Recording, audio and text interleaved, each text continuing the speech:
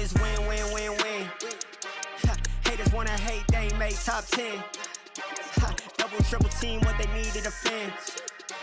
I juke left and I'm gone with the win. I'm gone with it. I feel like a champion. A champion. Ain't nothing that can't be done. Oh yeah. I put it all on the line. Definition of divine. I feel like a champion. A champion. Ain't nothing that can't be done. Oh yeah. I put it all on the line. Definition of divine. Feel like a champ, MVP status. Yeah, the win been guaranteed. So let's see about it. If you gon' speak about it, then be about it. If you don't bring that energy, no, I can't be around it. Nah, I'ma shoot my shot. I'ma stick it, watch. At the tippy top, I cannot take no loss. 2 seconds on the clock, they gotta give me the rock. I got a game on what? Yeah, I got a game on lock. I feel like a champion. A champion. Ain't nothing that can't be done. Oh yeah. I put it all on the line. Definition of divine. I feel like a champion. A champion. Ain't nothing that can't be done. Oh yeah. I put it all on the line. Definition of divine.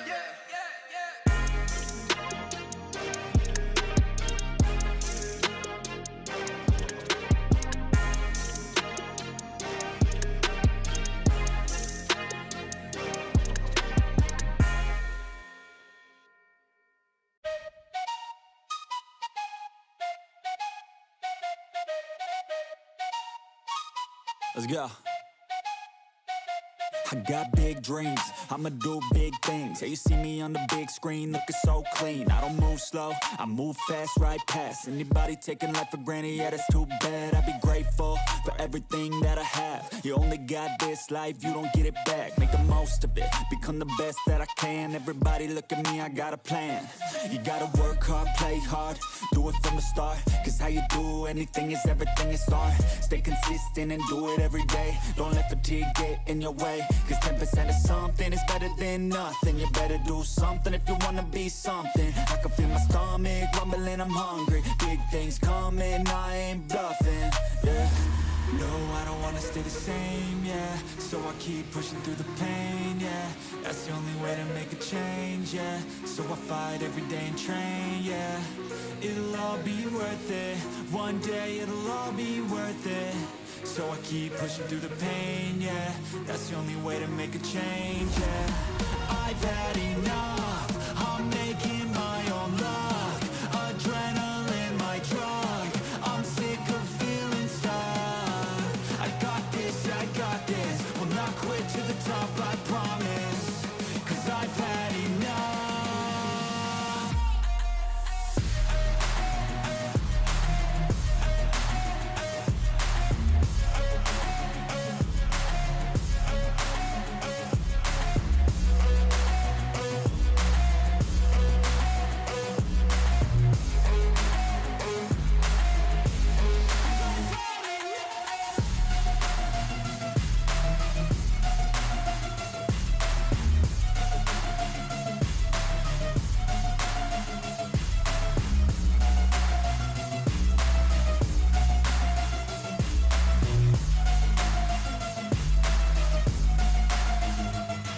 Better watch out, I'm on the climb to the crown. In my prime right now, hear me loud, I've been spitting for a while now. All by myself, independent DIY now. Don't need no help, I've been beating out labels and money and budgets, it's funny. I do all the work, yeah, keep it 100. I fight for my dreams, I would die for these things. I believe in myself, I refuse to be weak, I like to build things.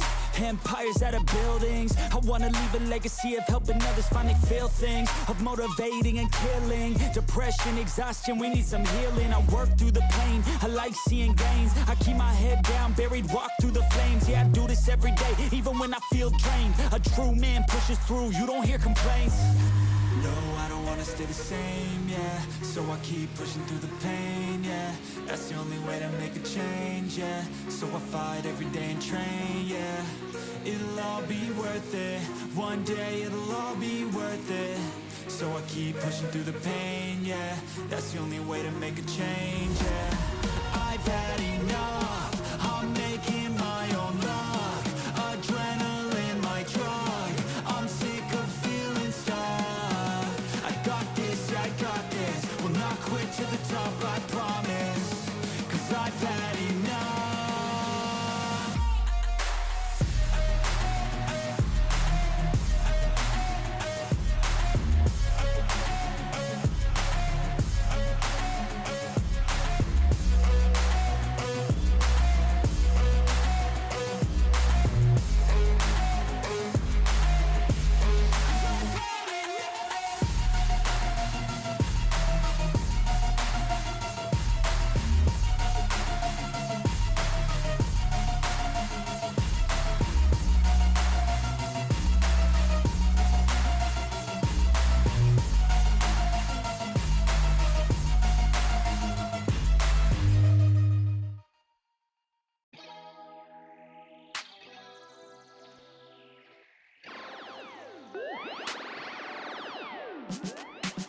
Feeling good, feeling great on my time. Won't let a hater block my shine.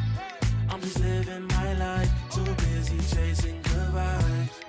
Chasing good vibes. Chasing good vibes. Chasing good vibes. Too busy chasing good vibes. I'm feeling good, feeling great now. A hater can't play with my day now. Get that negativity out of my face now. In my city, I'm the man of my state now. Yeah, I'm living life to the fullest.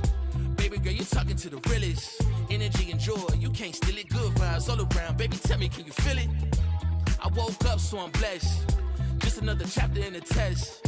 I know I'm doing better than the rest. Got a smile on my face, showing teeth for the crest. It's no sweat, I'm a vibe in my own right. Go time in the sun, yes, I'm gon' shine. So fine, got a baddie on my phone line. Feeling good, feeling great, chasing these good vibes. Feeling good, feeling great on my time. Won't let a hater block my shine. I'm just living my life. Too busy chasing good vibes. Chasing good vibes. Chasing good vibes. Chasing good vibes. Too busy chasing good vibes.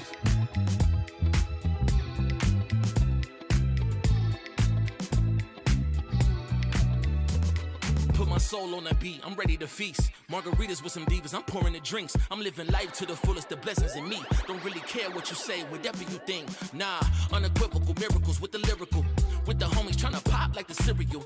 Lucky Charms, got a model on my arm. Go watch on my wrist, garlic parm. No alarm, fireworks, I can feel it in the sky. I got love in my eyes, but there's money on my mind. I see passion and pride, I despise all the lies. I've been around the world, so I'm down for the ride.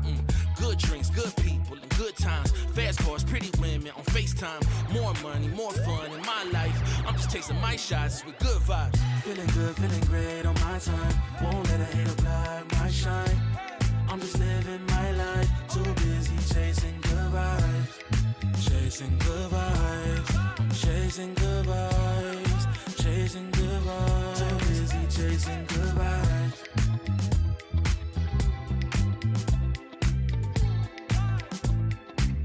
Too busy chasing good vibes.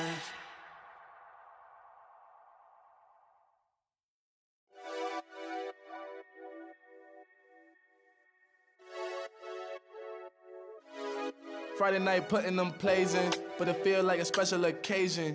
So let's go out, go blazing, hit the dance floor, let go frustrations. I might have a hidden agenda, but my intention's pure. I'll give you all that I got, and I hope that you don't need more. It's okay, just take my hand now. Damn near sweating your hair out. You got me creasing my sneakers. That's usually something I care about. Couldn't see the path, but it's clear now. You was in my dreams, but you here now. And I just want a little dance and a reason to change my plans. All I want is for you to dance with me, with your hands in the air where I can see. I don't know if we'll get another chance, you'll see. So I hope that you'll just come dance with me. We outside, did you hear what? I called the ride cause I'm going up. And there's something mixy going in my cup. Don't say much cause they know what's up, huh? You know it get cold on a late night. We getting all close like it's day night. You looking so fly, you could take flight. Now I got this feeling that I can't fight. Your curves got my urges flaring. You got me by the collar and I'm not caring. You see how the people can't stop staring. I'm trying to make you mine and I'm not sharing. Okay, let's bring it back a bit. She said you could have whatever if you ask for it. Well, I just wanna have a little dance and a reason to change my plans. All I want is for you to dance with me, with your hands in the air where I can see. I don't know if we'll get another chance, you'll see. So I hope that you'll just come dance with me.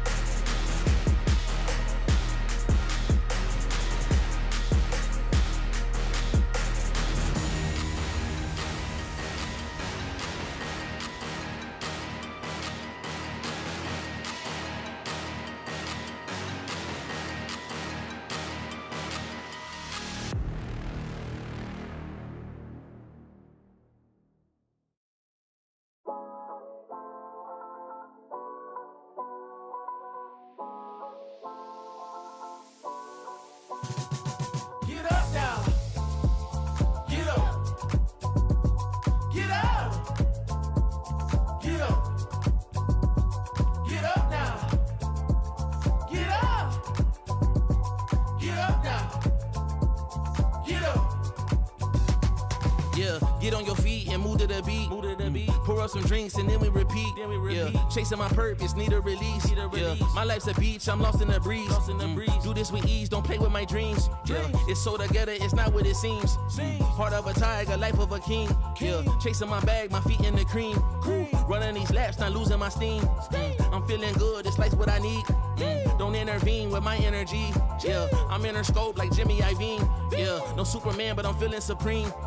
This not a movie, but I'm making a scene. Yeah, I can tell you how to live your life, but you just gotta get up.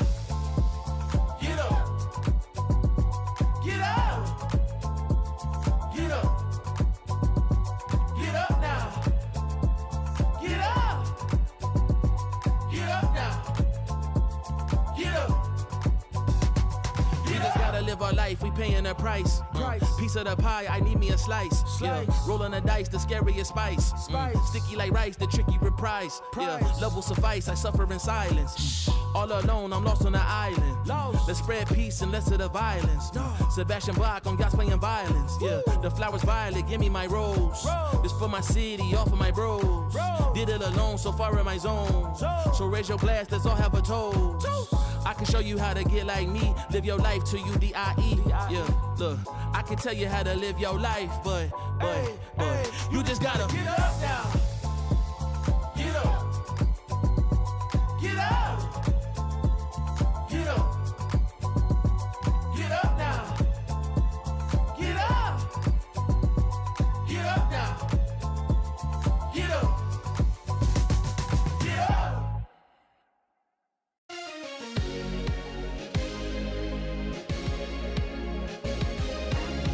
You keep me up all night, all night.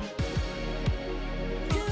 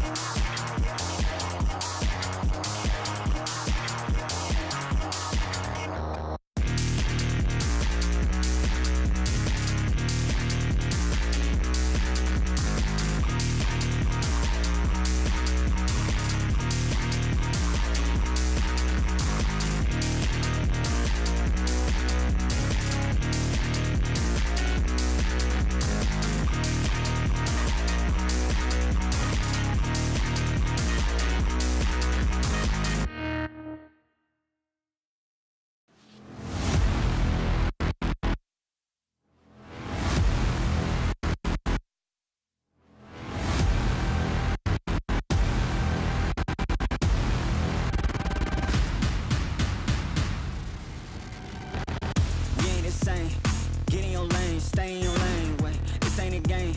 Been through the flame, now get out the way. Whole lot of change, still been the same. Put that on the name. I had to go through it just to get to it. Look what I became. Elevate, level up, way to the top, headed to the peak. All them boys wanna talk, hit them out of law, but don't got receipts. I do it with ease, to you it's a burden, to me it's a breeze. You feel that? That witness degree, that kickback. You coming at me, boy, sit back. Came out the womb like this, hit the pedal and room right quick. Gotta get it, we going up, way up, might land on the moon. Who step in a room like this? We breaking the rules right quick. They killing the mood and up in a few, might land in a tomb.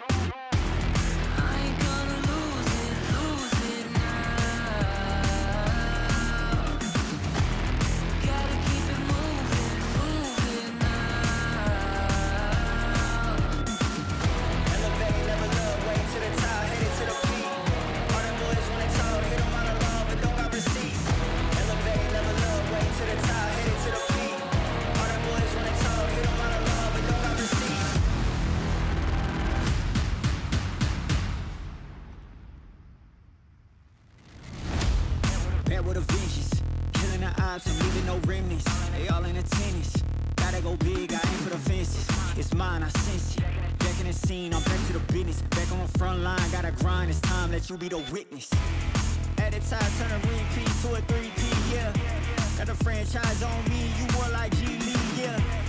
21st century, you all the way BC, yeah. Old boy been washed up, I'm notched up in TTA. Came out the womb like this, hit the pedal and room right quick. Gotta get it, we going up, way up, might land on the moon.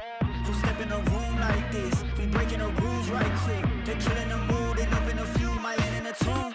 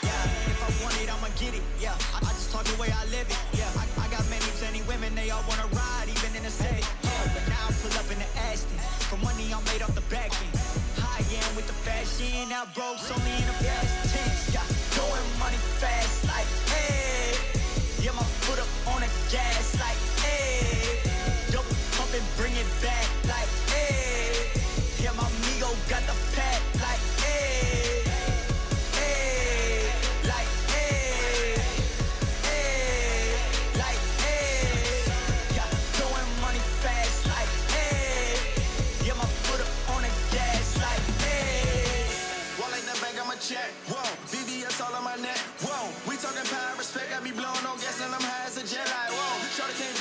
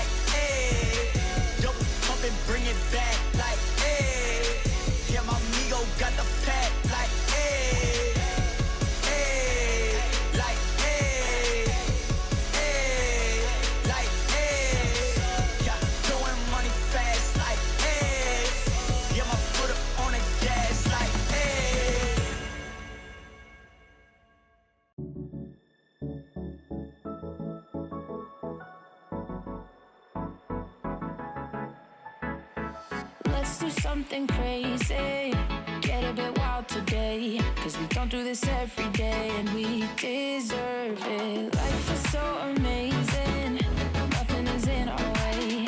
Baby, let's fly away. Do you feel it? Is your heart rushing the way my heart's rushing when you take it all in?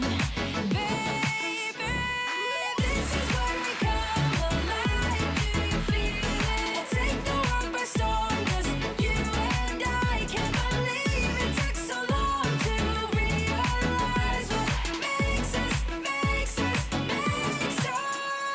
come alive. Oh, what makes us come alive?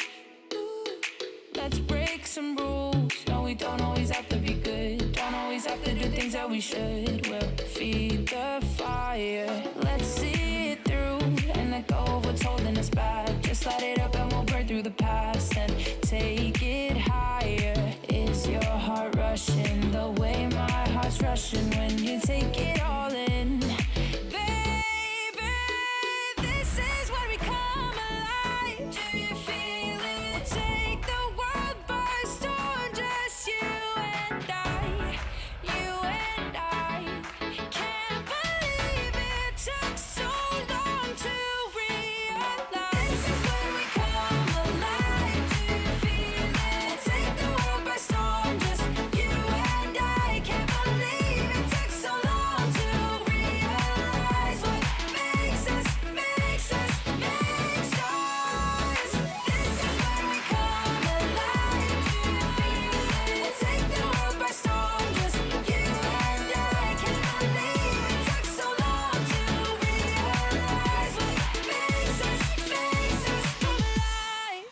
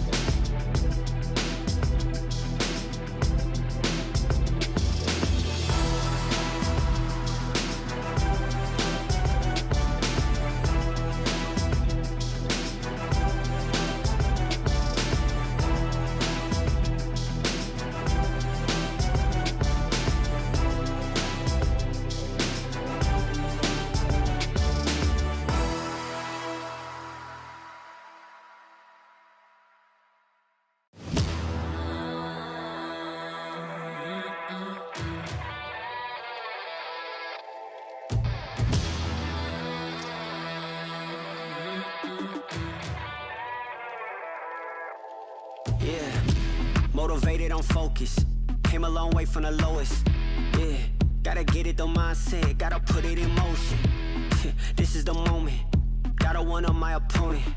Back then they ain't noticed me, now they know it's me, I'm the chosen. It's my time, yeah, I put that on Bible. No excuses, gotta get to the final. Take all of my idols and turn them to rivals. It's all or nothing, man, the trophy is vital. Game time, bet I'm coming in clutch. No hang time, man, they can't keep up. The game's on the line, seconds on the time. Who can't fight? It's gotta be us. Better under pressure, go ahead and let it fall on me. I'm destined for it all, you better call on me. They say what doesn't kill you make you stronger. All that pain, it done made me to a monster. They say what doesn't kill you make you stronger. All that pain, it done made me to a monster. Yeah, whole lot of times they doubted I wouldn't be who I am without it. Sleepless nights, I counted.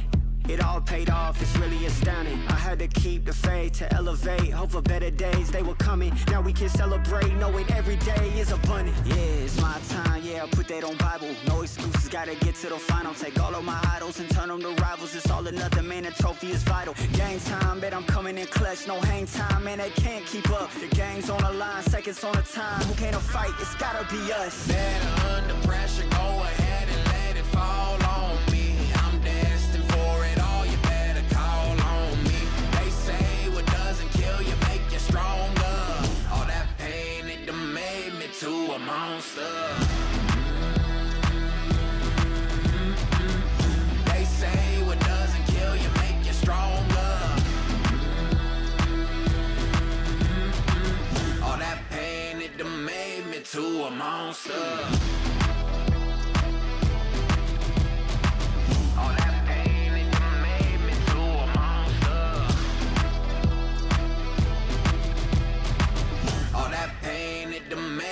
To a monster.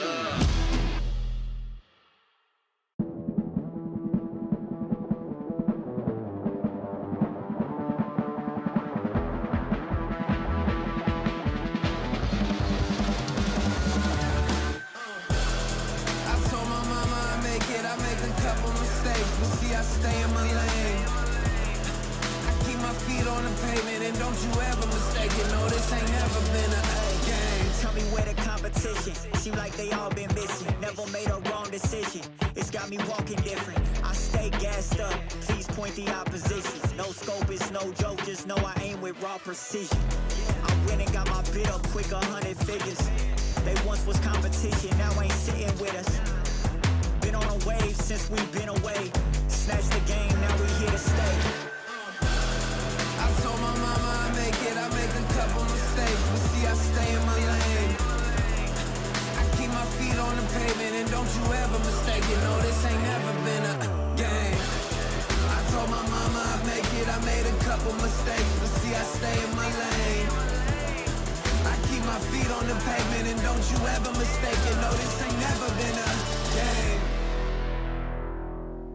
It's that you can't touch me, things get ugly, they mad now. This all must be a whole new level to count. I'm packing on the pounds, pulled up with the dog hound, and I still had time to shut it down. Now you see them all screaming my name, see them try to switch to my lane. They ain't never fit that frame, only present when the cash came. Plenty days I've been on the road chasing, no legend ever said they was complacent. Nah. I told my mama I make it, I make a couple mistakes, but see I stay in my lane. I keep my feet on the pavement and don't you ever mistake it. No, this ain't never been a game. I told my mama I'd make it, I made a couple mistakes, but see I stay in my lane. I keep my feet on the pavement and don't you ever mistake it. No, this ain't never been a game.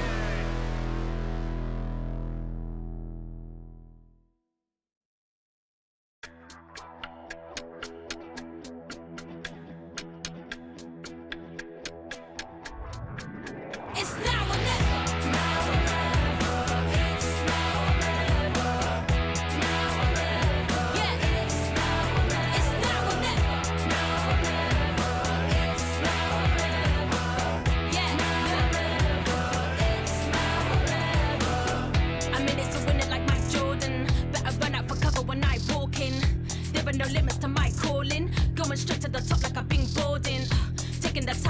like there are no rivals. Doing the eyes closed, give me a blindfold. This shit is easy, like a recital. I'm taking my shot, like my hands on the rifle. Yeah. It's now or never. Yeah. It's now or never. Now or never. It's now or never. Woo. Now or never. It's now or never. It's now or never. Now or never. It's now or never. Yeah. Now or never. Yeah. Look. Keep quiet, the queen's talking, keep walking. Couple of rings brought in, lines choking. Couple of reporters reporting. Fire a line with a red dot, no recordings. Taking the title like there are no rivals. Doing the eyes closed, give me a blindfold. I know a place that will break you into 1,000 pieces. Stay away from them. Stay away from Lorca, Paco, and Picasso. Don't ask about Lola. Ay, Caballo Grande. Ay, Dolor de Nieve. But in spite of everything, it occurs to you to visit Andalusia. Don't say I didn't warn you. Be careful of the Andalusian crush.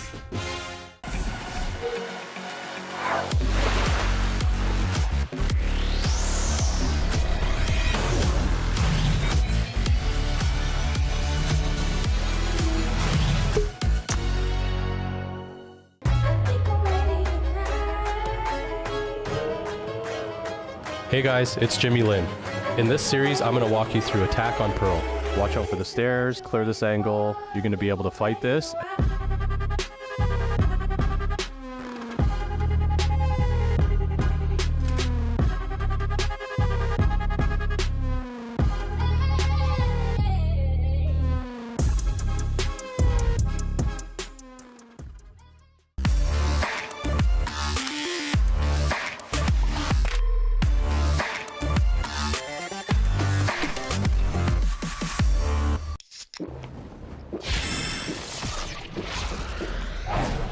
Red Bull gives you wings.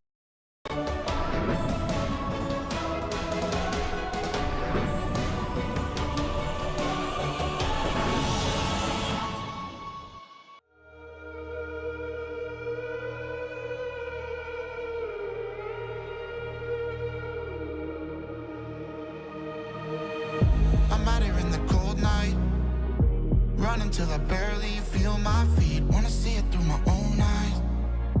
There's no going back, and I'm not afraid anymore. Cause I know I'm gonna be the last one standing. Yeah, I'm not afraid anymore. Yeah, I don't wanna wait anymore. I'm ready to fall, I'm ready to rise up.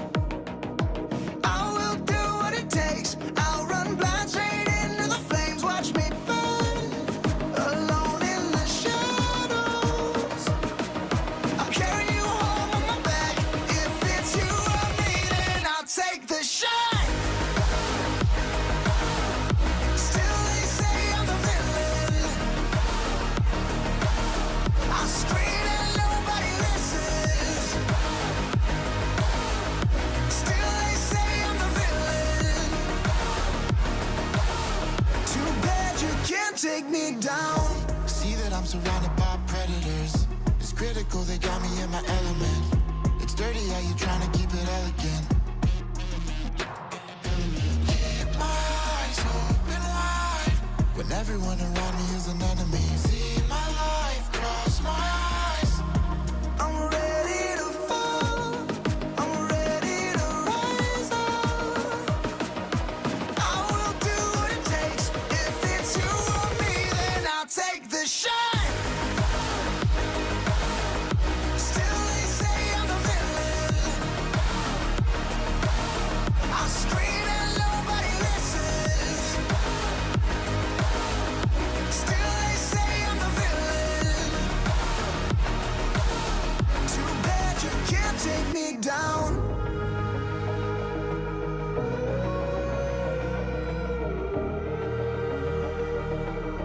Too bad you can't take me down. You can't take me down. I'm ready to fall, I'm ready to rise up. I will do what it takes, I'll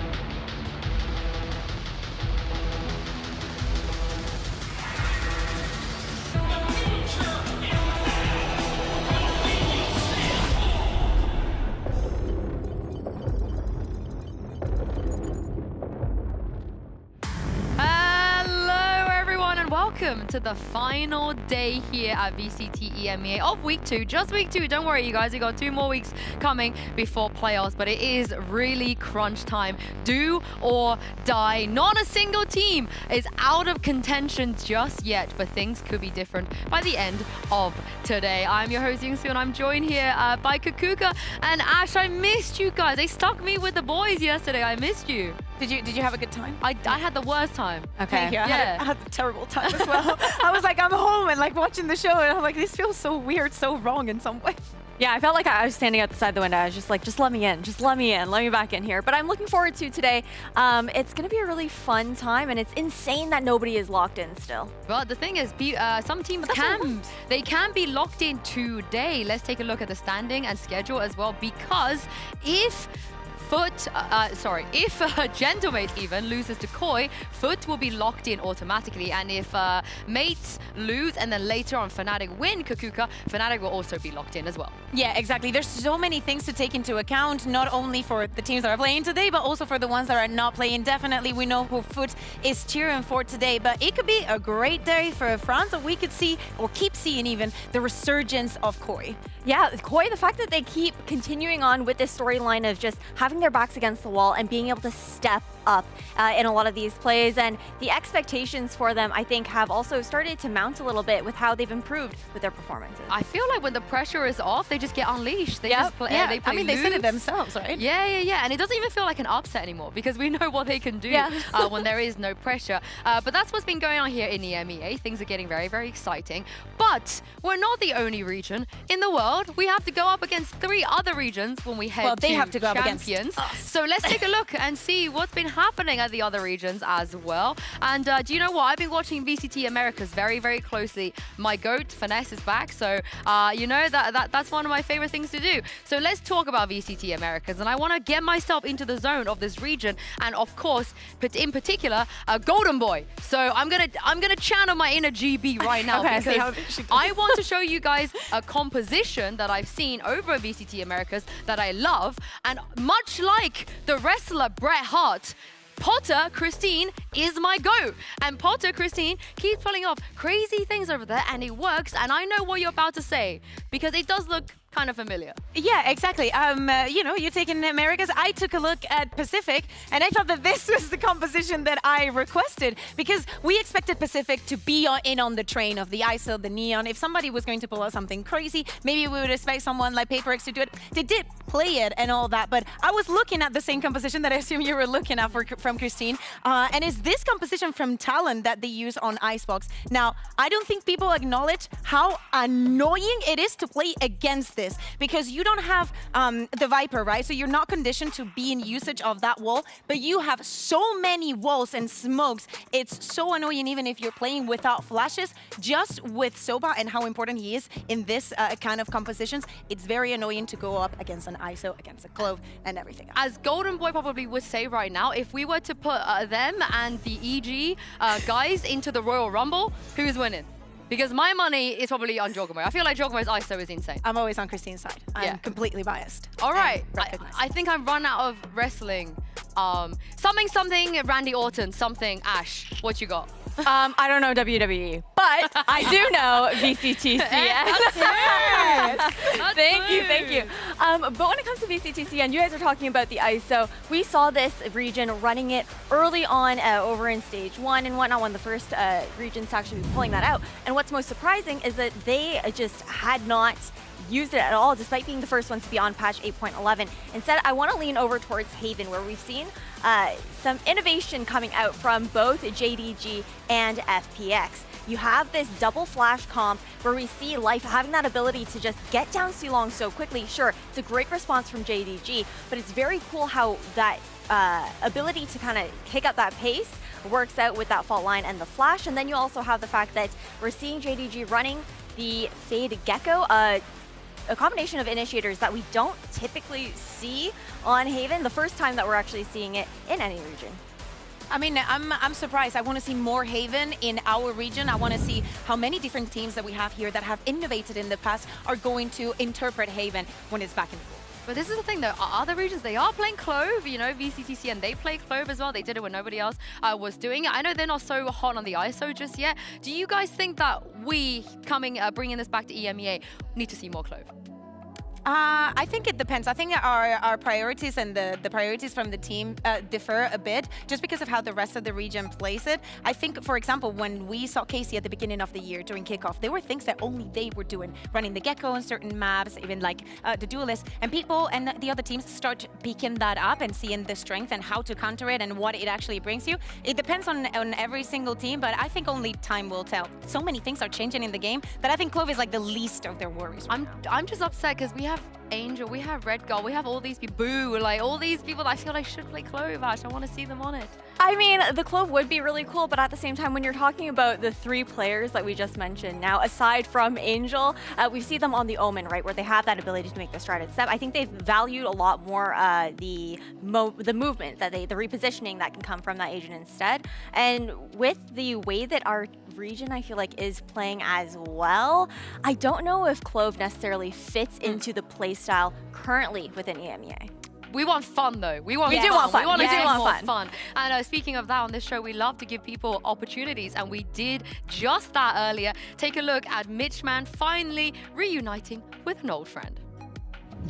Hello, everybody, and welcome. I'm joined by Kadavra for a quick interview ahead of his match. First of all, Kadavra, thank you so much for joining me here today. Thank you too. Hello. It's very nice to see you. It's I almost feel like saying it's been a long time. It's a long time since we spoke, but we never saw each other before. No, we never saw each other. We were working together, but we never saw each other. For a long time. Wow, back many, many years ago. It makes me feel old even thinking about it, honestly. I was 21. I was 21. Wow. I was, I think, 22 or 23. Yeah, these are a long time ago. And listen, I want to talk to you. Let's start on the first question from way back then. You played in the first ever Masters event on Alliance versus Takas. You played against this guy, and now you're playing with him. What is it like to play on stage in VCT with your former enemies? Yeah, I mean, it's really good because we were enemy, but we are also friends in real life.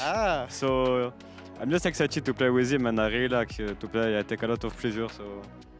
So yeah, it's good. It's good to be with him. This is good to hear. And listen, stepping up to this level here in VCT in partnership, it was always an eventuality for you. You put in the work, you never gave up, and you grinded through that tier 2 system. But I wanted to ask you, do you think that playing through that open circuit against so many different teams, do you think it's given you any kind of an advantage over the teams or the players who've been here stuck in partnership? I don't know if it's an advantage, but for sure we played, I think in tier 2 you played more game than a partnership team. You played, you just play more basically, and you play more like crazy people, you know, doing crazy stuff. So I think you get used to fancy stuff more easily, you know. Okay. So I will not say it's an advantage, but at least it's not a disadvantage, you know. Okay, a little fresh perspective that you can bring. Yeah. I like that. Now listen, you brought a very fresh perspective to the server the other day. Last week, as a debut, I got to cast the game and it was very fun. You were destroying people, 13-1 in your first map of partnership. Kadavra, what is it like to step out on that stage and deliver such a strong performance? Did you expect to do that well? I mean, to be honest, I was expecting for myself to play good, and I was expecting the team to play really good. But I was not expecting 13-1 for the first game, not gonna lie. But unfortunately we didn't win at the end. But yeah, I was not expecting that strong, like to start that strong. But we did it, so Well, I was think good. now teams will consider getting rid of that split in the veto against you. Yeah, I think so too. It could be the right call. And listen, the last question I had for you, again, taking it back to when I used to know you back on the server, you were always a duelist and a damn impressive one. But since then, over the years, you've played whatever role the team needs you to play. I'm curious. We're going into a new meta now. ISO neon buffs. These duelists are crazy. Can you give us any hints on what we'll see? And will we maybe get a Kata buff duelist? I mean, I hope.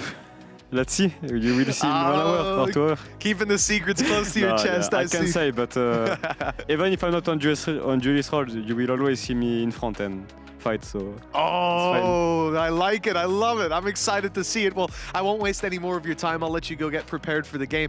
Thank you so much for joining you, and too. a pleasure to meet you, my friend. Same. Back over to you on the desk, folks. Oh, that is so wholesome. Very, very wholesome to let them reunite. But this is the thing, Kata, he's coming. He had a great debut. He looks like an amazing addition to this team. But things could potentially get complicated and maybe even difficult for him because, as we know, Gentlemates announced that Existence will be taking a break until the end of season. And he is a huge voice and influence on this team, Kakuka. Yeah, we've talked about him so much, especially during Ascension. Every single time that a team was going to go up against them, we talked about him, the preparation that he was bringing in, all the ideas, all that craziness that we saw also at the beginning of the year with them playing the Phoenix and the Sage and everything else. We do not know how much this is going to impact the rest of the team, especially now that Kadabra just joined. Yeah, because that's 2 major changes in a very small period of time, and that can affect just the dynamics, even maybe the energy going into these matches here as well, with seeing how quickly pieces are even moving within their own team environment. Mitch and Kata, they mentioned Takas briefly a little bit. Obviously, we've seen him on a variety of duelists and so on, and I also think that is inherently a good thing for them to have Katana on the team and the viability of having a double duelist. Yeah, exactly. I think that that would be so interesting, especially with the patch that we're playing. What we're seeing here right now is something that they did last week, if I'm not mistaken. All of this micros to see what the teams have been investing their time in if they didn't make it to those international events. Even though they didn't get the win that day, so many things were on point. And also the contrast from Takas playing on the Euro and then him playing on the Neon was a little bit jarring, but we have to give him props of what he did on this map. We really do. I feel like he does very well with the disruption of the Yoru, the ability to flash for himself as well, and obviously Beaz is always there to help him out on top of that. But when we look over towards that Neon, we have the stats here for Takas on that Sunset match versus Giant X, and it felt very flat. We do see that it was a 1-15 in first bloods first death. You know what? I respect the fact that he still got the vibes going despite that statistic for him, because he didn't manage to get a single opening pick on the attacking side on that map. But I'm hoping to see, like you're talking about, Yinsu, maybe the Takas, Kadabra, double duelist, maybe more of like a look of what we see for Heretics with Mini Boo and Foot, where you have that ability to be a bit more of that distraction, and that secondary person, Kadabra, can follow up. On the positive note, maybe he ended up going 1-15 in opening duels, but that ended up in a 13-11. That says a lot about Gentlemates as a team. Yeah, it does, definitely indeed. But let's look over at Koi, because contrary to popular even belief, they're not out. They're not out. They can still make playoffs. We need like a lot of other things to happen as well. But it's just nice to see them smile on stage again. And enjoying the game, enjoying every single round, seeing that the time that they invested into preparing for this play has not gone into the void. Yes, their chances are very, very slim, but this is what we need from them. We need to see them, as you were saying, Yinsu, unleashed, worried about something else, just focus on your plan. If things do not work, well, you think about it when it's over. And actually, it feels like this is where they're the most dangerous. This is probably not a good time to play Koi. No, it's where they're scariest, where they're having that fun, and it's incredible the way that they're just able to bounce back in that kind of regard and completely flip a switch. I can't wait to see it, because last playoffs, they crushed a few hearts. I feel like they ruined a few teams' chances. And this is also a first time, right? Because Gentlemates just came in this year and they've never played against Koi, so let's see how that ends up. And I know how important this is for Spain and France as well. It's a big, big rivalry, and this is a must-win for both of these teams if they want a chance to make it all the way to playoffs. Here's Koi and Gentlemates taking the stage.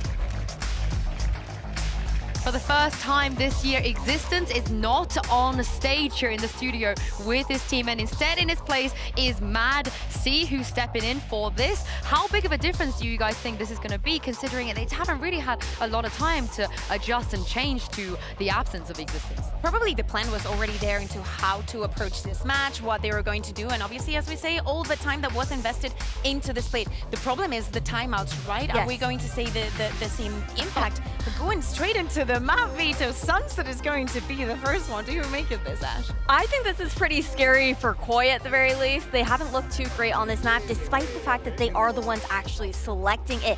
Meanwhile, you look over towards Gentlemates, sure, it was a rough match last time. Yeah. It is really strong in favor of Gentlemates this veto. I'm very, very surprised they just kind of let them have the split, but the other caveat is they've seen it, they know what they do. How much is this affected by the games that they have respectively played against Giants, right? Because Giants picked that Sunset against Koi, and they regretted that. Also, it was the first time that Koi won this map since the regular season. They played it once also in, they played it some more time during a kickoff, but it is somewhere that it was a little bit hit or miss. I think that they weren't very sure. How much of that confidence has been brought up by Giants? Same goes for the split on the side of Gentlemates. A 13-1 does not give you a lot of tape on yourself on what you did wrong. No, but then going back to that Sunset pick as well, the success that they found up against Giant X in that 13-5 was also the difference in composition, where we saw that swap from the Neon onto the Raze there for Camo, where he looked much more comfortable. Well, let's take a look at Agent Select here and see if we have any adaptations to this meta. We have, he's back on the wall. He's back on the wall. He's back on the wall. He left the wall a little bit, he's back. We were looking at him, but was it on the Sova? And we know how important Sova has become back on the meta. I feel like it was a little bit overlooked with all the Gecko and the KO, and now that he's back, and especially teams like Heretics show us how important it is on a map like Sunset. I really want to see how the combos and everything else is going to be, because starting on the defense, they should have theoretically an easy time. And the fact that also for, again, you mentioned it earlier on, it's the first time these two teams are facing off against each other, so maybe Gentlemates do feel that comfortability in running that Sage, where we saw them kind of move away from it initially, and the fact that they're like, okay, this is the first time we're looking up against Koi, we're feeling confident in that kind of sense. But then you look at the Koi comp, they haven't changed anything, and they did look quite good up against Giant X last time around, especially, again, I love seeing Starkzo on that KO. It feels like he has the most impact here when he's playing that agent. I am just glad to see him back on the wall. I feel like it's needed. And of course, just a reminder, if you are a fan of Foot, you are also a fan of Koi today. If Koi win here, they beat Gentlemates, doesn't matter what the map difference is, Foot will 100% be locked for playoffs. And speaking of that, speaking of Foot, here's Mitch and Tom. Thank you, Yinsu. Yes, we are the #1 Foot fans over here. We love Team Foot. But Tom, you know what I love more than that is good Valorant, and we're about to get some here today. Glad that's what you said. Split left in the pool. I mean, I'm a bit surprised. I talked to Kata earlier, and he even said, teams would be wise to take that out, but they're rolling with it. Maybe a risk? I don't know. I feel like for Koi at this stage, and the reason I've been enjoying watching them so recently is they've stopped looking at what other teams are doing. They've stopped looking at counters and more focused on just enjoying themselves, team synergy, and basically working on things that they can control. And I think that the worst thing you can do against a team like Gentlemates is try and anti them. They are the anti-team. They are the ones that have always come in with the strats, although with Existence currently taking a break from the team, I don't know if that will be the case so much anymore. Yeah. I'm excited to see what they've got for this one. Obviously, in the tank, when we saw him play the Sage on this map before, had a lot of cool boosts and ideas, but Koi have seen that before, so I'd be a bit surprised if they fall for it. Oh, right off rip, Koi losing a player with Shados down. Looks like some space will be taken towards this B site. They have managed to break through the choke point, but the mid lurk is delayed somewhat, if it's even going to go through for Grabinho. He has got a paranoia though, and that's what he was in position to fire out with Camo swinging in for 2 on the back of it. Great utility that gives Koi a chance. An opportunity. The wall was sectioned things off for the fights. All going one way until Bears finally manages to find a kill. The thing is with 2 players watching that cross, make that just 1. Bears is bringing this round back, but they have already spotted that there's another player in main. They need to try and isolate one of these battles, and instead it goes the way of Grabinho. A good start for Koi as they'll take themselves a pistol, and I feel like the 2 players standing, Mitch, they're the 2 I'd really like to highlight going into this match, because I feel like we have seen a huge uptake from Camo and Grabinho going into split 2 specifically. And I think that's the one thing that has been a little bit unfair for them. It's like you look at this team on paper at the beginning of the split, beginning of the season even, and you're going to see players like Shadow, Starzo, Shadow, like they are names we've seen for a long, long time. So we maybe don't give the youngsters the same wiggle room that, okay, this is coming up to the tier 1, it takes some time to get there. I think we're now seeing that time sort of take effect, get used to the stage, get used to playing against big opposition, and okay, maybe being so close to out that you don't feel as much pressure anyway. Oh yeah. Yeah, your officials become more like a ranked game. It's the pressure's off your shoulders for sure. And you know, for the side of Koi, like has been discussed on the desk, was, I mean, they even had to inform Barbar the other day that you're actually still in with a chance, brother. Like, it's not over yet, but it is an extremely slim chance. Still, a chance to show that everything that they've built, if given more time, if given another stage, something like that, that it could have worked, that they were moving in the right direction. I think they've already started to show that with their uptick in performance. And we said the start of the last round, it was nice to see that the initial flank attempt shut down with Shados falling, but Grabinho is still in a great position to put out Paranoia and claim market control. There's already some good facets to this attack side, and as you can see, Gentlemates have stacked up the A site with their classics and their one Sheriff. They have chosen the wrong side of the map as Koi set up for the typical post plant. Yeah, the thing is with the way Koi play this round, it's the 4 rifles going together, the pistol on the lurk. Similar to what we've seen a lot of teams do with the 3-2, but a lot less wiggle room. You don't want to be losing 2 players even in this round because it costs you far more than it's worth. Grabinho is about the only player that can go down without it being too much of a problem. Although it does seem like, I like the fact that what they're doing with it is he is dropping a gun over to a teammate, so that if he goes down, the chances are Shadow's going to be able to hold on to that, fight for those extra orbs, because let's be real, from the shadows doesn't quite do as much as a Hunter's Fury. So I like that they're definitely thinking about all of these smaller details in rounds where, well, that's going to happen. I mean, you're really disrespecting the From the Shadows with a man like Whalers on the server. No, he's not playing it right now, but we've seen it before. The impact was there. So Yeah. I don't know. I think he'd take that somewhat personally. Was he the most impactful player in that match? Did he have the most impactful ult? Maybe it was the guy who currently has the From the Shadows on mates. My man Kadavra. Yeah, swapping it up to the smoker roll. God, I'm hungry to see him play an ISO or a Neon. I think people aren't ready for what he'd be pulling. Well, I'm interested to see if your curse also transfers to him, and it's just ex-Alliance players can't win when you're casting. I mean, that's the thing. The other day, Cairo was doing the Polaris broadcast from my house. Hype, my ex-teammate also, was playing in that. They hadn't lost the map, and then they lost the series. So, or they had lost one map, I think. Either way, it just seems to extend. Hopefully, Cadaver won't suffer the same fate. And in this round, at least, they're starting it out by dropping Shadow. That's the Lurker sent towards B to buy space and orbs. Shut down. The rest of the attacking squad now left to try to muscle some space out here on A. Grabinho again sent out. This time it is going to be the Lurk attempt that he hasn't got the Paranoia to use up. The support will only be in the form of those smokes that have already been sent. And he'll lurk out here, cycle his utility for this execute, and hope to find value from behind. Yeah, great wall. Yeah, wall is left a gap, but that could end up helping them a little bit. Yeah.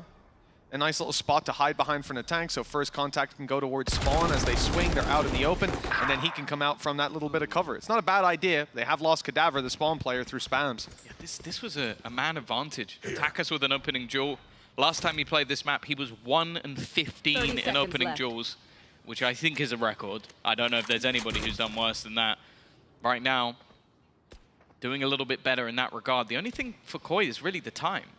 20 seconds left. You can see the space being taken on the other side of the map, and it's irrelevant at this point. Camo, though, will get the opener. He's going to clear the angle. They now know that Bears is there, but they haven't got past Whalers.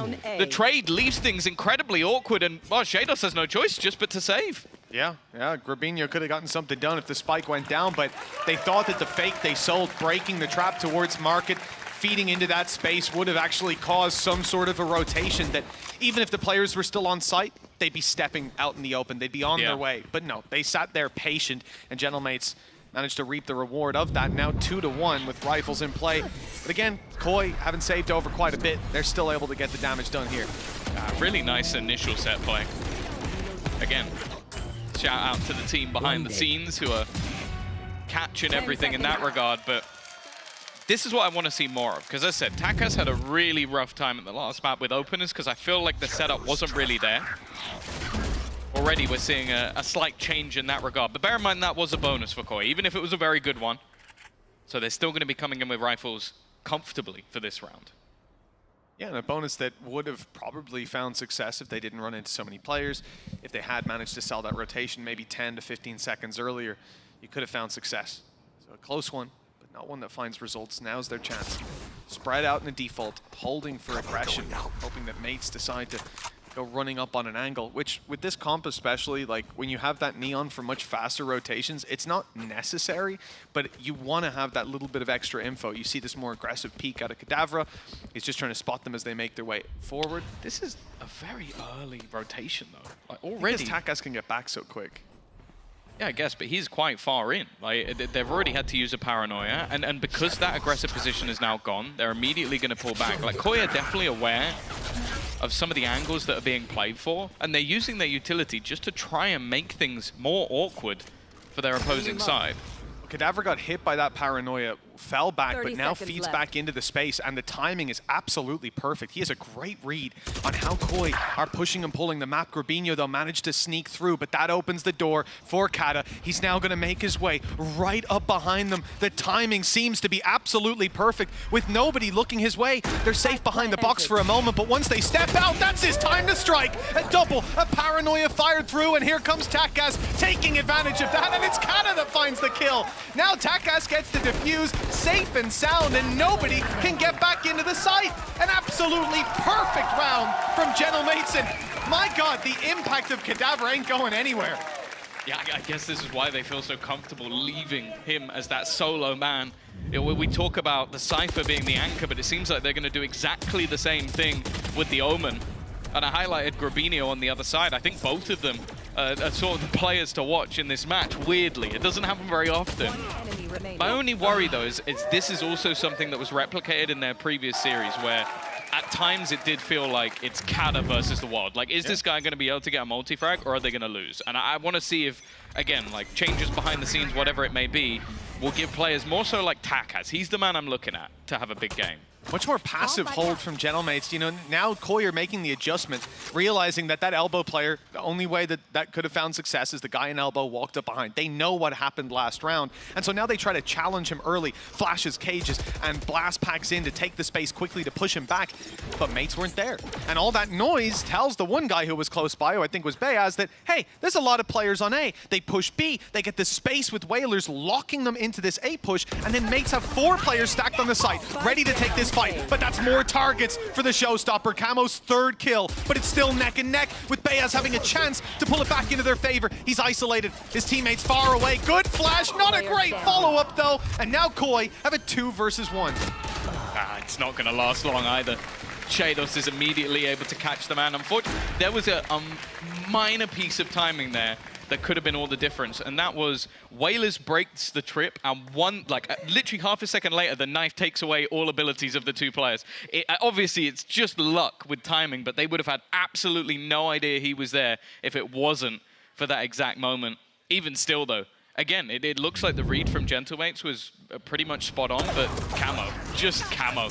Like, being able to get 3 kills here, obviously he got teammates traded out, and then this battle between Bayaz and Grabinho is a little bit more awkward. Kadavra, again, though, he's looking to make plays on this Omen. It's not just sitting pretty, not just holding those sites. He wants to be in the thick of it. Grabinho is in an interesting spot, to say the least. Sat inside the one-way smoke, waiting for someone, and it's funny looking at the map, that space is entirely open. It's been given up by mates. They're holding mid and B, leaving A for their opponents. Don't see that too often. I also don't think you see that trip. The trip was just on the floor. Like, it wasn't even in... Because they're so used to people breaking it with the Sova utility on the other side. They just put it on the floor in front. Again, these aggressive positions have been taken by mates. Heard them. The steps will definitely have been heard by Kadavra as well, and that's going to give that little bit of extra information over to Takas, who is just waiting. It's not the prettiest, but he gets the job done. We'll be able to back out of there, and now Kadavra strikes. That's the spike on the ground. He's got a tough decision though. Holding the spike, you know the full force of your enemy is going to come towards you. It might not scare him back, but it will plenty of other players. And nobody from his team close by. It is Kata against the world in this round, make no mistake, and he will not find success. 3 versus 4. One man lost is not the end of the world. And with 20 seconds on the clock, a move needs to be made. The push out of mates for extra space, almost punished, but Starzo can't get them. And now the spike is too far away to attempt it. Maybe if there were kills there, they could have rushed it down, but even then I struggle to find the success. Yeah. I think in the last 20 seconds, they'd already made the decision to save. Yeah. Like, it's an unfortunate round for Koi, really. Like, the fact that it was so aggressive, they had no idea that Kadabra had made that play, and again, maybe he could have fallen back, whatever, but it was just the fact that he catches the spike. That was the main difference maker. And also the plays he's been making have allowed for a lot of early rotations, like, whether it be him controlling that A site or the push up middle. That's been allowing, say, Takas to switch up his spot, to have those stacks on the other side of the map. And again, I feel like that's something that Koi now have to realize, okay, this guy's pushing us, this guy's taking control, we need to deal with him. I think it's the exact reason we didn't see him fall back too. He waited and then peeked out to see, is the spike gone? Do they take it and shift away? And then you can have that early rotation to the A site. And lots of early aggression put through. Hunter's Fury not finding the target's elbow, still under the control of Kadabra. That's been a big problem so far. He backs off a little bit, gives them some space while the fight goes down on short. Ult used by Takas, and ultimately not looking to get too aggressive. They want Koi to step into their trap so they can take them down with the crossfires, but Koi are stepping back. They're going to let this ult fade away. Well, feed into the late round. The only problem I have, Tom, is that they don't even have traps on the other side of the map. At this point in their head, these, especially after last round, these players could be anywhere. It's the last 2 rounds. You had Whalers as well, pushing all the way up. So I think that they're definitely going to have to spend a lot of time just checking for this aggression. And I'm liking the fact that mates are not just going to sit there and wait. They're not going to go, okay, they're being patient, so we'll just sit there. No, they go looking for information once again. A TP, I assume that's going to attempt to go into the backlines. It's bold, and it has been stuck. The thing is, just look at where Kata is already. He is watching and waiting, but he doesn't win the fight. A rare win in a duel against Kata when he knows where you are. Grabinho now the man behind enemy lines, causing even more problems. He's down to 24 HP. It's an easy kill. He might just have bought enough time by slowing down those rotations. Whalers and a tank fall. That's a wall bang through the market. Huge round from Shados. And with those 2 kills, that might be it done. For mates to go back into this, they risk their weaponry. They've got credits for the next on most players. But the chances in this 2v4, especially on this map, B-site post-plant, it is so difficult to get back in there, even when you're neck and neck on numbers. Be pretty surprised. Financially, if they keep these 2 guns, they'll be able to buy into the next round without any problems at all. And it does seem like a lot of what their game plan is at the moment is just being able to take so much information on one side of the map that they're able to put themselves into position. Again, though, you have to highlight Grabinho. He was the disruptor. He was the main thing that made all of this fall apart, because you had the aggressive positions on A, you had a deep hold on that B site ready and waiting, and then someone TPs into your spawn. And I think, obviously, that kill goes the other way. And well, I think maybe the round does as well, but instead they had to spend time dealing with that, and then Shados, that second shot's just disgusting. He's someone as well who has had a massive uptick in, more so towards what we expect from him. Because this is a guy that you think back to the Gambit days, like, okay, maybe he wasn't given the same hype at times as someone like Nats, but you think about high impact moments, I think you'd struggle to find anyone with better moments than Shados. Nice flare to this attack side from Koi. I didn't even realize when Grabinho went for that ult towards the spawn, he was 59 HP. It's ambitious to do it on 150, but... And even committed to the smoke right afterwards. Only thinking about his team. Fight on mid for Camo. Trading blows with Takas, sending him back. Koi seem to be moving in the direction of A, which is definitely where the rotations are cover going out. On the way with mates. Yeah, Takas is going to commit. I'm not sure the Koi are going to fully send that. You know, we usually don't see that much utility around B. Now they've got their trap, they've got their cam, and Shados is constantly watching it for somebody pushing up. I feel like they are at least leaving the door open for going back, maybe even trying to sell the fake to mates. They've been very patient throughout this game so far. Oh, it's going to be A. waiting for mistakes to be made, waiting for fights to be taken, and it does seem like Camo, in most cases, has been the player to take that initial engagement. The problem, though, is that there's still utility to play with. They can still be patient here. 25 seconds left. This battle is going to end up being everything. Both players now forced into an awkward corner. Oh, that nade makes it so much more awkward. Good job by Bayas to find one. Takgas puts up the fast lane and almost gets a duel out of it. But with 12 seconds left, the fight swing Koi's way and the plant is going to be secured. A tough spam to try to find and no success. The information about to fall into the hands of Koi. They know exactly where Natank and Whalers are, although Whalers spamming definitely gives that away. Hiding inside the smoke. Well, that's one way to handle it, I suppose.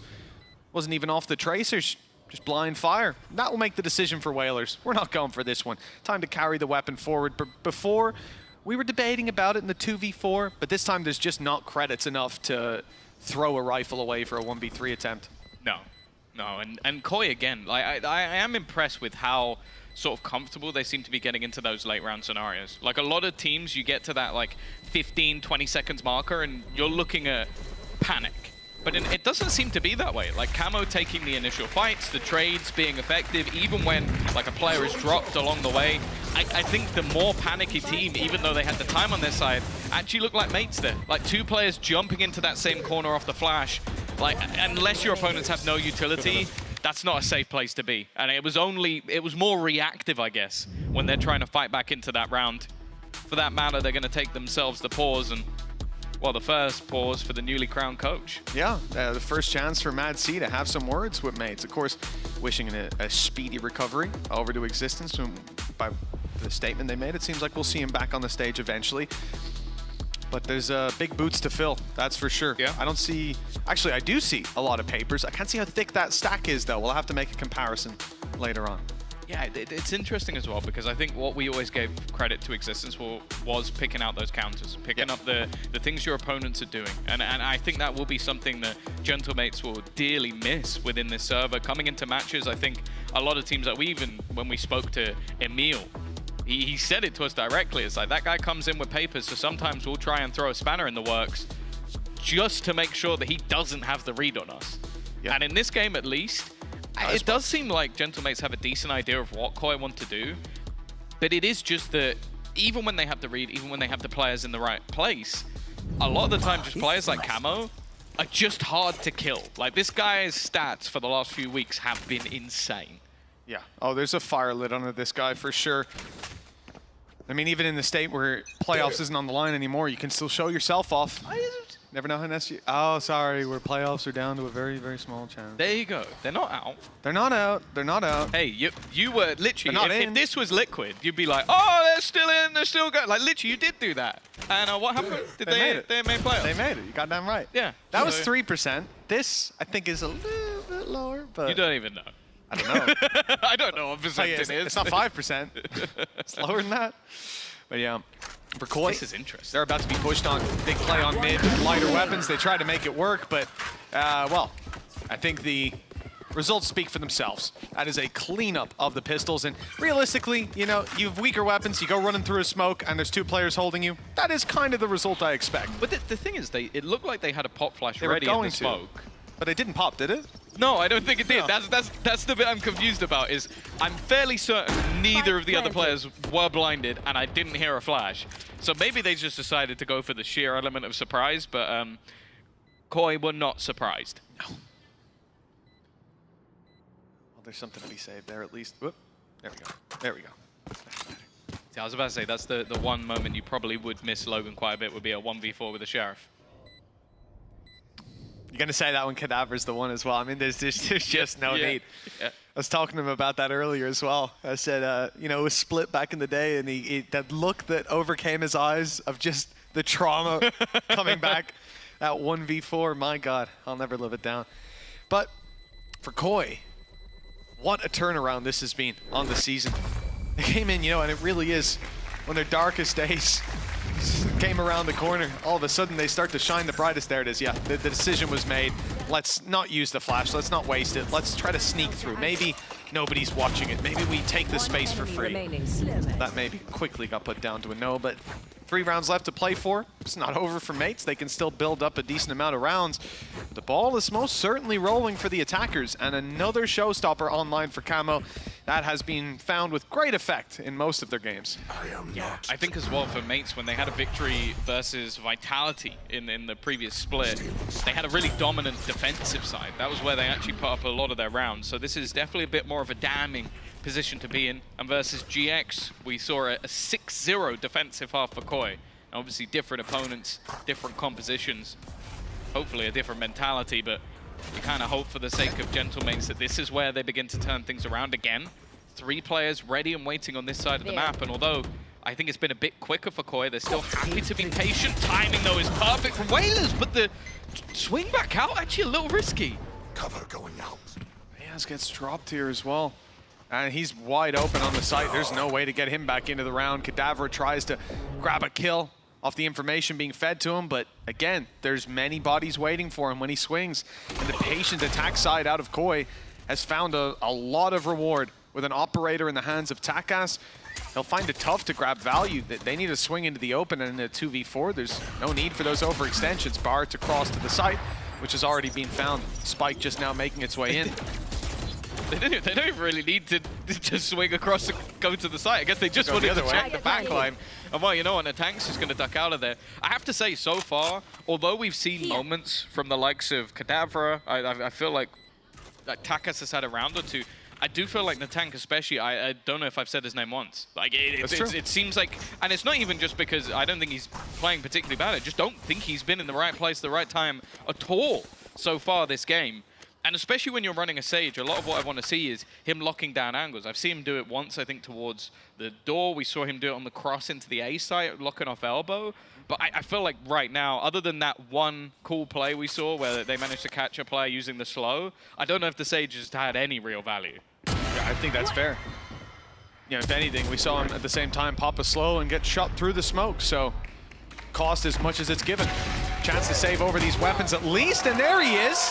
Little double to wake him up towards the end of the round, but damage is kind of out of the question at this point. Koi reinvest and still find almost every player above 4,000 credits. So at this point, they're not going to be hungry for credits. They'll have rifles to finish out this half. I think obviously for Whalers, he's trying to get a little bit more value, but again, it's just a little bit disjointed. Like, I think Kada was sectioned off, it left Bayaz somewhat in the open from behind, and the fact that you have just a walk-up from Shados. And as these rounds go on, you can see the confidence of Koi getting higher and higher. In the early rounds, it took them a minute to get to where they are. Now they're just taking it for free. Boombot thrown out. The tank could be in danger, but the Boombot's come back, so it's okay. It's like Wingman, right? You can pick it back up? Oh, yeah, don't worry. He'll have that back in 1 minute, 50 seconds. For Natank, Rez online, doesn't really want to be the first one going down, but Kadavra's here to help him. Still has the paranoia, still a flash on Bayaz as well, so re-aggression can be done on the back of powerful utility. And it does look like they're all sectioning in towards this spot, but look how passive Koi are. And normally they would have pushed by now after taking that space. Mates think that maybe it's clear. They go to check and they find out that there's players waiting for them. The tank able to deal the damage to Camo, pop the res on the back of the slow, and will now protect the body, catching them, and then there's nowhere to run. In fact, the wall is used to jump up top, but they break it underneath him. Whalers steps up to the plate. Those 2 kills cleaned up means Shadow is alone, and a 1 versus 3 needed to put an 8th round on the board for Koi. It will not happen.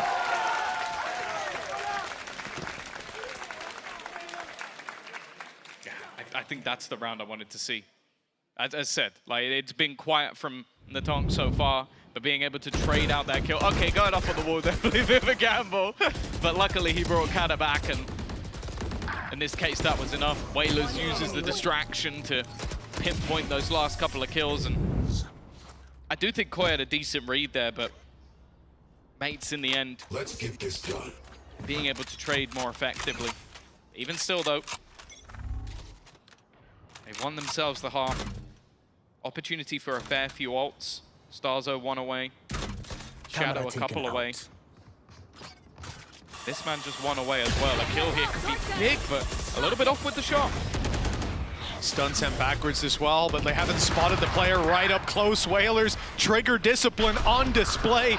and the rest of the squad just about to walk out. He has to take the kill. He could have been spotted, and because of that, only the one frag. That's very unlucky. Whalers could have been on for 2, 3, or even more.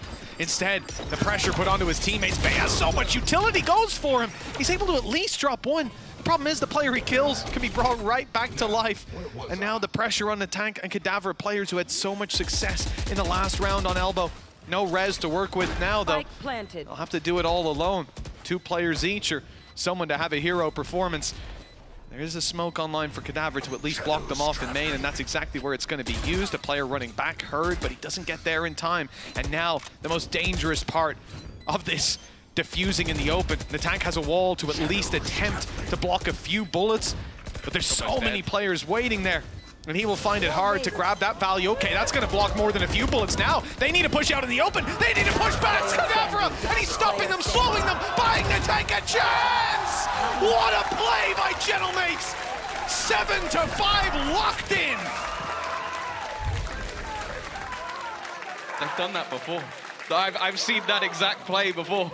Just throwing down the wall. Like, you look at the tank so desperately low on HP, you think a spam bullet or 2 could have taken him out of the round. There's no way they win that.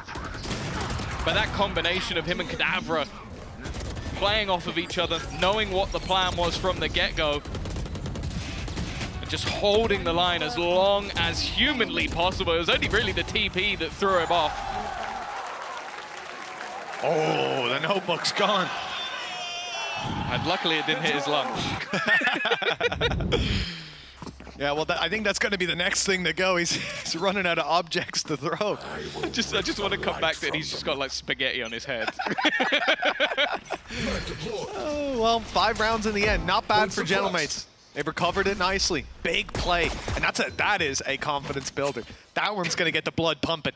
For Koi, well, frustrating, to say the least. Finding his note. Just searching around the room. Just like crawling on the floor. Guys, I really need that for map 2. What's our pistol round strat? Well, hold on. Gotta find the book. Attack ass. Oh, no. You can't write that. Oh, okay. Shaydos! Double it up. Okay, that spike dropped, and he's still going. This has been a phenomenal first half out of Shaydos, but this one really hammering home the impact he can have. Smoke fades, and there's another player here to find both. I thought that it did start out poorly for Koi, but, well, they certainly recovered it. Yeah, I mentioned it at the beginning, like, Taka's had a really rough time last time out finding those openers. Well, he's done his job here. A 2-for-1 discount, but unfortunately used the wrong discount code. Whatever Shaydos had was a little bit better. Just being able to take down 3 players on his own, and then, hey, Camo comes in to clean up the rest of the mess. Those two, 16-8, 12-5. Definitely been the difference makers so far in this map. Koi now taking themselves pistol on this defensive side is gonna set themselves up nicely. Takas, though, there you go, another opener. He really is turning that stat line. That was straight up mid. I assume Starzo was rocking the light shields on the mid peak. That's quite the mistake, as Takas has shown him. It is the only weapon for this side of mates, though. You would imagine you'd... Oh, no. Yeah, you might want to go up, get that weapon, take some space, but the denial from Shaydos. I think it's already been picked up. Recovered by one of them, was it? On the pistol? I think Rubinho only had a pistol. Koi reset nicely. And any damage that we think about is from this point forward, stripping shields, taking weapons out of their hands, but they have mostly classics to do it with. I think all eyes realistically sit on Takas. He's watching the flank. Hoping to be that last line of defense. A few extra credits have been spent to slow them down around the wall, putting in the shock darts and the nade just to clear some of the close angles. This is the thing, Koi, throughout this game so far, have been methodical. Even still, though, it's getting scary! What is that from Takas? A pace save card Thrifty that, honestly, you put it on his back, and he's carried them through. Let's just take a replay of that, please. Just see one more, just a little slow. Little bit slower on this one. First, this was kind of nice. He was jumping too. Even more impressive of a shot. It didn't really need to see poor Kata getting shredded. But this here, with the Sheriff in play, there's the first. There's the second and a headshot to finish it off. One chamber of this thing, all that's needed. I don't know if that's what you call it. It's not a magazine like the revolver. What does that have? Little spinning. It's a chamber, right? I don't know. Someone's going to correct. Gun enthusiasts, let me know. Koi, they've got to be devastated after suffering that loss. Man, they had 4 rifles in that round. That wasn't a low bonus whatsoever. Whalers eliminated, but he was only there with a pistol, and now this post plant, like, it just becomes awkward. You've got the wall down to section off mid. Spike planted. You've got a lurk from Cadaver as well.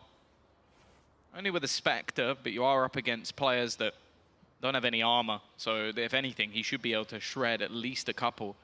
And the rest are just basically trying to clear out some of these It seems like they're really ready for him. I feel like Koi have had some great reads throughout this game so far. Unfortunately, they haven't been able to capitalize, and Cadaver's just going to leave. Yeah, no need for him to force the issue. They were trying to keep him boxed in for this flank out of shaydos, but a little bit too late to the party. Thing is, they have cast a pretty wide net, so while mates will win this round, the question is how many rifles can they survive with, either by being killed or going down to the spike on the way out. The tank, though, seems to have cleared this completely, and the rest of the squad, having secured spawn, won't be going anywhere. Nicely done by Gentlemates. Another round on the board, and the gap is now down to 1.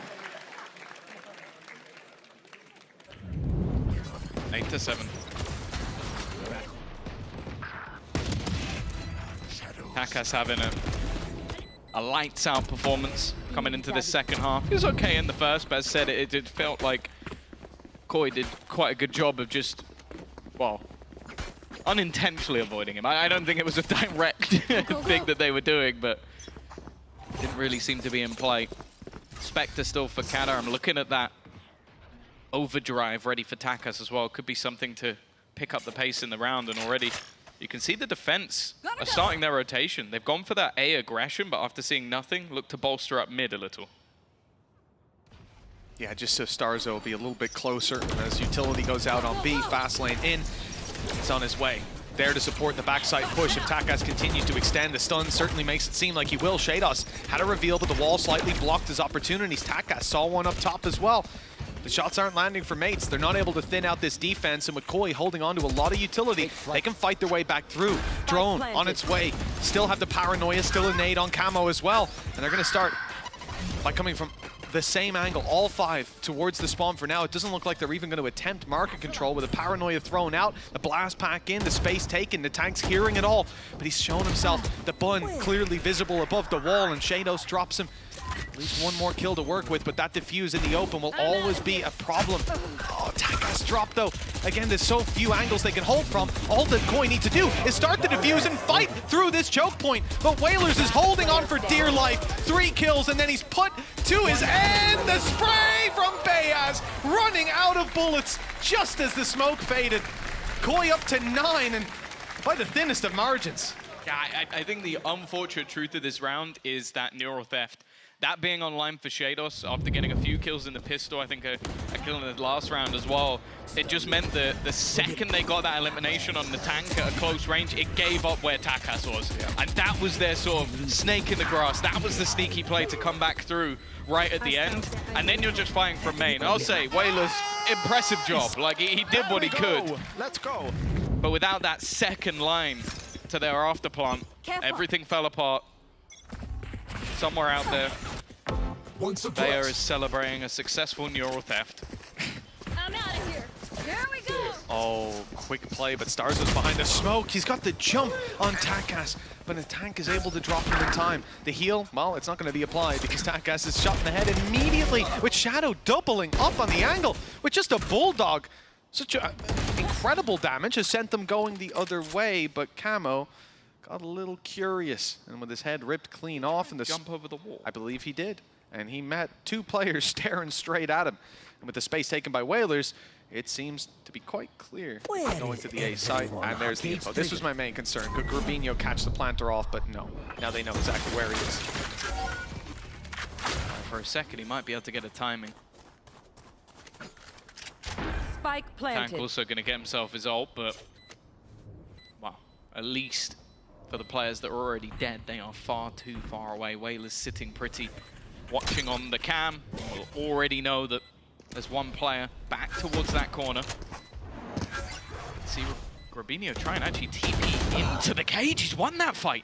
It looked like one that Whalers should have for free. Instead, though, this off angle from Kadavra should be what ends the round, but the smoke already onto the spike is going to try and at least make things a little bit more awkward, but there he is up from above once again. Kadavra puts the round to bed. Another round on the board for mates, and that will send the economy of Koi back into the ground. He was firing some shots at their feet through the smoke to start with. A little warning shot. That didn't send them running. 9-8, tight score line. Rez online for the tank after that kill coming into the next round. That already won them one previously with the elbow hold here on the attack. I think it's a little bit easier to find the value. There's Camo trying to get up and above the wall with the blast pack, but, well, an audacious play. Not quite the result he was hoping for.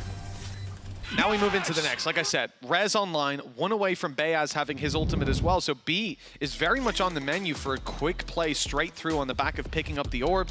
For Koi, they've called a timeout. They're not too far away from some of their own ults, but the credits, I think, is where the concern starts to come through. Sure, they could grab a Showstopper, a Hunter's Fury, maybe even a Null Command in this round, but I doubt they're doing it with the eliminations because it doesn't look like they'll have rifles.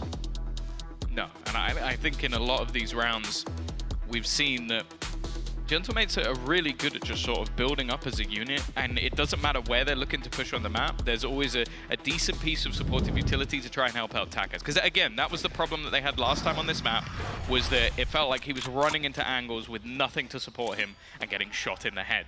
But now, top of the board, we've seen as well just some decent plays coming out from this side. In the post plant, where you've got the wall, you've got the delay, it definitely makes things that little bit easier. For Koi, they've got to gamble. And the gamble is that they've got 4 players over on this A side of the map. We're only going to get a little bit of information. Now, they might want to try and challenge Kadahid just because of the fact that they have weaker weapons.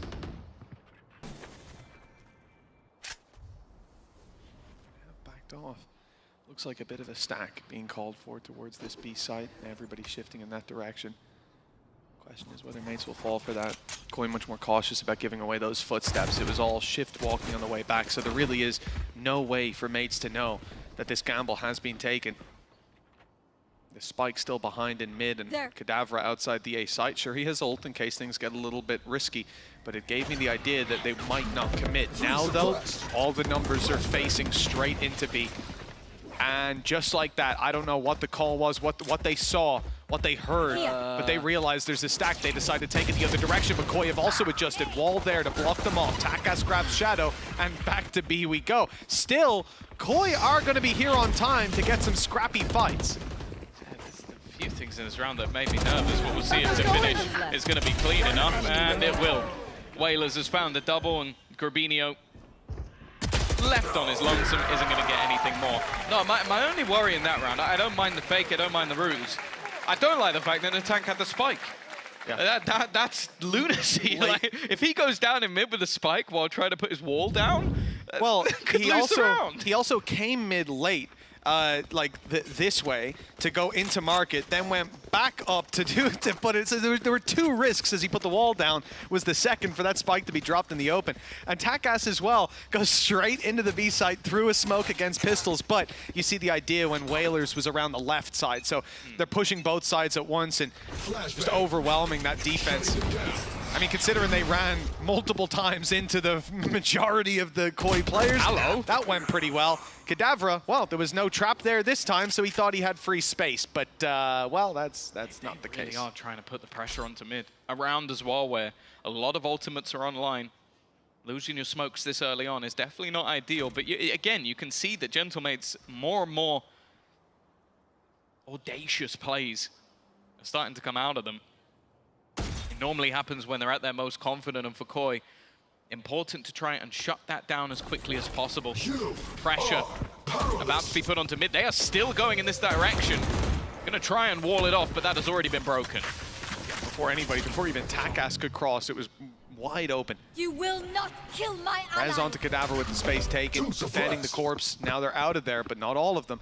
Look at the push up by Whalers. This is going to again be combined. Whalers and Takas for a second round in a row, pushing together. The reveal is around the other side, and Takas is making noise. He's saying, no, you found me. But you didn't find my buddy Whalers. Now the site is secure, the plant is in, and Whalers is staying in an aggressive spot, trying to be the headache for this squad as they make their way in. There's a trap there waiting for them, the cage to delay, and although the trap is now gone, they've bought so much time. The only hope is that maybe Grabinho can thread the needle, but he's now been spotted. Oh! Already picked out the sky as well. Camo is going to be dropped. Showstopper achieves absolutely nothing for the remaining couple of players. Even getting out of here might be difficult. Cadaver back to take this fight again. It's lost again to the same player as well. But it doesn't matter. The round is already secured. And I feel like, again, solid reactive play from Gentlemates. Like getting Cadaver back online, using that to pincer. But I have to ask, like for Koi to just completely abandon anything of the B site, what's going on? Like that for me is just such an oversight that basically someone can walk, I believe that was straight through B main. Shift walk right side, and just walk all the way in. Like that's insanity. Well, I mean, I would venture the guess that they just didn't expect that quite clearly, that a man would blind walk in, but this is it. When you're lurking on the other side, you tend to just shift contact till you hit utility or a player, and he didn't do that until it came down to that last fight. Oh, no, you can see how frustrated the coaching staff of Koi are, and understandably, that is a tough round to give up with a gap left open, hoping no one would exploit it, and they most certainly did. Gentlemates' advantage coming into this round is kind of sitting to Koi with ultimates, certainly. Although the showstopper was used to no effect, they still have their neural theft, they're from the shadows, but most importantly, the bow and arrow on Shadow. He's got his Fury of the Hunter. Grabinho dropped after just one. I thought he was on for more. It seems to be the case a lot of the time with Koi at the moment, is having one player fight alone on one side and then the rest playing this almost rotational style of gameplay. The thing is, it's because of the mid plays that have been happening so regularly. The mates have conditioned them to have 3 players around middle and just constantly play with the rotations. Now in this case, they've got the info. Moving as a death ball, the members of Koi are looking to try and re-swing to exactly where they are, and well, this Hunter's Fury, it's eventually going to get one tag, but that is all. Oh! He's safe. Somehow made it out of there. Shadow wasn't quite ready for Cadaver to be that close in the space taken. Allows a clear hit to the B site. 30 seconds left. Could they have closed the door on the way through? No, they couldn't. It's already been broken. Maybe they even had to break it on the way in. I didn't hear the shots, but who knows? Natank, well, he's on the wall. You know this about him, but he's only good for the one again, and the trade's not there. Koi left with a chance, and now that chance is looking a lot better with Cadaver down. They only need to focus forward. They don't quite know that. With the flashes already used up by Beaz, he can't re-aggress with any great effect. Whalers caught behind the site in the choke point, trapped down, but it's been spotted at this point and will be destroyed. Now they look to take Whalers, and it's an easy fight. 70 HP, no utility barring a knife. This has to be a phenomenal individual performance, and it will not be. Just the one found. Koi right back into things, neck and neck at 10-10. Yeah, a much needed round, but one that I'm not sure is going to be the turning of the tide. Because I still feel like the way that Gentlemates are, again, they've just conditioned them to have to play a certain way. It ultimately just comes down to some firefights, like Natank being isolated, or re-swing from Cadaver. Like, if those plays don't happen and they work together in the post-plant as they have been up until this point, I still think they probably hold on to that round. And for Koi, I think something much more drastic may need to change. Nonetheless, still level. Ultimates for both sides pretty much completely gone. A couple available just for almost information purposes. And right after, I said it, they were conditioned to play loads of players in mid. Then they went direct. Now they go back to mid. It's a strategy that succeeded many times. Why not go for it again? That nade slowing them down, actually changing the direction that mates are going for. Straight into the spawn, and Camo's caught. Utility in hand, and a bullet in the head. Gentlemates, they have spread wide on this one. Even having the tank go through the wall to take that fight around on the back of A, completely blindsided out the side of Koi, left in B main. They have that control, but that's about it. And with the credits very low on a lot of these players, I mean, I would be shocked if they decide to go for this. They stay in B main all around. The question is, do mates go for them? Yeah, the credits are not too bad, especially on Whalers, but it seems like it's going to be Takas, the one on the hunt. One off his ultimate anyway, but more importantly, it's the damage that he can do to the economy. Keeping these two guns will probably give Koi a bye for the next round. Losing both, probably have to eco. May even put 12 on the board for their opponents. shaydos, when challenged, has been good. He will be able to take down one. Trying to get him out of his hidey hole is definitely not going to be easy. I'm out of here. Oh, here he goes, sliding through the angle. Long range fight, tag down low, but now the damage is done. And the distraction for Whalers to walk behind, perfect. Bayaz, unlucky. These things happen. 11 to 10 for Gentlemates. They've got themselves the advantage. They've put their opponent's economy in the bin with those punish kills, and Koi are going to call a timeout. This is they need to be very careful about how they approach the next round bye. If they eco, then they need to be perfect from that point forward just to buy an overtime. Tough decision ahead of this squad. It's got to be infuriating as well. Because as I said, a lot of the stuff that mates seem to be doing is, it's not, like they have a pre-plan for the round, but the mid-round calling is changing things within a second. Like everything they want to do is being done on the fly. So you look at the way that the Koi players were ready to try and just retake top mid, you're caught with a boombot in hand because someone pushes spawn because a fragment blocked the place they were planning to go in that second and they changed their mind. That's the difference between maybe having a chance in the round and getting obliterated and caught with utility. But that's what makes this mates team so difficult to play against at times, is they have the ability, they have that synergy in the moment that can be so awkward to play against. And for Koi, on their map choice, going into split, which as I said would look fantastic for Gentlemates last week. We've already said that they are facing up against elimination. I think that Nea will be in the coffin if they lose this. Yeah, fantastic. I mean, it looked flawless. Should get Andalucia on that map. 13-1 last time. I mean, I guess there was technically a flaw. Almost. One singular one. I think it came down to a second, if I remember correctly. Yeah, it was a tight margin. They denied the plan one time. It's the same again, though. Like, look, an isolated Shadow. He's also the only player that doesn't have a gun, by the way, so this buy is already stretched, already on its last legs. He's thrown in mid and they've walked out on B. When he turns back around, it's going to be a very different sight that's awaiting him, let me tell you. And it seems like, again, whatever Gentlemates decide, okay, last round we pushed up mid. Koi, they then go, okay, we're going to hold mid. Gentlemates have a new plan now. And they need to be trying to be more proactive rather than reactive. That's what this Koi defense has been. Now their reaction, well, let's give this retake a go. Well, they're going to be slowed at every corner. Yeah, this is the problem. As soon as they pop one of their flashes, only one left now.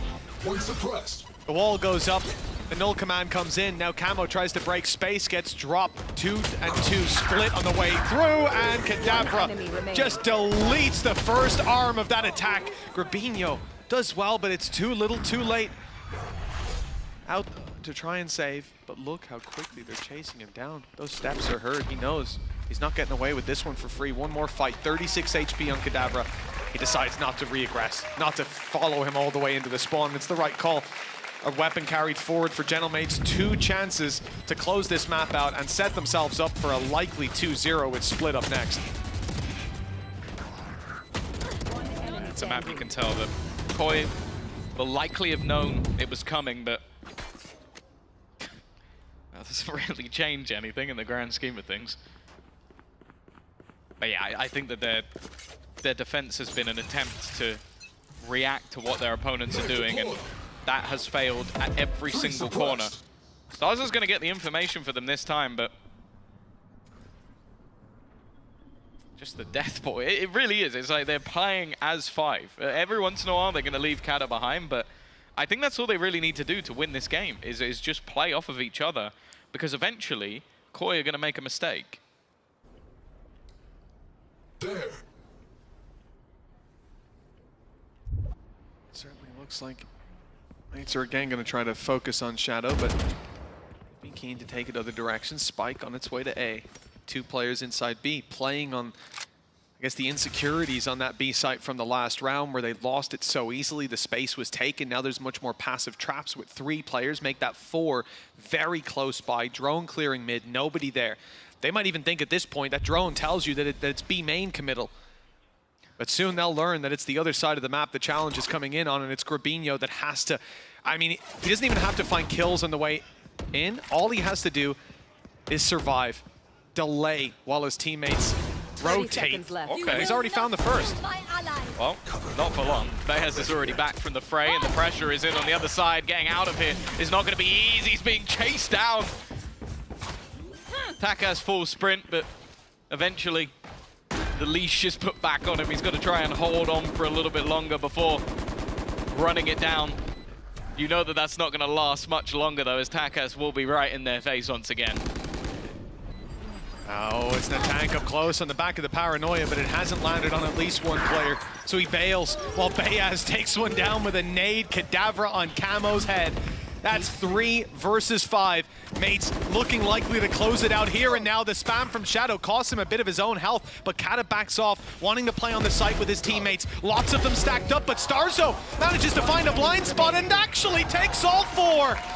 Koi looks down and out of that one, but they've managed to pull this one out of the bag just in time with close to a second left on the clock. It's 12-11. I'm not going to lie, I was with you. I thought it was done. I thought it was over. Starzo's not been having the best of games, but a play like that could change absolutely everything. They lose a couple of players just on the initial fights, and then I think that just ends up with Gentlemates a little bit more tunnel visioned in. Let's go! On those players looking to come in from short. Koi have found their lifeline, but again, they have not managed to get 2 rounds in a row this entire half. This would have to be the first. That's quite a scary statistic. Desperate times. Now it's time for those measures. Let's see what Gentlemates have planned. Again, making noise towards B, fast lane put out. But the traps are still there. That's something that Koi are very much aware of. They know the space is not being fought for that aggressively, although this could be part of a plan to sell a fake. Paranoia used on A, pushing a player back. One mid spotted. Potentially, yeah, they just break trap, go out, and there's plenty of Koi players ready here for the early challenge. Null command used to try to stop any of this utility, which is a great idea. Mates like to get aggressive when they see the side is open, but now they don't have the util to do so, so Takas is kind of stuck stalling out in the corner and buying time for the rest of the defenders to rotate in, but that kill changes things. Now Koi are on the back foot. Oh, another for Takas. He's looking to take over this on his own. 3rd kill already, but again, Shadow turns it back. 3 players to find, that clock ticking down. The tank not on the wall, but behind the wall. Cadavra's gone as well. Somehow, this is becoming competitive, but they've got to check that corner. They've got to hold the line. It isn't going to be happening. Gentlemates will take that first map, and Mitch with Split coming up next. I'm a worried man. I'm absolutely worried, as all the Koi fans out there should be. We saw it split from Gentlemates last week, and it was 13-1. They barely broke a sweat. Now, we'll see if they can do it again after the break.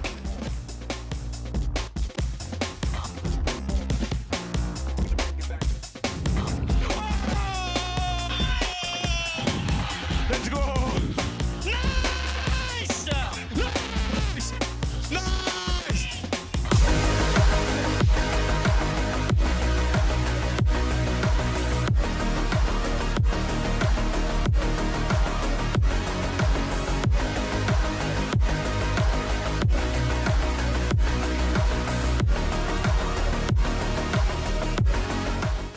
I know a place that will break you into 1,000 pieces. Stay away from them. Stay away from Lorca, Paco, and Picasso. Don't ask about Lola. Ay, Caballo Grande. Ay, Dolor de Nieve. But in spite of everything, it occurs to you to visit Andalusia. Don't say I didn't warn you. Be careful of the Andalusian crush.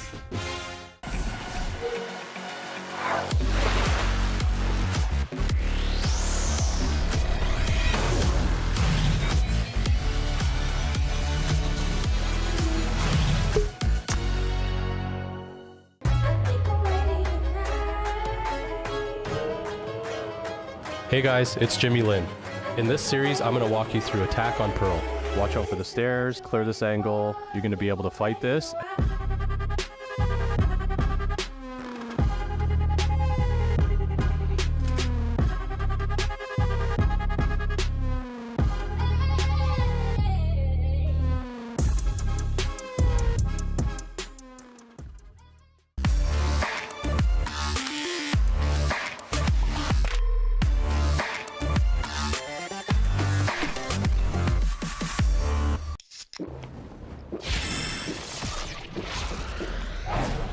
Red Bull gives you wings.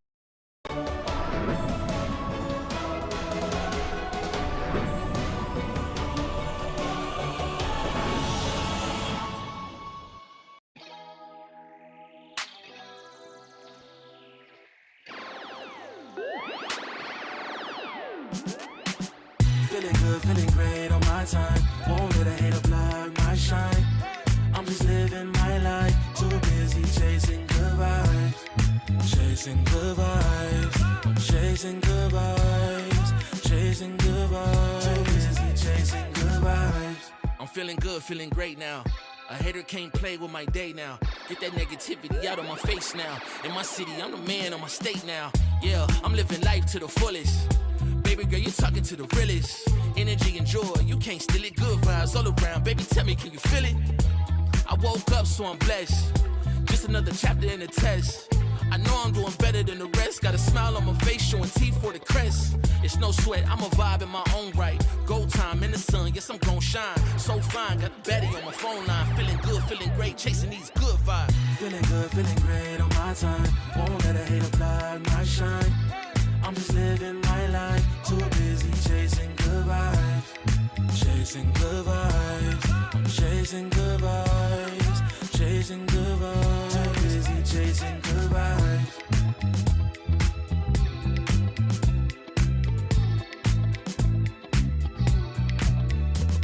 Put my soul on that beat, I'm ready to feast. Margaritas with some divas, I'm pouring the drinks. I'm living life to the fullest, the blessings in me. Don't really care what you say, whatever you think. Nah, unequivocal miracles with the lyrical. With the homies tryna pop like the cereal. Lucky Charms, got a model on my arm. Go watch on my wrist, garlic parm. No alarm, fireworks, I can feel it in the sky. I got love in my eyes, but there's money on my mind. I see passion and pride, I despise all the lies. I've been around the world, so I'm down for the ride. Good drinks, good people, and good times. Fast cars, pretty women on FaceTime. More money, more fun in my life. I'm just chasing my shots with good vibes. Feeling good, feeling great on my time. Won't let a hater block my shine. I'm just living my life. Too busy chasing good vibes. Chasing good vibes. Chasing good vibes. Chasing good vibes. Too busy chasing good vibes.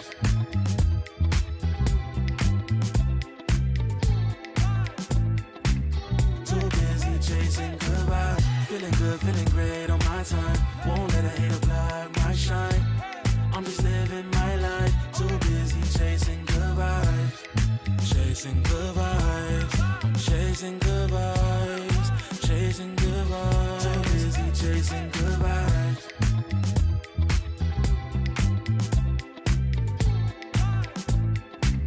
Too busy chasing good vibes. Feeling good, feeling great on my time. Won't let a hater block my shine. I'm just living my life.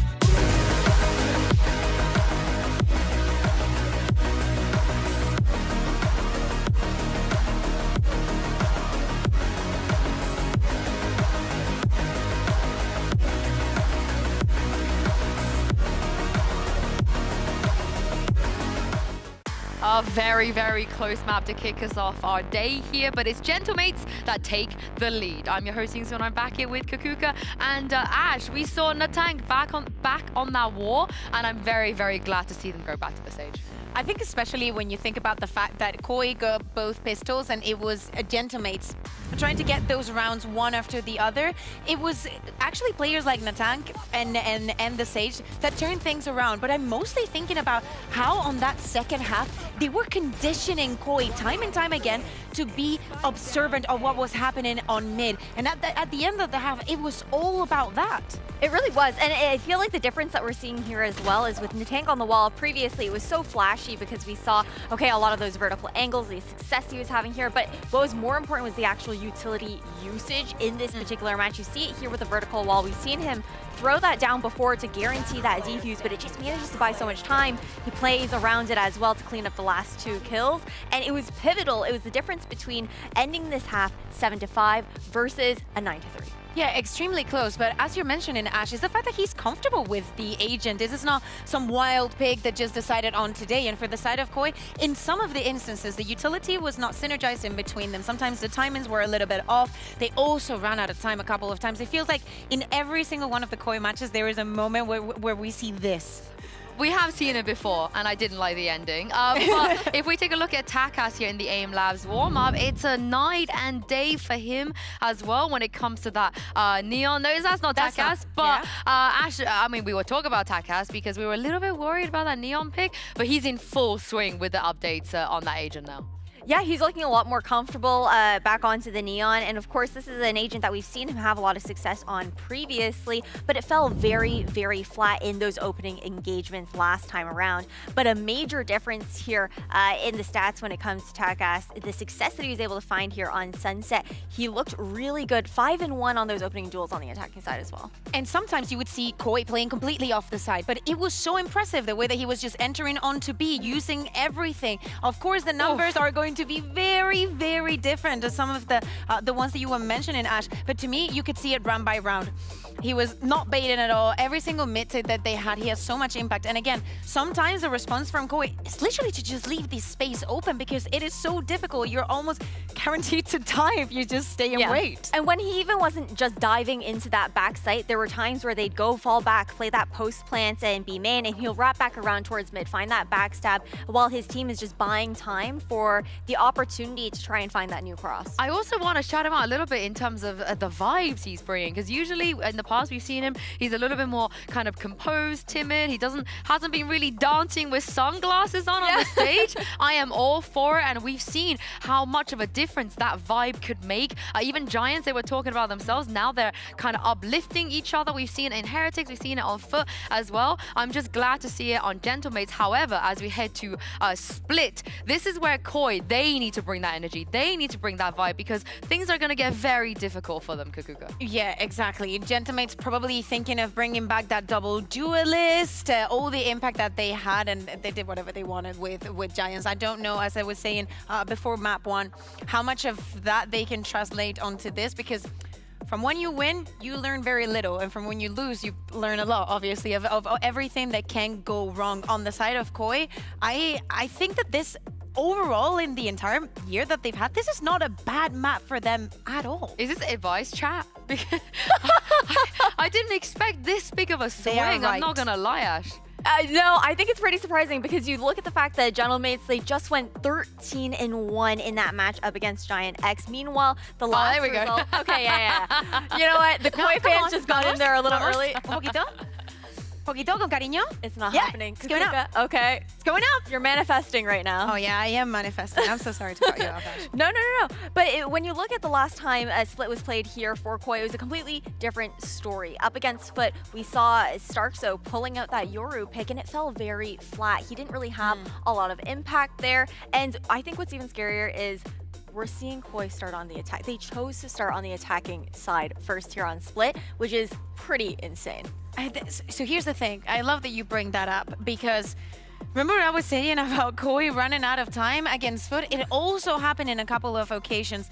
And you talked about Stark, so moving on to the Euro, I think it was around week like 4 or 5 that on the regular split that they also move into this double duelist. It's a little bit of the hit and miss. And I feel like especially the way that Takas was shutting down Stark so time and time again on Sunset. We need Starkster to, rebuild that trust, rebuild that confidence right now if they want to take this to a third one. Because against Foot, it happened the same as it happened on Sunset. They won both pistols. they still lost the game. It was the running out of time. It's the same patterns that Koi is falling over time and time again. Let me pitch you something as we had to agent select Shaydos Reina. That was so everything. But let's take a look here. We're not going to get that, but they have made a switch.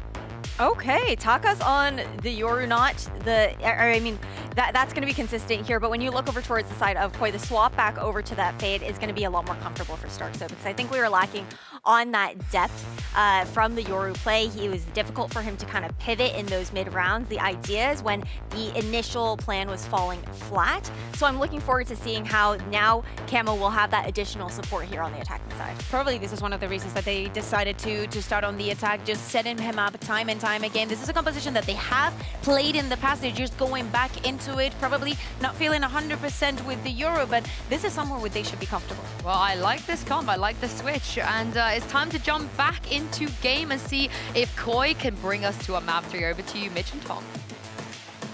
Thank you, Yinsu, and our analyst desk. Yes, we've got a bit of a task for Koi here. Last time mates played this, it was 13-1, and one of the rounds they lost off of time, but the only round they lost.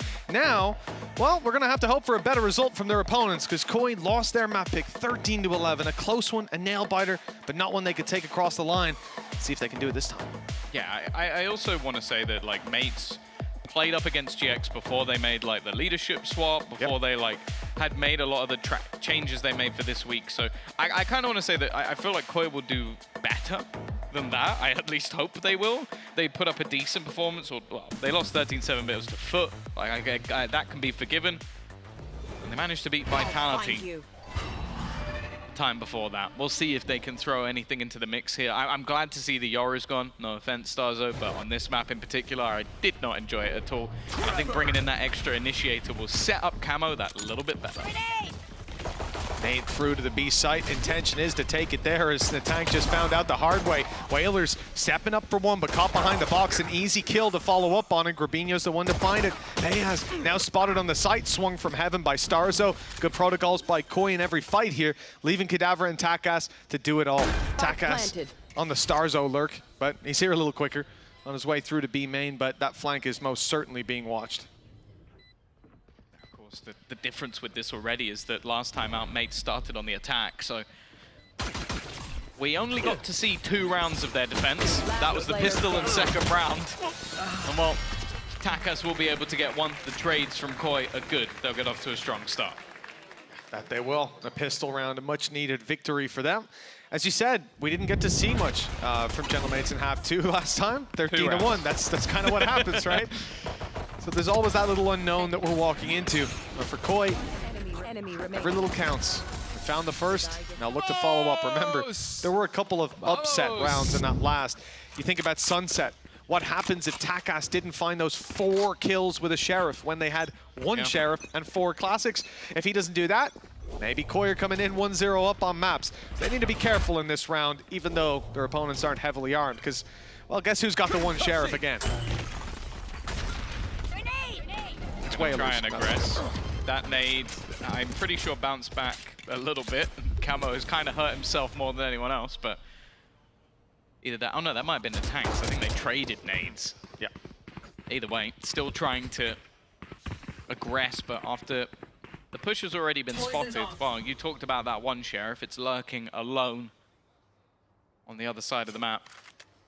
Unfortunately, for Sue, it's not the Reina though. So it won't be a situation where I think you're going to see Shaydos aggressively fighting that one. I think as the lurker, he wants to be a little bit more careful. Oh no. Starzo though, that wasn't careful at all.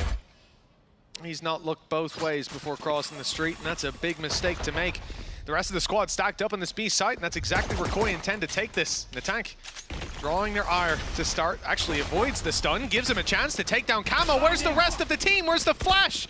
No utility put in. Just a dry peek is a big mistake. Great damage done. Whalers grabs the finish, and it looks like it might happen again. It's left to just Takas, but he's upgraded himself. Now on a Bulldog with Shaydos, 20 seconds on the clock, still to cross the site. Takas doesn't know that, but now he spotted him, and once again, there's a pay save card thrifty from mates. I brought it up, but by God, I didn't think we'd get to see it. That is devastating.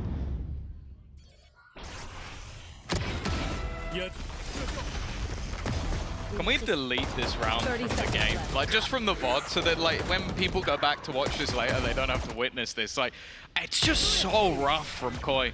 Like, there was a stun that went through initially, but then it was nothing. They just stepped out of the way. Yeah, they moved out the way. Then the rest of the team just, it was like in single file, just giving these fights over to the crossfire of the pistols. Again, like, Starzo just not checking any of the angles. You know that they're going to take risks in this sort of round. For mates, of course, again, they capitalize off of the mistakes of their opponents, but I think it would be madness to say that there weren't massive mistakes. And again, it's Koi putting themselves with a big advantage at the beginning of this game. The thing that's so frustrating is they invest a lot. They put 4 rifles on the board each time, and still it ends like this. It just looks so rough. I mean, it's the kind of round, honestly, Tom, all cards shown on the table, if they go out with 3 players dead, we're going to be like, it's a round on the board, but is it a win? Well, that certainly wasn't. And now they've walked right into Natang. Yeah. 3 kills like this. quickly as can be. And yeah, what more can you hope for here? There is at least some form of upgraded pistols in play, but Whalers makes it look easy. And after losing the pistol, they're 2-1 up. Koi had more in that round than mates had in the previous. Yeah. I will give them the one advantage that they had to push into their opponents, whereas the pistols did have to wait, right? But that's about the only upside I can think of. Yeah. That is just crushing. And the tank, I'm not giving them that. for the buy round that they now come into on Koi, thanks to the tank's big performance in some of these rounds, he's got himself a showstopper. So there's even heavier weaponry in play, and the economy is in the bin for Koi. If they lose this one, mates are going to run away with an early half that was Koi's for the taking. Oh yeah, this is where they need to get themselves back on the horse. It's got to be frustrating. Lose rounds like that, but already. A lot of utility being expended, but nothing capitalized off just yet. It seems like Kadavra's going to be the first to take the fight, wins the battle, and no trade in for an option. The rest of the team still looking to try and make their way out onto the site, and it's just going to be the trades out from Camo. He's at least keeping this one competitive. Well, that's it. He seems to be one of those factors for Koi. They lose players on the way through, but he's always getting those advantages back into their hands. Still needs to do more. That showstopper we mentioned earlier, it's actually not making its way towards heaven. I thought it might be for a blitz straight back out. The timing! Oh, no! Chuck that in a replay later, because Camo was holding that for what must have been 30 seconds. Now the showstopper's used up on its way straight into the site, and it's barely needed. They're left in a 1 versus 3 with Shadow miles away and caught by the rocket fired through the eye of a needle. It was a small gap for that. He might even have taken himself down if it was a bit to the right. But in the end, 3-1. Pistol round win for Koi, and nothing else yet. Yeah, it's good as well when you just look at the economy of mates. It's already going to be booming just based off being able to win with the pistols, having a clean conversion in the next, and now keeping 3 players alive once again. This defensive side really starting to build, and well, for Koi, they're going to be back to weaker weapons once again. Most of their pressure has been thrown into this B site for the first 4 rounds. We'll see if they're going to try and probe mid a little bit more, and well, they will, and they may attack us. There. And that's Camo down as well, Tom. The man who has pulled back a lot of the advantages for Koi. They need a new hero. They better be stepping up to the plate quite quickly. 1:20 on the clock. Koi grouped with 3 looking to move through vent, the other outside A. Clearly, the pressure will be put on to Takas and Kadavra. But those are 2 players you don't want to challenge, even when there's rifles in your hands. Stingers and 2 Sheriffs. 1 away from a Rolling Thunder on Shadow, but that's not going to be a thought for this round, not until or unless they find some serious impact first. I like the decoy pre-placed. That is going to grab some information, I'd imagine. Oh, no, actually, it is avoided by shaydos. He does well to not just fire straight away. The problem is they found the real Takas now. 3 players within the side. It's at least a kill for Starzo, but Takas is continuing his run of form. Spike planted. 2 away from the ace. But not likely to over-aggress here. You can see everything being cleared out, the backlines from the tank. And in fact, they're even going to use the dimensional drift just to get the information. Try their best to keep this as clean as humanly possible. There is a rolling thunder, but for Shadow using this, well, it's not even going to be an option. And out of the fray comes Takas. His 4th kill of the round. And a 4th round for mates.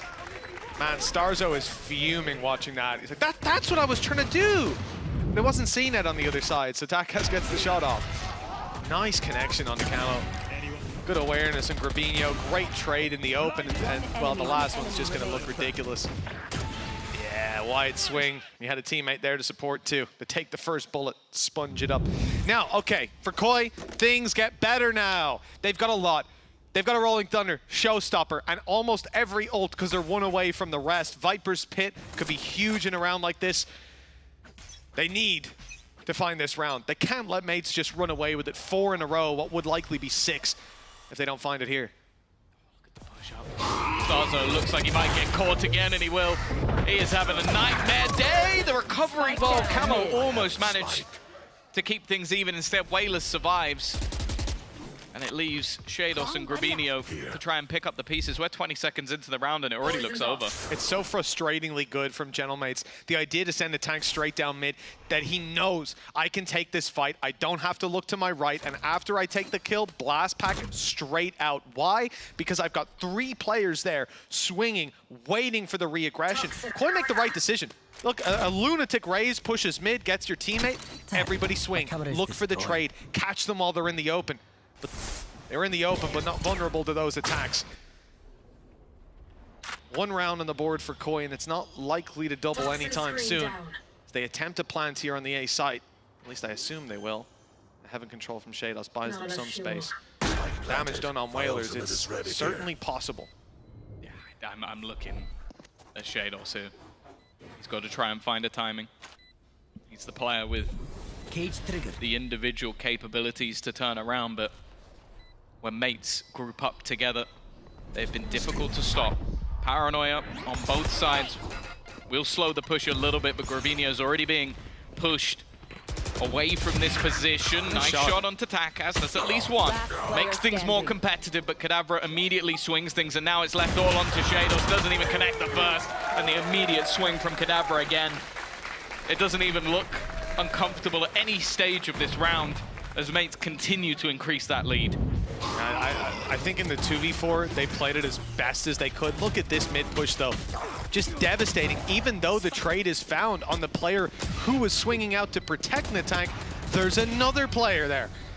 There's just no way for them to find those kills cleanly without winning major duels.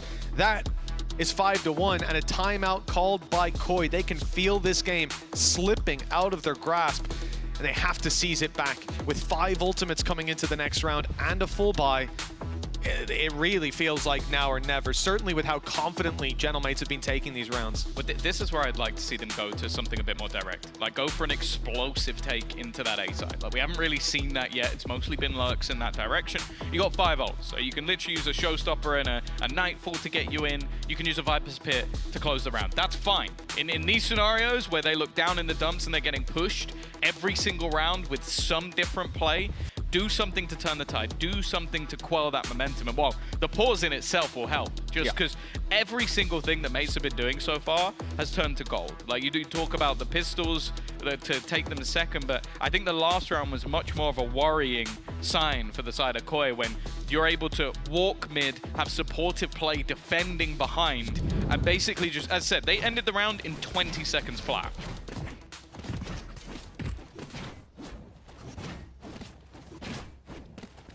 It's just a formality from that point, really. As the final seconds tick down, let's see what Koi have been cooking in the pause. Same sort of mid-aggression from Gentlemates. Lots of players here in the immediate blast pack from Camo. He's going in. Showstopper in hand, right up behind is Grabinho. In this mess, he's managed to sneak up behind with his ultimate, grab 2 kills, and leave Gentlemates down and out of the round. In the first 20, it seemed like they won the last round. Well, now Koi have returned the favor. 4 versus 2. I'll say it, a near unlosable position for them. And Takas has the operator. If given the chances, he will most certainly take them. But for now, there's no need to overextend on this attacking side. Got the credits. So if they want to, they can take the risk. The operator, obviously the most expensive piece on the table. Gonna actually throw that away from the rifle. The belief that they can win it is there, and at this stage, I don't really blame them. But angles need to be cleared. Koi have decided it's better to play this one as a group, although the swing's a little bit disjointed. It turns things back into a winnable position.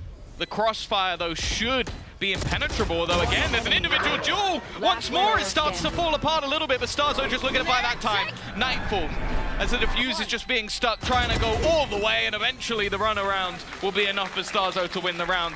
It turns out it was unlosable, but only just. Only just. You run it back without those ultimates online, I'm not sure what we get to see. But Gorbinho's teleport straight through to the spawn, undetected. You know, all eyes were on Camo. And they even managed to deal with him just the one-for-one trade, but as we said, the chaos, that's where he's able to thrive. The fact that those openings, Tom, lead to a situation like this, ultimately a 50-50 for Takas. He can't hear anymore. He doesn't know what side he's being pushed on, and he just guesses wrong. But if he guesses right, Tom, I almost feel like he wins that round. Here's another chance for him, and again, the opening pick, Takas onto Camo. They peeked before the orb, right? Yeah. They peeked before it. They like... That was a haircut. You expected him to be there, and still the utility was just too little too late. That's your star player. That's Camo gone. Kadabra now, look, they're so confident at this point. Able to find those jewels. Again, a gap found by Gorbinho, but still the advantage is kept. Not able to cross to the site just yet. Gorbinho up above, but that operator now honed in on the angle.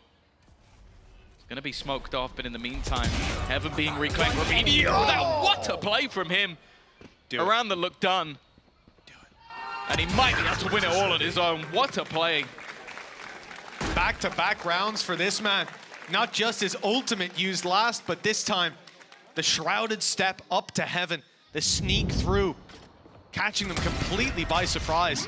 Again, it's just so disjointed in some of these early fights. It brings me back to that round 2, where they walk out on B without any supportive utility. It was a stun and then just straight walking it out. One player, no one close by.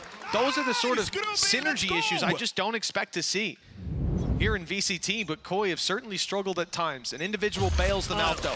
Now to 3, and, wow, big ultimate from Takas. That is all 5 players sided. And an ultimate used by Gorbinho, but certainly spotted. He's committed to it. Takas is committed right up behind. 2 kills before he falls, but that may be enough. Whalers even knows this teleport was committed. He knows there's a player behind. You're not going to fall for this twice, but the paranoia, it does a lot to get Gorbinho into the site. Plant can now be found, and a 3v3 after. The danger's the rolling thunder, but that's gone too. Wanting to try and be the hero, ends up falling a little earlier on. The tank is just sending it over the top. Thankfully, there's a trade, and well, Starzo will have the second as well. It's scrappy. It's somewhat insane at times, but hey, Koi climbing back into this game, I guess. Oh God, he went for a hero landing on the site. That was ridiculous. And hell, I sort of start to believe once I see him going forward, the way the game's been going. But Koi recovering on this one as well. And again, this, we didn't get to see this. This is ridiculous. Full commits and just grabs 2 looking the other way. Paranoia was dispensed as well. Gorgeous stuff. This, it's one of the most ambitious things I've ever seen. Maybe he thought the planter was alone. I mean, they saw 2 players run. He saw 2 players run down elbow. So I don't know where his mind was at, but hey, sometimes you got to just throw it at the wall, see if it sticks. This time it didn't. Seems like 50% of the coaching staff now believe that Koi are going to be winning this game. The other is Barbar, who looked lost. I've never seen anyone look more confused, but Eros is in full belief. They have a gate crash on site as well. It's used right here. Takas finds Starzo, but the pit hasn't been cleared. Still, Takas causing problems on the site. Are they going to go out of this? shaydos could take a huge risk by stepping out of the pit. He's a bit of a thorn in the side of this squad, but Takas, he's going straight in. Nice reaction by shaydos, turning on a dime. But the tank pulls it right back, grabs a rifle out of this. But 2 players to root out of position, has to tap it, but the paranoia forces him back in the spams. Well, That should end the round. He doesn't have time to bait both into the open. The stun, still not the kill, and it's time to get out. He's weighted by Grabinho as well. 5-5 in a well-earned round for Koi. Yeah, I think they might be starting to actually explore that map a little bit more. I said it earlier that the A side just had gone untouched for the majority of this game, but now using those ults more effectively, some of the stars starting to come online as well. shaydos having a big round, being able to stay within that pit. Come on. And from what was a dominant position, 5-1 up, we now find the scoreline equalized. Still had moments from Takas, no doubt, but this buy is not a particularly good one for the side of Gentlemates. Oh, you've been caught. That gate crash used the bail. Back over towards the A side. Koi seem to have their sight set there. A bit of mid-aggression from them. Some noise made. Smokes down, and then they back off. Moving instead towards this A side, but look at the reposition from Takas. For a moment, it looked like he was going back over to the B site, perhaps supporting mid, but instead he's found his way to this familiar spot. He's caused problems before with an op. Now with Beyaz down, he's the only problem for this squad, and now he's spotted. Flash used, but he's not able to get much done in the back. All players tucked in and away. Takas running out of opportunities. He'll wait for the retake to commence. 4 versus 5. Koi have earned themselves a post plant. Just looking at the tag with 2 blast packs of the judge. Oh, we know what's happening. Oh, he's going to try and clear the closer angles. I was expecting a full send out heaven, but I guess maybe deciding otherwise. A blast pack through elbow now. Paranoia used as well to lead the way. It's gorgeous, but Camo still lands the shot. And Starzo cleaning up the plate. 6-5 now for Koi. Really impressive resurgence, Tom. This map started out in absolutely abysmal form. I had almost no faith in them recovering those early stumbles, but they've certainly started to put the pieces together, and it all started with that round where they have 5 ults online. Yeah, and Andaluthia flawless as well. Starting to keep things a little bit cleaner. I'm also curious. I'm not sure if I'm losing my mind, but I saw for a second the tank is shooting the wall with a classic, right? Now in my head I went trying to clear trips. Right. And then I realized the other team don't have trips. Yeah. I don't really have an answer for that one, I'll be honest with you. Big play on attack gas, and he's only good for 1. Damage done though, allows the follow-up from the tank, but the trades, it comes out even.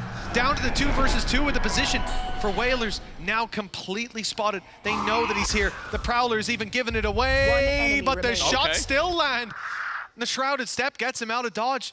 shaydos doesn't know where he's gone and doesn't know where Kadafra is.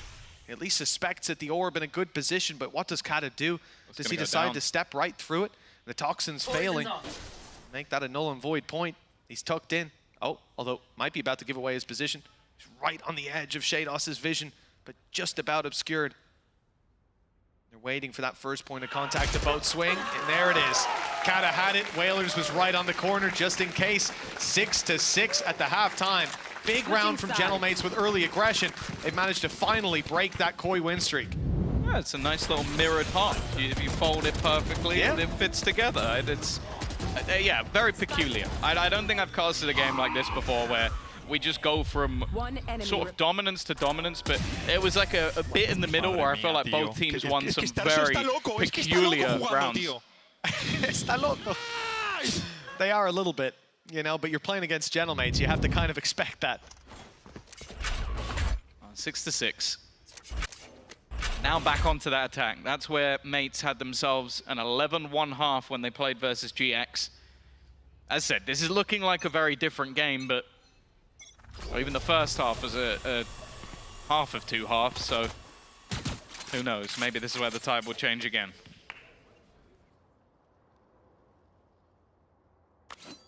It's the second round I'm more interested in at this stage, Tom. I can't think that Koi will lose a 3rd round like that. But you know, I didn't think they'd lose a 2nd round like that, Tom. True. And well, we got to witness it anyways. Again, harder to do on the attack. We'll see if there's even a position for them. They'd have to find the pistol in order for that to happen. Being good in them, Gentlemates spread quite nicely with a gate crash still to be worked with over towards the B site, at least for the time being. Bait out some of the utility from their opponents. use some of their own. Gate crash is used. Now B is the new target. 3 players stacked up, and well, I mean, a fairly well-sold fake. Look at the positions on B. They are off-site, just conceding the space.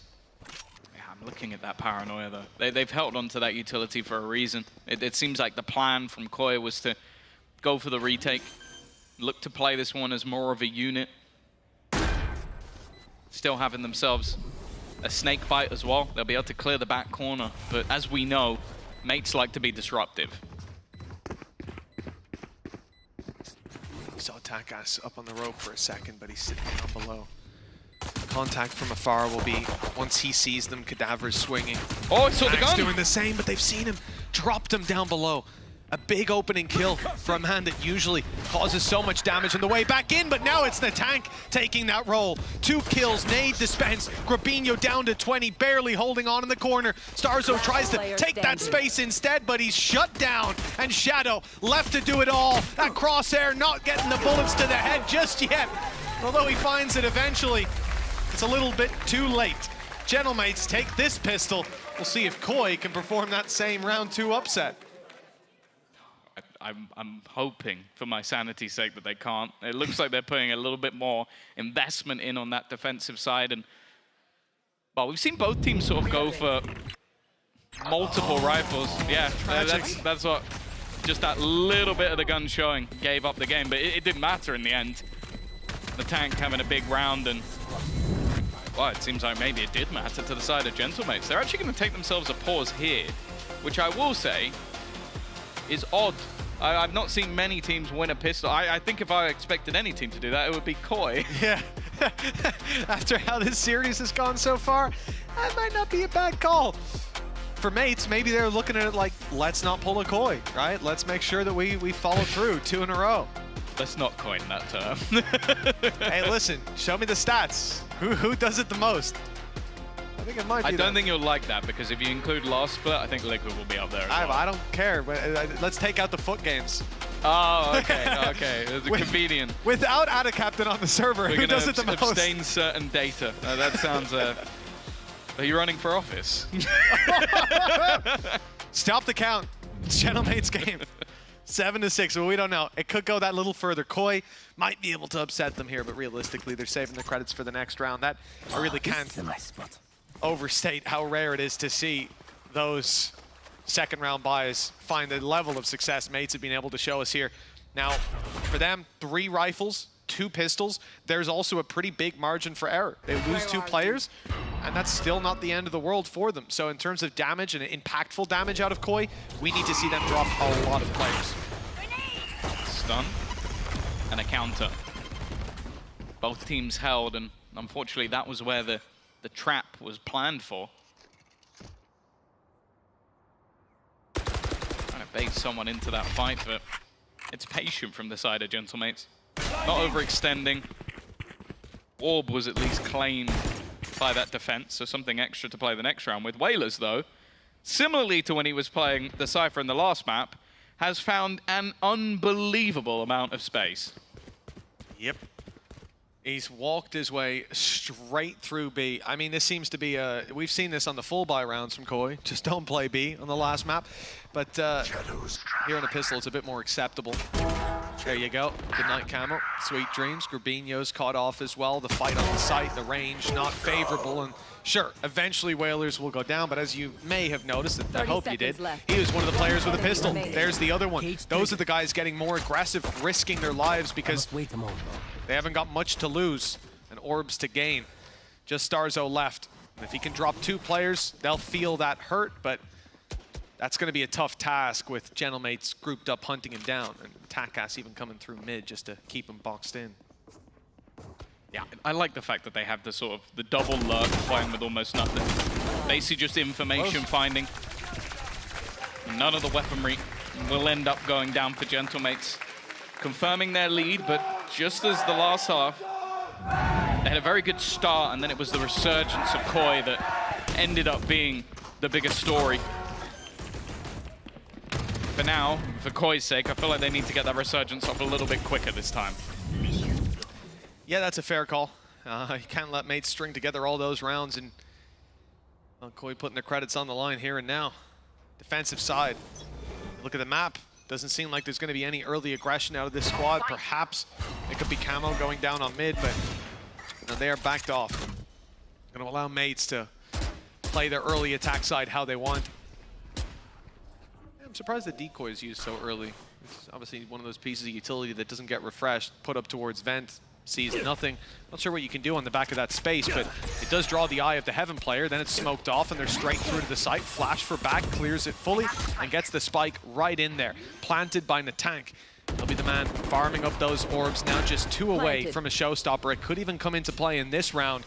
Koi have a lot of dangers to avoid on the way into B. Yeah. Knowing the tank, he's going to get an orb one way or another. Aftershock already forcing him into the open. The spam doing a lot. Takes down Kadabra. And in fact, there's a few low players now for the side of mates. This retake looking good so far. Hero needed, and already Camo's going to get another. Whalers trying to fight back alongside Bayaz, but they are being picked apart. And now the in-game leader has to try and fight versus 3, and it isn't going to be happening. A stellar retake from the side of Koi, as they'll clean that one up nicely. But as said, that was a bonus. It's still, again, a stronger bonus than, say, some weaker weaponry, but it's still going to be a comfortable buy-in for the next round. I have to say, Grabinho's been really impressing me. I thought first round of Sunset, he was fantastic with the utility he put out. Since then, it was hit or miss on that map. But here, I feel like in a lot of the rounds where they have needed somebody to step up, he's been the one. He kicked off with 2 rounds in a row, the win streak that they had in that last half, which is a large reason of why it's even close right now. I think at least like close to half the rounds, he's the main player I look to for the reason they took it across the line. We'll catch them. Again, seems like the plan from Takas is to throw out utility across the map, sell it as a bit of a ruse. Don't think it's massively changing the way in which Koi are playing. As I said, I feel like the last map was where they were incredibly overreactive to what their opponents were doing, and it ended up costing them. And this map, early days, but they definitely look a little bit more comfortable. Time to jump. I'm overthinking this, but the fact that he uses the decoy at the start of every round, it makes me really want to see him just run at the start of the round in a straight line. Just fake decoy it. But they're shooting it each round, so. They didn't shoot it last round, you know, so it's sort of like you feel it out, like a 50-50 chance I get the play, you know? I'd love to see it, but I don't know that we ever will. And the tank is 1 off a showstopper. Whalers is going to rotate in. The defense is already on the move, and it puts pressure onto Grabinho, but he has been thriving under it. He dodges the stun. Already manages to drop a second man as the lone defender. He's done an excellent job. Takes out the tank as well, so no showstopper coming up this round. And for the defense, well, they managed a 5v5 retake just last round. Now they have a 4-on-3. 1 kill from Camo, and this round's over. Showstopper will be online. I think they'll use it just to finish the round off. And, well, no kills for Camo, a kill for everybody else, so that'll do the job. No need to pull that rocket launcher out, and in fact, the defuse, well, they're debating who it's going to, and it looks like Rolling Thunder is the choice.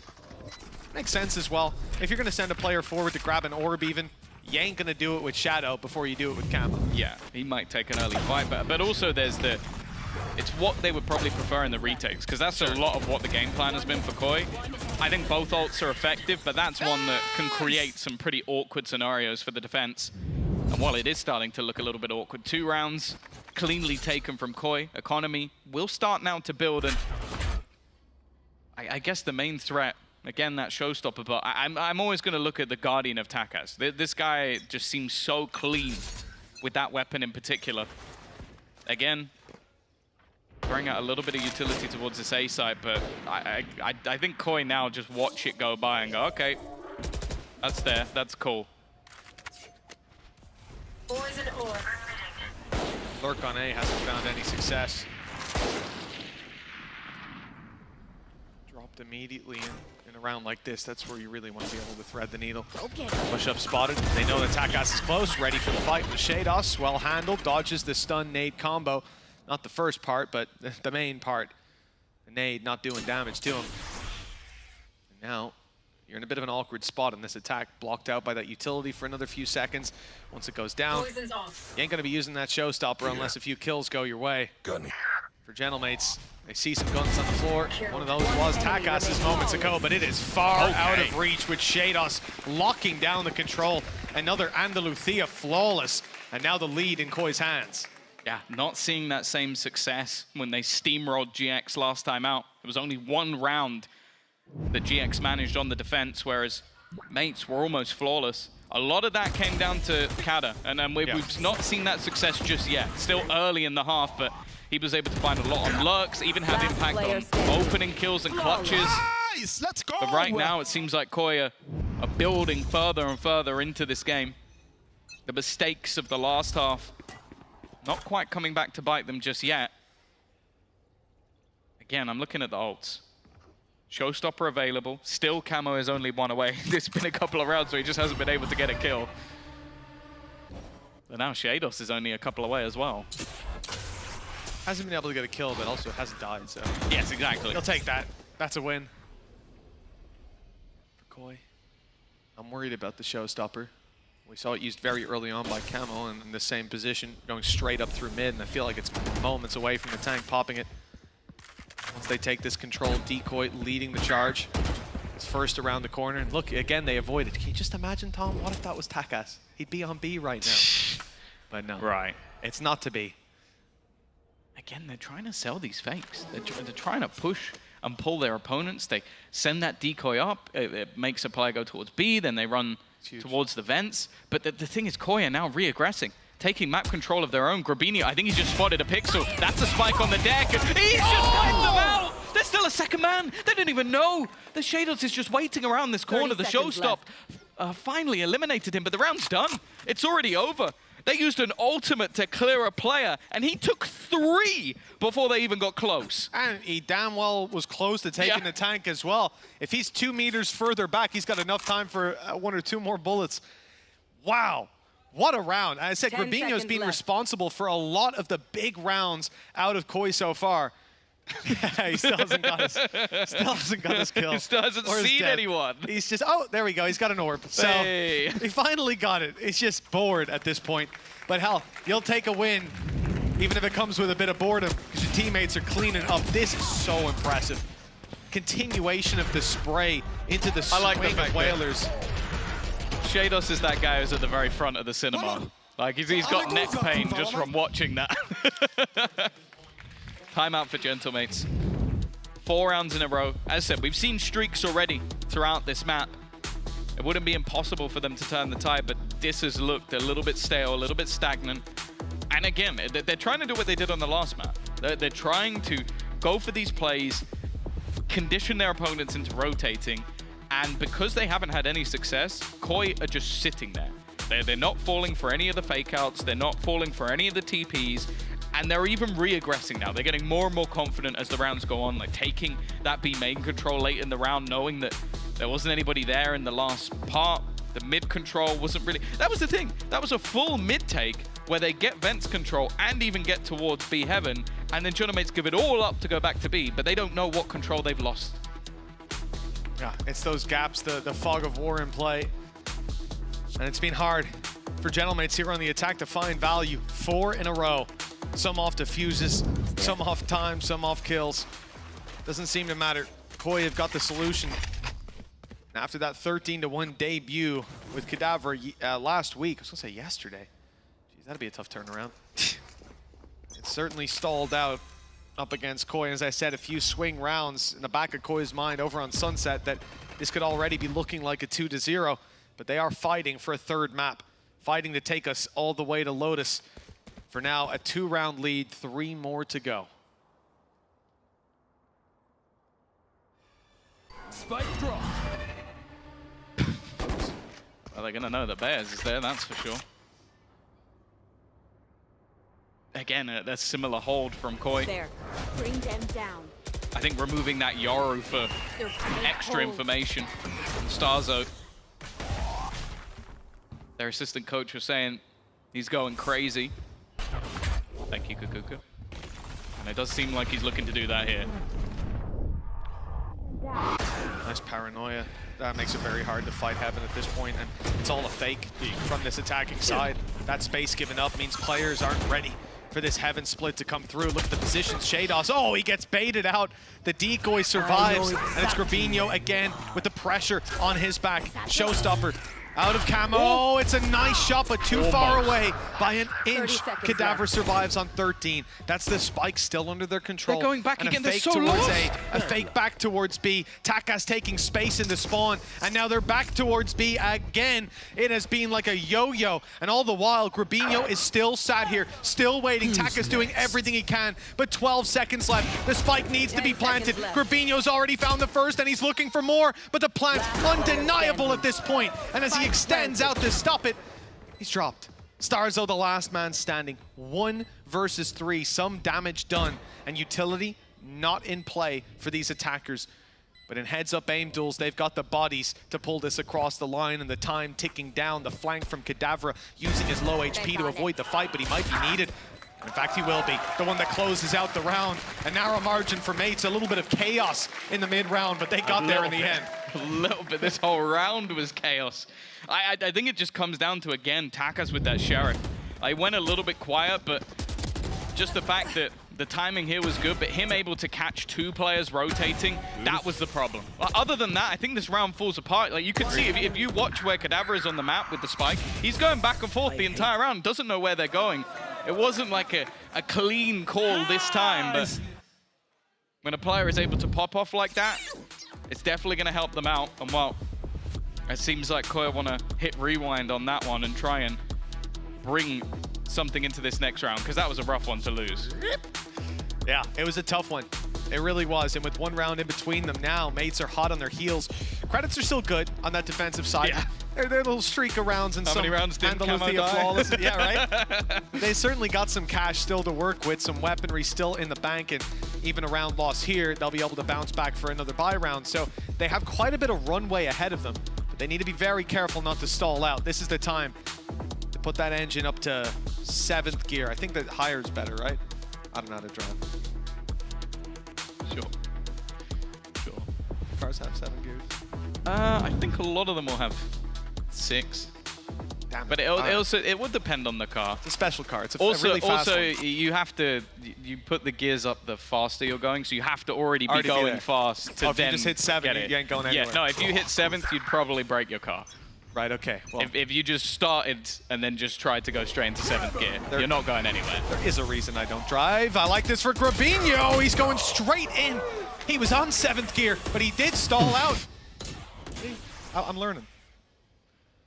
That's a good start to the round. He's definitely a player that you want to pick off. Again, though, it's not just going to be sitting pretty for the side. Boy. They managed to clear the site with the Omen ultimate. That will give them a lot of information that the back is already clear.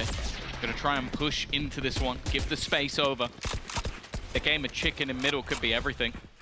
But with a rolling thunder on either side, it's mainly gonna come down to who can clutch this one out. That's actually gonna work out. Shadow peaks, and now they're still waiting for Kadavra. Starzo so patient with it that this now becomes a man advantage. Spike still not planted. Do they check a corner again? There's been so many off angles, and they're using their ultimates. They're trying to clear absolutely everything. This man is still sat there, still waiting, just looking for the moment to strike. There's no way that Starzo is gonna peek this.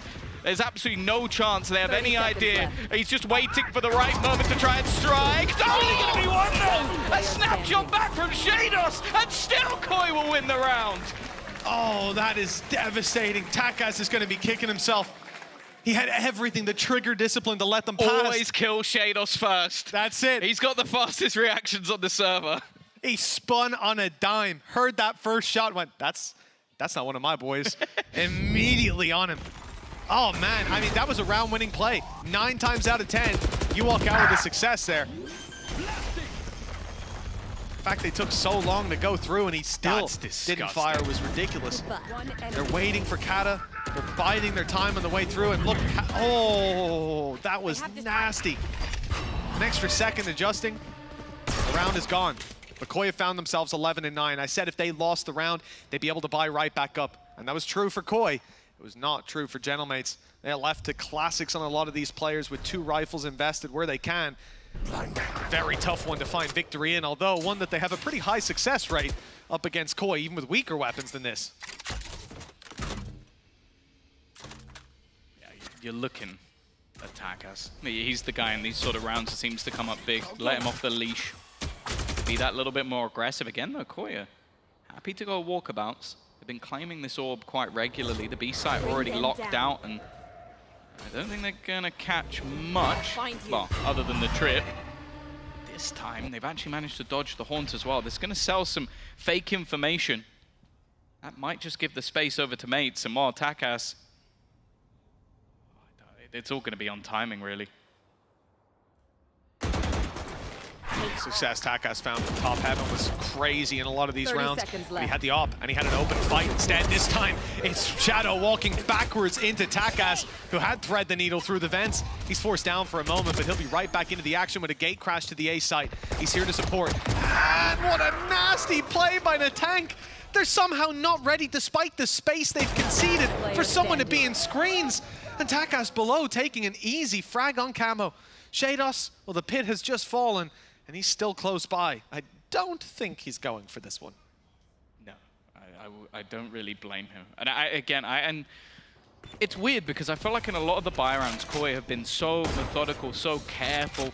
Like, think about the loss. Okay, there was a player that went unchecked, but it was the second player they were clearing that went amiss. And then this time it's like you have players rotating that don't have their guns out. Like, you know that you're up against pistols. You know that there's going to be riskier plays in the fashion of which Gentlemates have been doing all the way through the series, and Koi still get caught out by them. It's a big round again from Takas. I genuinely think he's had more kills in this half in low buy rounds than he has had in rifle rounds. You might be right. And I think it might be getting the Barbar. Just a little bit. I don't know, he looks pretty chill. The food is still there. It's intact. Yeah, it's not. When that's off or flying in the air or... Oh, we know it's going downhill Maybe then. an arrow's his face. You just see him, he's been like pied.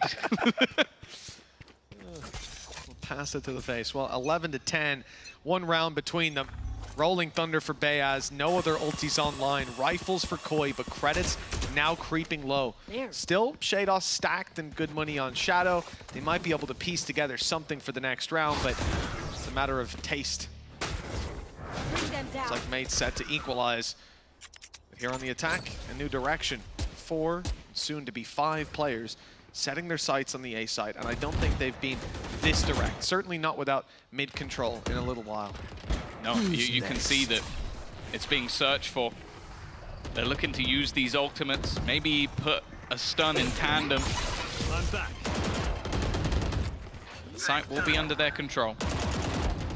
Rolling Thunder for the post plant is definitely going to be helpful with no lurks. It could be problem. Actually, yeah, they're going to use it straight away. Wanting to try and capitalize instead. Kadabra peeking. We'll put this advantage now with Koi. Yeah, Camo dodged the ult, and well, with an op in hand, it's an easy kill. 2 players towards top heaven. It's mainly the tank that needs to cut this retake off up top. Whalers got Shadow through the smoke wall, drops in the tank straight onto Grabinho. And now a tough choice for Koi to even go for it or not. Camo, though, finding the kill, spurs them on. They need to root Bayaz out of position and have no knowledge of where he's gone. Indeed, without that extra kill, without the overpeak, there's no way in.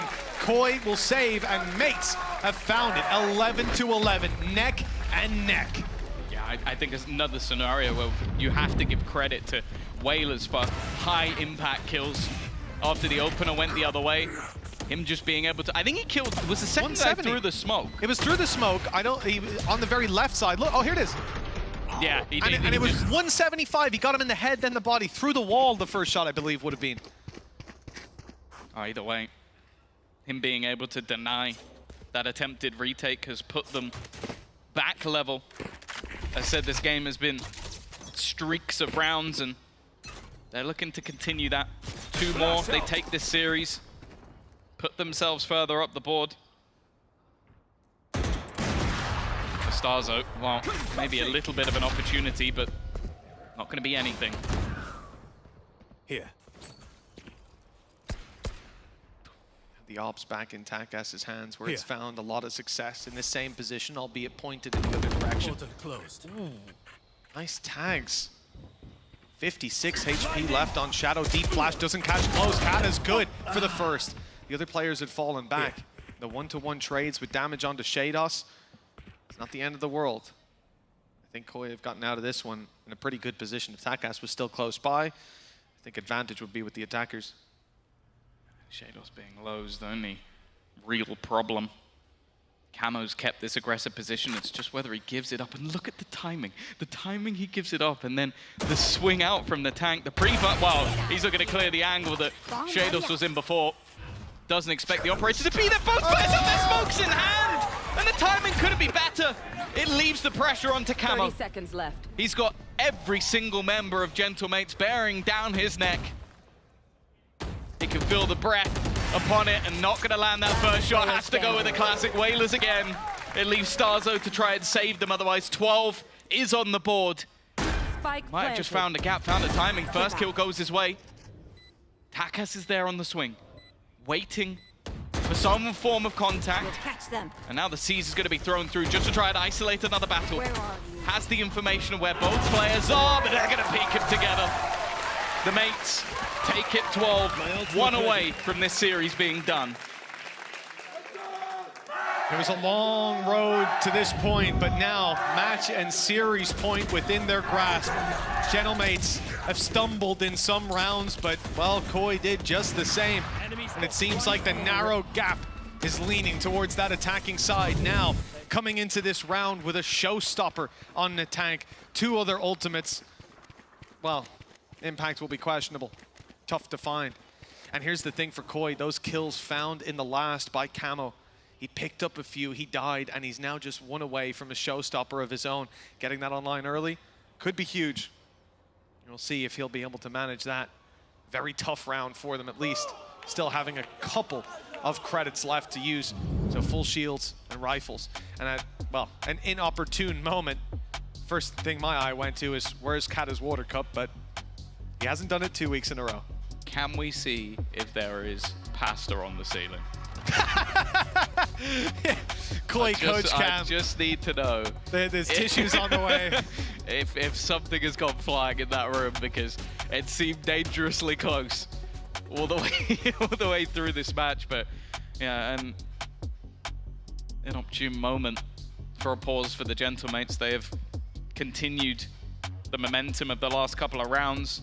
A hero play, and that's the thing. It's like there are some matches where you watch it back as Koi and you go, okay, we made a slight mistake there. I think if they end up losing this on 13-11, back-to-back 13-11s, there's going to be blatantly obvious stuff that went wrong. Like clinical mistakes, losing to ecos multiple times. Like these are things that are more fundamental problems. If they bring it back, show their true colors, because we've seen it throughout the game. They've had, like, I think Corbinio again, it has been a highlight. Camo's not quite been there like he was the last time they played this map, but it didn't go great versus Foot. It was only really him that was online. And I think Starzo definitely has had more impact over on this fade, but for now, the mates, when they've needed it, got the rounds over the line. They're pushing back into Corbinio's grounds, though. This is his chance. He has been so impressive thus far. The paranoia will only be used to slow them down. But with the ult out from Whalers, there's no stopping this ball rolling. Mates are right into the site. Spike being picked up on the way. Spike still sort of just on the ground waiting for someone to take it. It's Kata. I thought maybe we were going off ult orbs. No, Kata still hasn't used it. They're trying to bait them in closer to use this showstopper. Flash is good. That has bought time and space and maybe stopped this ult from having the impact they were hoping for. But in the meantime, the spike was planted, the space was taken by Takas, and this time the flank is successful, and he's right back to main. His low HP, not a big factor. Great stun for Natank, and a showstopper from Camo. An opportunity to pull this one back, and it's got Whalers at least. There's still a chance for Koi, but they need kills, and they need them now. That spike ticking ever further. Grabinho good for the first. This could be another hero round, but Natank has put a stop to it. Headered the nade right back at his opponent. And with Camo now, 2 players to find. They're spread and they've got time to work with. What a shot! If he can find this last, perhaps there's hope, but Natank puts an end to it. 13-11, back-to-back nail biters, but it's Gentlemates walking out with the victory. Yeah, a 2-0, but you might not feel it with the way that that map went. It was back and forward all the way through. Dominant moments for either side, but we spoke about the stat earlier, about that poor map of Sunset that was had by Takas, struggling with opening bloods. He had 9 in this map. 9 opening kills. What a performance from the duelist. And talk about impact rounds as well, coming up with that Guardian. It was one that he could be proud of for sure. And for Mates, obviously having to deal with a quick change of coach at very short notice, this was an impressive performance. Yeah, I mean, on the side of Koi as well, with the season that we started out on, I think they've done a splendid job to be able to course correct their slogan out, giving hugs, as they're happy to have taken this across the line at 2-0. It's good for their map differential. It's a great statement. Takas looking on the duelist, absolutely flawless in those early fights. His operator is dangerous. For this squad, a lot to build on moving forward. I think it's got to be devastating for Koi, though, looking at some of those swing rounds, one off of players like Takas with a Sheriff at times, able to put rounds on the board, and well, they'll have a lot to look at if there's anything left of that notebook. Well, your man Kat is going to be feeling happy about that one. A first win on the board after a few close games. That's the thing, other than the 13-1 victory they had, I think everything has been a 13-11 in the matches that they've played. But this was the one that came through with a victory, an important one at that, if they're going to be fighting to make it back towards the playoffs. And I'm sure the Gentlemates fans will be wanting exactly that. High impact rounds, the heart racing every single time, and Gentlemates with another win in the books. And look, if they came out with the objective of putting on a show, they certainly succeeded. Some of these rounds are going to be in the highlight reels, for better or worse. But at the end of the day, for Mates, it's an essential win, taking this across the line. I believe we heard it from the desk earlier as well, that if Koi had taken it, Foot would be through. I believe that was the stat we came in with. Unlucky Foot. Foot devastated at home. They thought this could have been an easy week for them, but despite the changes in the background, Mates still come out smelling the roses. Again, a tight scoreline, but a win's a win. All people remember is the 2-0. Who's down on the stage? I think Yinsu's there, and with possibly Whalers! Whalers! Whalers! Whalers, it is indeed. Thank you very much, Mitch and Tom. First of all, massive congratulations on this win today. It feels like you guys have looked, very, very good on certain maps and so on, but you haven't managed to find this very solid win. So how does it feel to finally get the result? It feels so good because we worked so hard during the off season, and we just feel the reward right now. So yeah, we just focus on growing up as a team, and I think it's working. Yeah, I think you definitely showed that on the server today. But it does feel like you've had to deal with more changes than maybe some of the other teams, because obviously Kada coming in the offseason as well, and now your coach, Existence, we heard the announcement today that he's not here with you guys. He won't be until the end of the season. So how are you dealing with these changes, and especially with somebody who's as vocal as Existence not being here? I think the change was needed because there was just a toxic environment, and we couldn't be ourselves, couldn't play. We had no freedom in the game. So right now, we are more free, but we're making small mistakes. But yeah, we need to go through this process, I think, to get better as a team. Is the freedom you're speaking about comps, or what exactly do you mean? Just overall, not comps, but making move. Don't be afraid to just triple pick even if for 3v1, just some stupid stuff. But I don't know, we just need to get confidence back, and I think we get some confidence back. So yeah, we just gonna try to step up on it. Kind of more risky things, is that what you mean? Exactly, taking more risk in game, yeah. Having the confidence. I wanted to ask you as well, because I know, being a pro player in this league on this stage, there will be times in your career where you have to face some criticism, and I think you've definitely faced that yourself. So how have you been able to deal with that? Because I'm sure you wanted to get more wins last stage, and you didn't manage to do that. I mean, I'm pro player since 10 years almost now. So yeah, I'm not getting affected about people watching on social media and stuff. So we just focus on the team, and we're just working. I mean, if you're winning, nobody's going to say anything bad about you, are they? And I also wanted to ask about Cadaver as well, because obviously he's very flexible, and you've also had to learn to be really flexible as well. So what's it like to have him on your team? He's very vocal. That was needed actually, and yeah, he brings a lot of energy, and I don't know. I think the mix of all of how can I say, personality in game fit pretty well. So yeah, I'm just so proud of the team right now. The vibes are good. The Exactly. vibes are good? Exactly. And last question I wanted to ask you is Natank. We're such a big fan of him playing that Sage. Little bit upset to see him not play the Sage last week, and he's back on the wall again. So what was the reason for that change? I can't say anything about it, but yeah, he's a good Sage player for sure. Are you happy about him being back on that wall? Yeah, I mean, I'm happy with him playing duelist. Any character, like I'm still proud of him. I mean, he's been doing very well. Thank you very much, Wayless, for joining me. Congratulations once again. That was a great game today, but we have more, you guys. You heard it from the crowd. They were cheering because Fnatic and KC will be taking the stage right after this.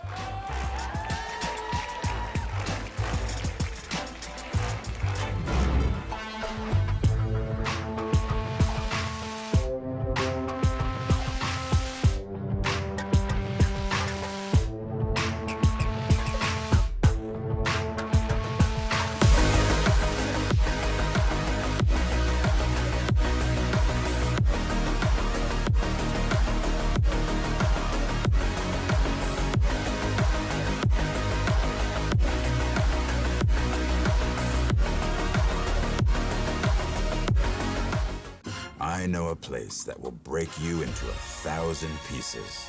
Stay away from them. Stay away from Lorca, Paco, and Picasso. Don't ask about Lola. I, Caballo Grande. I, Dolor de Nieve. But in spite of everything, it occurs to you to visit Andalusia. Don't say I didn't warn you. Be careful of the Andalusian crush.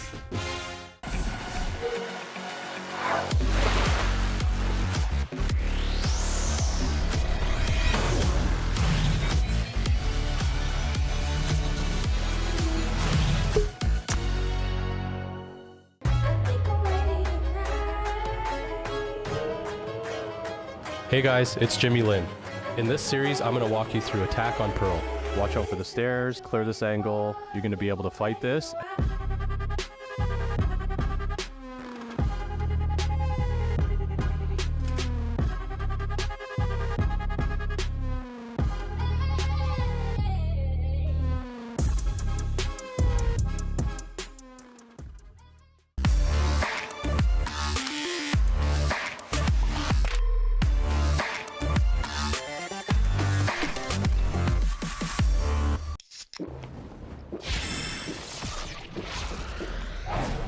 Red Bull gives you wings.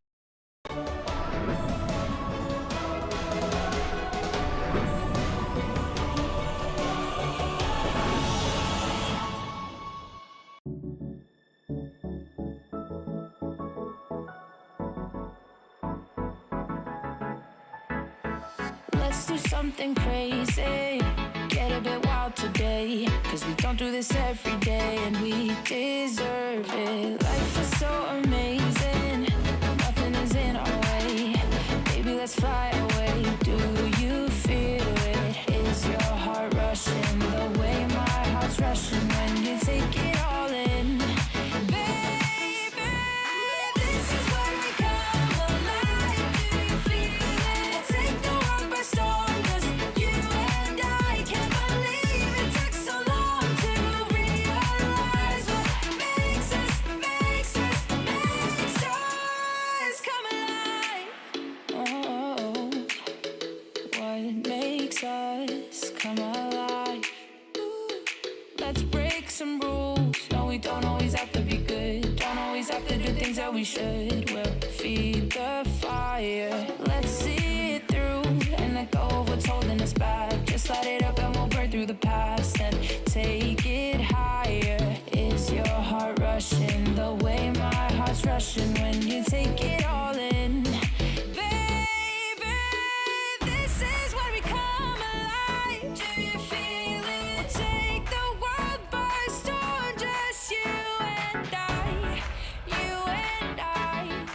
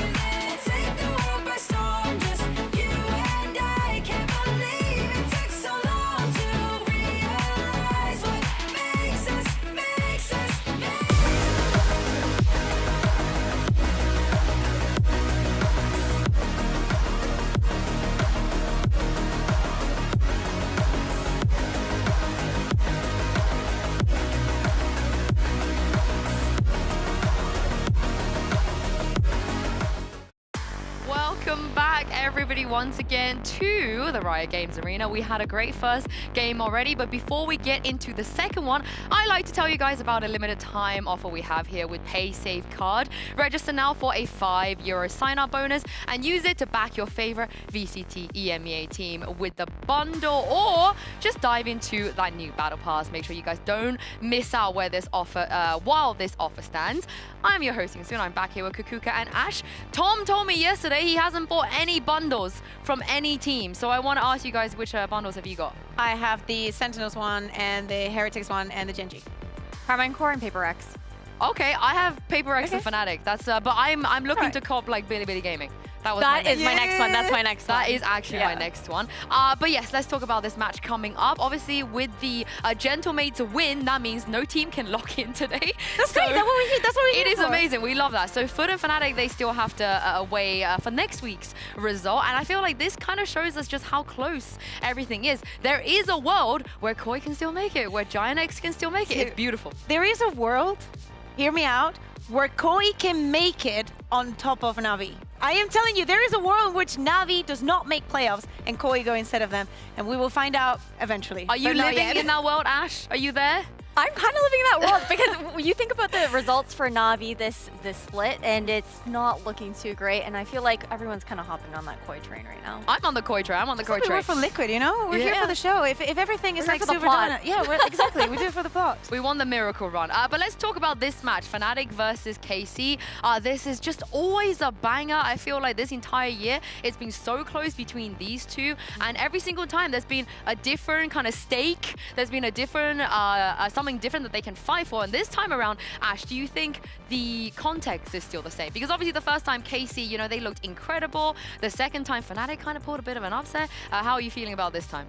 I feel like the context is pretty similar, but at this time, I'm expecting it to go to that third map. The last two times, they managed to take each other out 2-0. I want to see this series go the distance with this mini rivalry that's built up between the two teams. I think this is also the perfect week to see this head-to-head. I think that both of them have innovated a little bit in this, you know, after this break that KC did have, but Fnatic didn't. And we're still trying to find out where we would position them on the board, like who's on top of who. I'm glad you mentioned innovation, because for those of you that weren't here when Fnatic were innovating, they were setting the meta, they were doing absolutely crazy things that literally everyone else around the world would copy and try and make it their own. This year, not so much. We didn't see as much of that from Fnatic, but also on the other side for KC, they were innovating in EMEA. They were doing things that everyone else was copying, and it feels like we finally arrived at a point, Ash, where they could go head to head and see who can out-innovate who.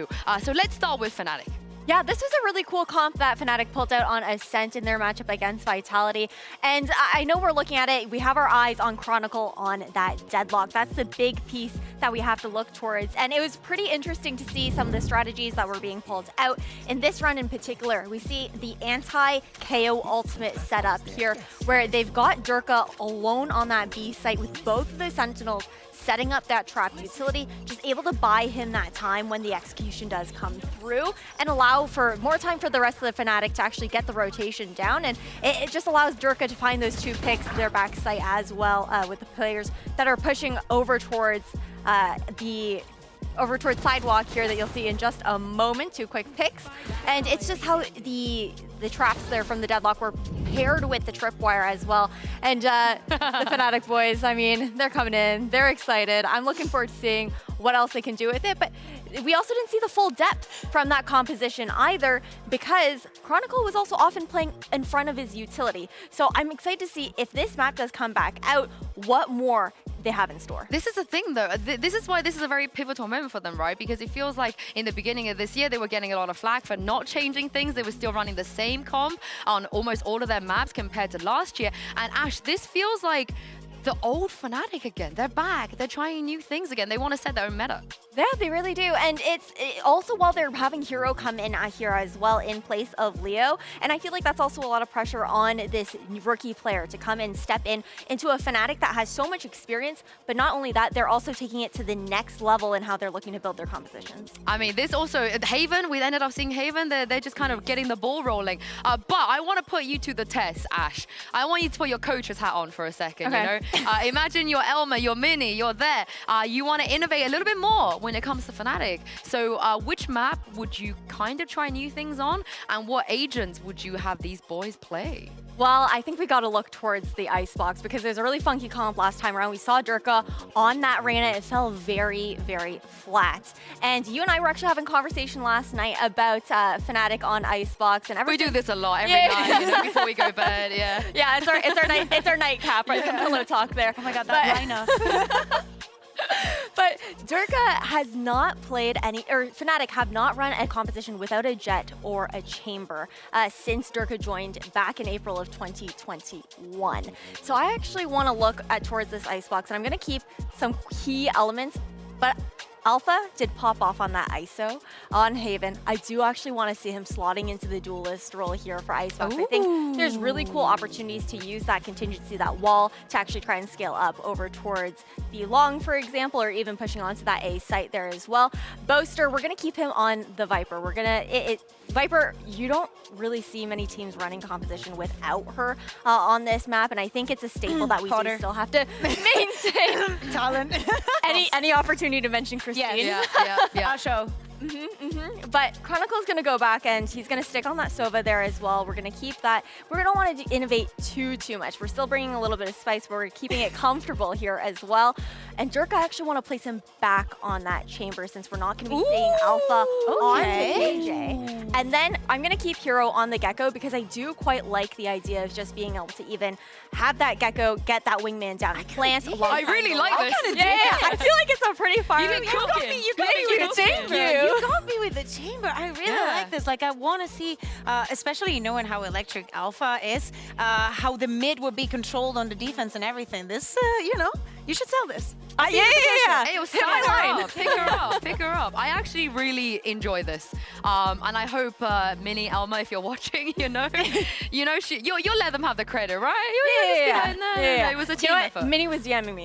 This is all him. I'm gonna have a word with Minnie. Why are you DMing my girl, Minnie? Come on. But let's talk about the other side of this, because while Fnatic were kind of, getting their swing back into things, Kukuka, KC, they were not shy coming into this year. Oh yeah, there were so many things about KC that made us go crazy at the beginning of the year. How about, hear me out, think about kickoff. I know it sounds millions of years away, but they were the only team here in EMEA that ran Gecko on Icebox or on Sunset. Can you imagine right now how the rest of the world has been shaping in our region to not see those agents there that have been so important? Also, we saw them running the Yoru and the Astra on Split. They were the only team. Just now, we just saw Gentlemates getting the win with that Yoru, and it's that innovation that made us, love the team. We were so excited to see the Eng method and how that was going to suit with the rest. Now we want to see that happen again. Okay, I'm gonna put you to the same test because Ash was cooking. So I feel like what map and also what agents? I went for Sunset. Am I expecting to see Sunset today? No, and if you did, then you've been missing out on who bans what. But, so I went for Sunset because they changed the composition the last week and we saw them play in with Jet and Raze. Not sold, too boring, too 2021, no. So first, let's do the basic. Shin in the Omen, because why not? He is brilliant, he feels very comfortable in the agent. Why not take it? Same goes for Tomasi. So hear me out. I was thinking, who am I going to put on the Neon, right? Because I wanted to see the Neon. Is it Tomasi? I was thinking about it. I'm not going to tell you that I didn't think about it, because when he was in the best out of all teams, exactly. He used to play that Neon, but same goes for Martins, it goes for Narrate. But yeah, I put him on the Cypher in the end because, he has the reps. Why are we going to put anyone through the hurdle of learning everything else when you just have someone that already does a good job? Now, hear me out. Magnum, I'm going to keep him on the Sova. I think that the Sova has proved its worth in the map. I think that there is so many things that you can do with it, and with the rest, you're not going to need the flashes. Because what I have done is I've put narrate on the Neon, right? Yeah, okay. I'm following. And then, obviously, last but not Is it least, Yoru? is Martin on the ISO. Oh! Now, hear me out. Hey. Just think about the sunset that we just saw with all those fights on to middle. Just imagine Martin, and if you want some nightmare fuel, just think about going in ranked and getting Martin on ISO and Narint on Neon, and they're in the opposite team. I am sorry. This is very meta. I feel like Right? this I could can be see this something. I can see this working. People will be yoinking this. I like it. Yeah. But I feel like if you triple Julius this and put Tomasi. Hear me out. We can also put like. I can't really like it like this. Yeah, I do like it. I don't know why I'm trying to like shake it up, but Stun, you have the walls for walking in, like the contingency. Like there's so many things that you can do with this. I do like it. But here's my question though: is this something that you feel like they both need to keep doing? Do they have to keep changing, keep evolving, keep doing new, basically doing the Na'Vi 2023? Is that is that the solve? Is that the solve, you think? Is that the win condition? I'll start with you, Ash, because Kuka is I'm sorry, my preoccupied. attention span is- But yeah, is that the win condition for both of these teams? Do they need to constantly reinvent the wheel? I do think that, I don't know if it's necessarily a win condition, but I do think that, you know what, I'll say I think it is a little bit of a win condition for both these teams, because I feel like that's where we see both these teams shine, is when they can get ahead of that meta, they can catch their opponents off guard, because they do tend to be those leaders within the meta within our region, and globally as well, as we've seen from both these teams, right? So I think there is that expectation of, okay, once they start doing these new things, people start to fall in their footsteps, they get the reads on them, but they really do pop off when they are able to shake things up and catch their opponents off guard. I think that the priority list are a little bit different. For Fnatic, I think it's going back into shape, into form. I don't think it has to do that much with the compositions, but actually about what we see in game. We just want to see them comfortable. If you change something or if you don't, the important is that everybody knows what they have to do, that everything is in synergy, because we know that Fnatic has what it takes. If you take these players pound by pound, like they're such sharp shooters, it's very difficult to go up against them.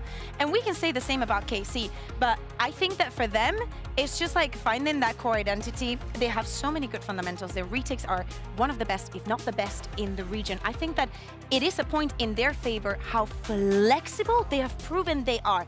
To me, it also goes towards Magnum in this sense. I feel like the plan sometimes is so bright, is so crisp, and sometimes is the mid-round in that they're a little bit like, but that literally is sold by reps. With reps. Honestly, I'm willing to go out the limb and say that Magnum calls the best fakes out of everybody. Okay. His fakes are Yeah. insane. Yeah. Like, he catches everybody off guard with them. And very quickly, who's playing ISO on KC? We know who's going to do it on Fnatic. I'm Who's going to doing say it on KC? Martin. I want to say You want to go narrate. narrate? I'll go Tomasi. Yeah, I'll go Tomasi. But this is a thing. It's going to be the third time these two teams face each other this year, and it's always been a banger. There is going to be a score to settle between the two of them, and of course, a spot at playoffs as well. It's time to bring out Fnatic and Carmichael onto the stage.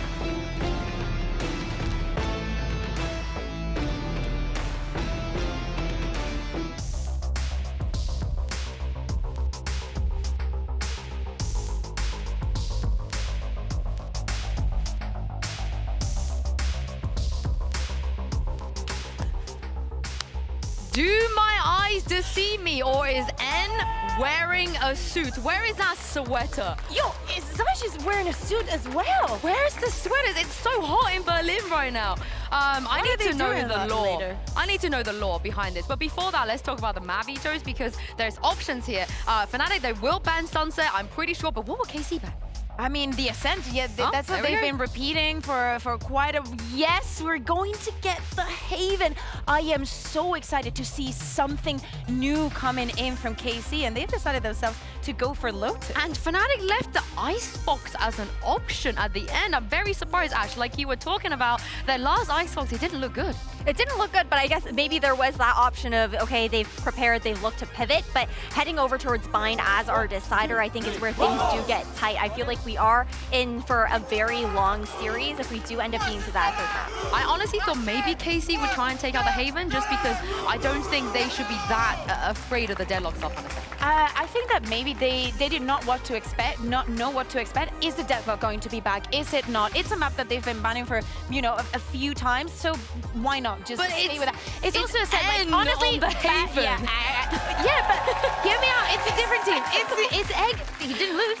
Oh, this is adorable. Here we go again. Whose turn is it today? I mean, for the people that aren't super aware, back in the days when N was coaching Gambit, they absolutely hated Haven. They would avoid it every chance they got, unless it was a best of 5 when they had no choice. But like you said, it was a 100% win rate when they were back then. It was also the place where when Gambit were 12-0 up, N called a timeout when they were 12-0 up. Hear me out. When Wrecker went on that arena, he didn't know how to dismiss. I can tell you there's a few people here that know how to do so. Well, let's take a look at Agent Select here and see what are we gonna get. Is this loud? Are we looking at loud? It feels like it right now. I mean, Tomasi on the Harbor coming in here for Carmine Core. I'm looking forward to seeing how they're able to scale up these sites, especially with Martine being able to flash through some of these walls there as well. Running the double wall is something that we have yet to see here on Haven in this region. I don't think Tomasi has ever played the Harbor I don't think I so might either. be wrong,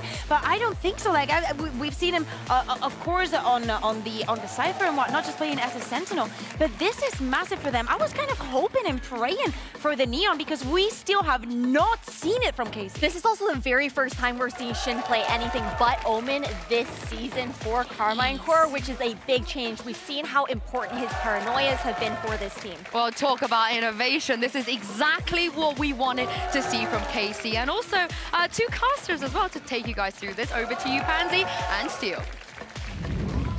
Thank you so much. This is a certified banger between these two. A lot on the line here, Josh. Some high expectations. Kicking off on Haven, we've seen Fnatic very recently in this sort of situation. We saw Alpha, an absolute highlight, looking locked in on that ISO.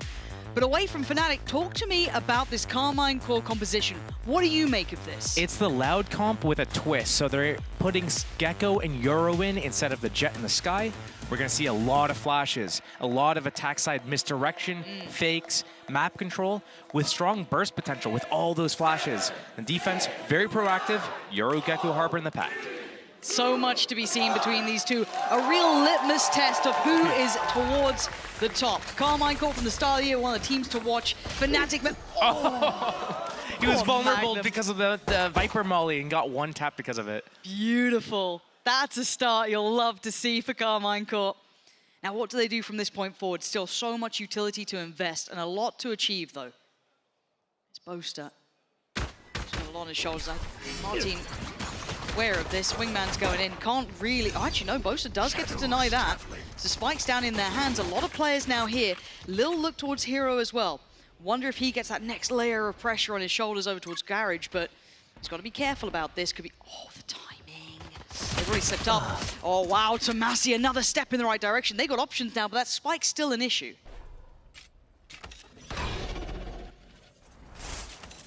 It's going to be interesting to see how they break through this, but they do have rechargeables here. That Viper wall can shut off that A-Link line, and here comes the first opening.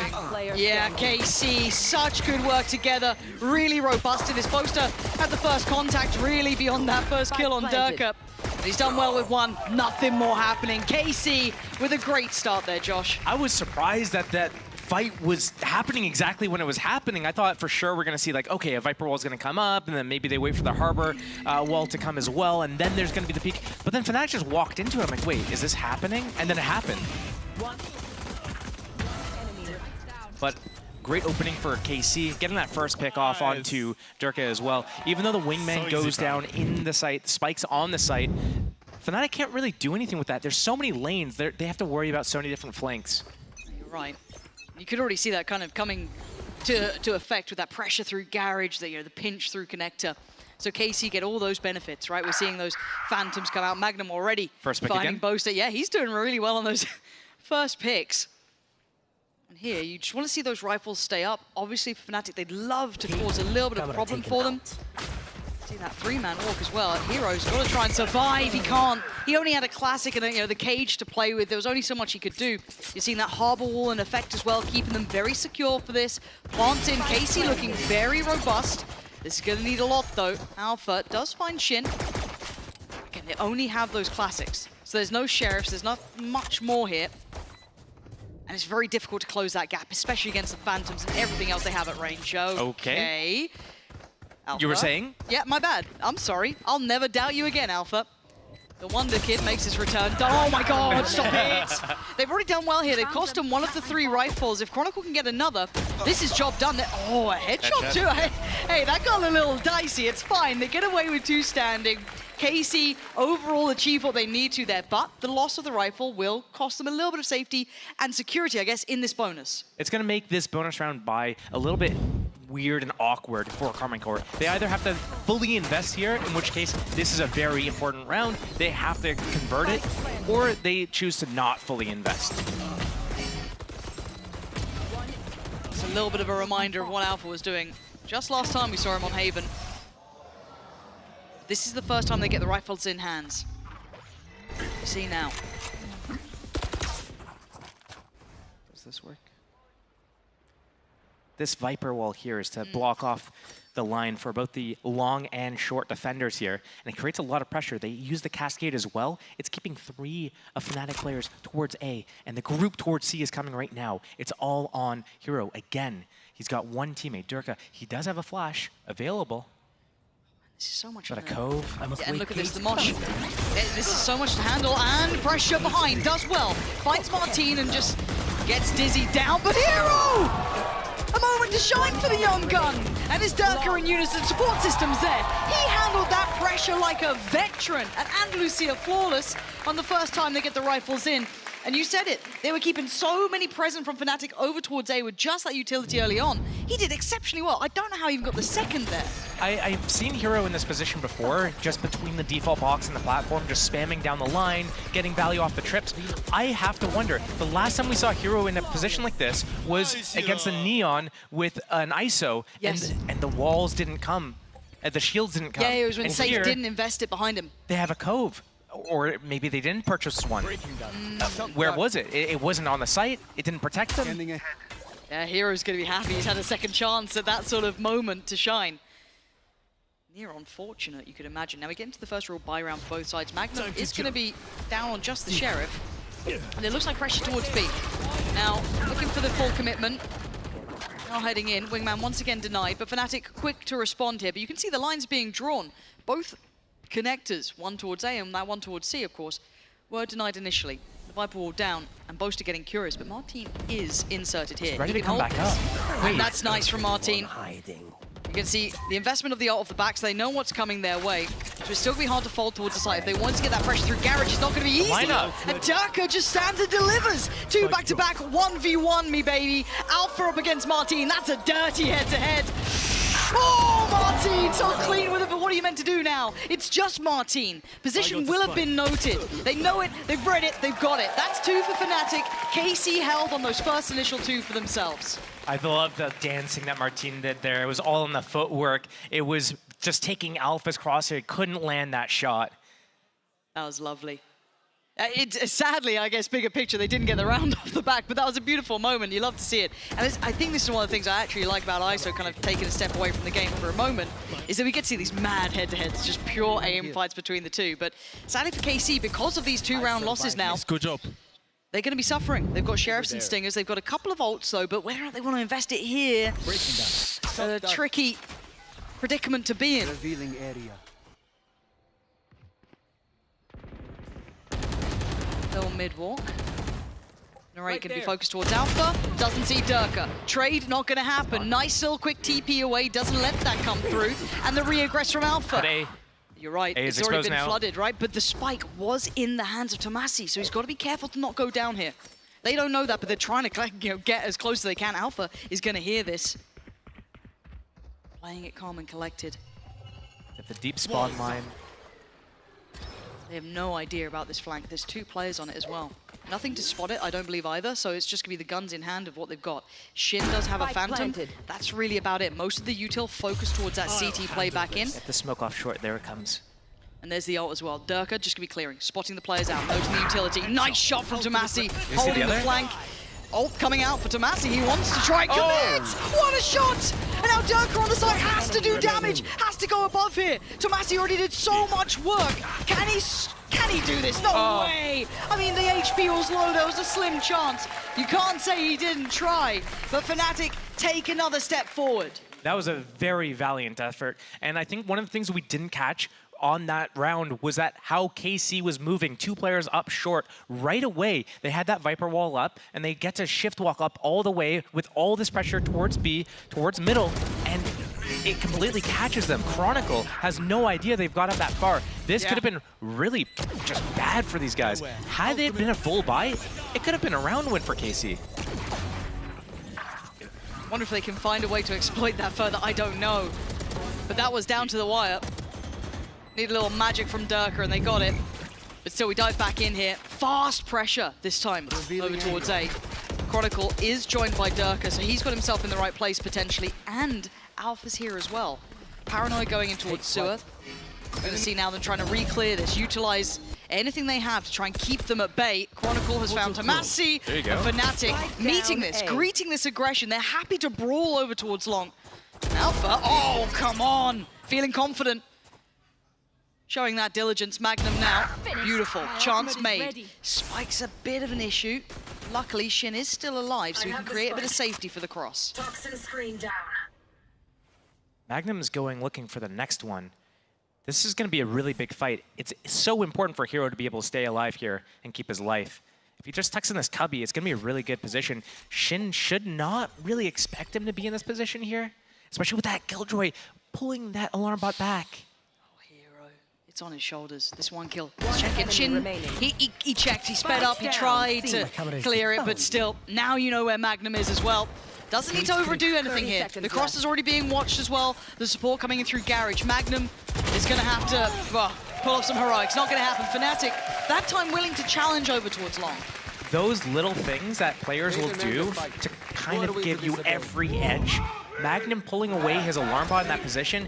If Hero was pushed down long C and sees that alarm bot goes away, he might be thinking it might be back to B, might be back to A. He's going to take that alarm bot and reposition it somewhere else. They're not going to be going there. And maybe bait Hero to actually push. And it's just trying to give Shin a little bit more of a chance. It didn't work out, but doing those little things, it can work from time to time, and those add up, definitely. No, you're right, especially between this level of team now. We do have KC slowing things down. It's time for the timeout. I mean, the boys came out suited and booted. They look serious today, looking sharp as ever, Zaish and Eng. And it's quite interesting, right? Because historically, a lot of the credit when it comes to at least Eng is with that Gambit run that they went on, but this was never in the wheelhouse. We saw that one time that, you know, the desk was even referring to it, when we had Redgar on the Reyna and it somehow worked against Envy. I think that was in, what, 2021? You know, it's ancient history, it feels like here, but it wasn't something we've seen them run often, especially back in the day. Obviously a new team here, a lot of new players to work in, but this is the first time we really get to touch base with Carmine Core since the update, since having all these options here, especially with Haven coming out. So it's a lot of question marks around this team. When you saw the map veto come out, were you thinking this is going to 3? Did you think it was a potential 2-0? Where did you see this? I didn't know where Haven was going to go because we haven't really seen KC on it. The new agents are out. So it's a big question mark. It's up in the air, but also kind of the trajectory of both teams. This is a big testing moment for both of them. So it's very difficult to kind of pinpoint exactly where they're going to land. No, you're right. Okay. Okay, same sort of focus towards Long from Fnatic. No fight on it here, but they've got to be careful. Sheriff's coming out, and I think, forgive me if I'm wrong, I think it was Magnum who was landing some belting shots. Tomasi as well, having some of those big impact moments. So they've got to be careful. There's certainly a lot of danger. And Alpha leaning in off the back of All the utility invested, and actually cleared on Boaster. That's Martine, taking a good amount of space. Pops the ult, and now there's a lot of scrutiny coming the way. Alpha's still sticking around here. Martine just shadowing Hero. What's the game plan here? A pivot through towards C? Yeah, but Hero's already caught one. Shin trying to make it through, gets caught early. Magnum does land another though. That's Durka gone. Hunter's Fury from Chronicle. Love to see him back on his agent, but it's not finding the value he wants here. Hero now called upon again. Can't connect it, it's all on Kron. A 1v4, and this is why KC are dangerous. A timeout and a probable round conversion. Kron, yeah, couldn't beat the timing on this. And KC getting robust in this post plant. They look fantastic there. I do wonder what Eng decided to tell these guys, because here it was an eco round that they went in with it. They used only the Yoru ultimate, and that was after they got an opening. They got the pick on B. They're going into the transition into C. Chronicle still deciding whether or not he wants to attempt to go for it, see if there's maybe a little bit of a mistake, an overextension. He can punish it, go for it. Looks like he's just going for exit kills, I guess. But it's not really necessary for him. It's not worth it. The chance has passed, hasn't it, really, here? And Tomasi's angle. Yeah, it's good. Yeah, it's very good. KC, okay.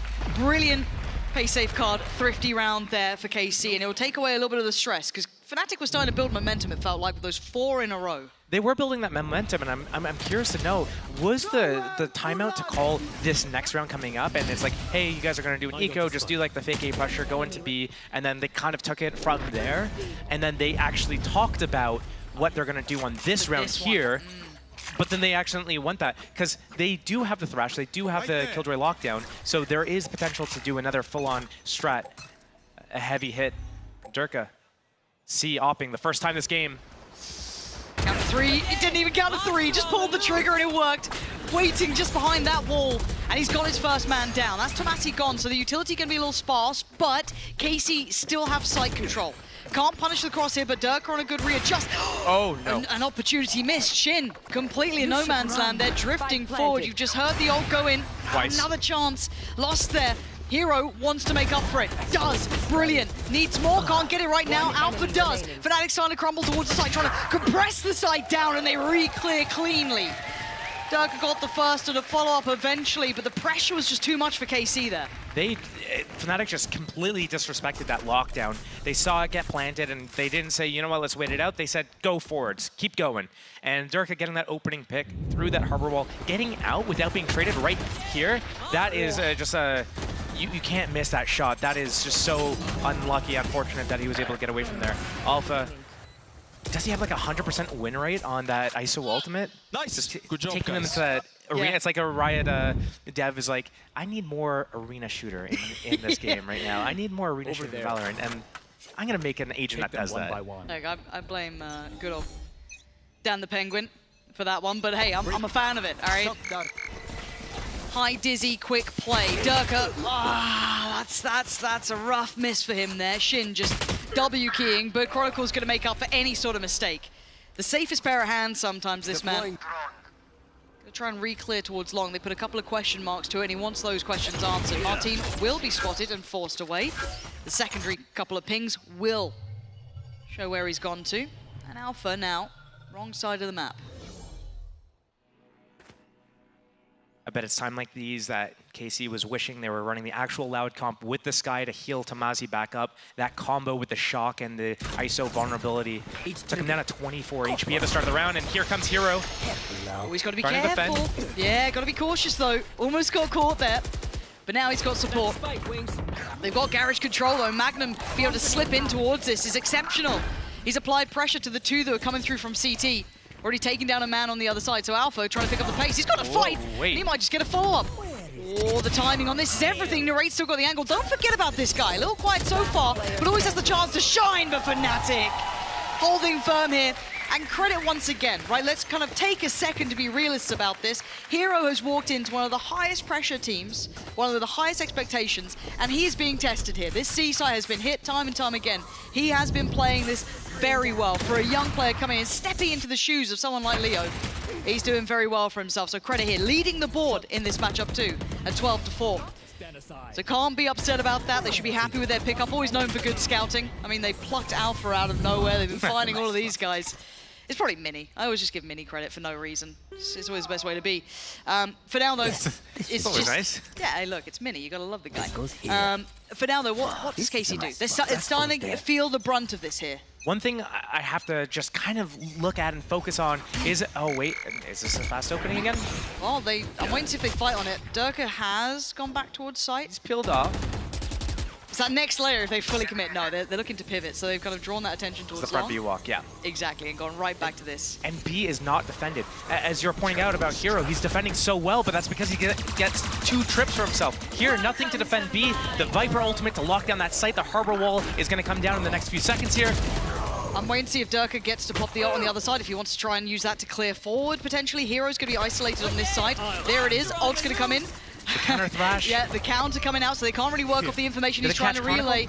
I'm not too sure if it did, but he's going to spot all 3 players here. What does he do? Yeah, Chronicle, oh, the combo! Almost had him dead. The Mosh on top with the ult catch. And now Hero's already found Shin. Wait, hold on.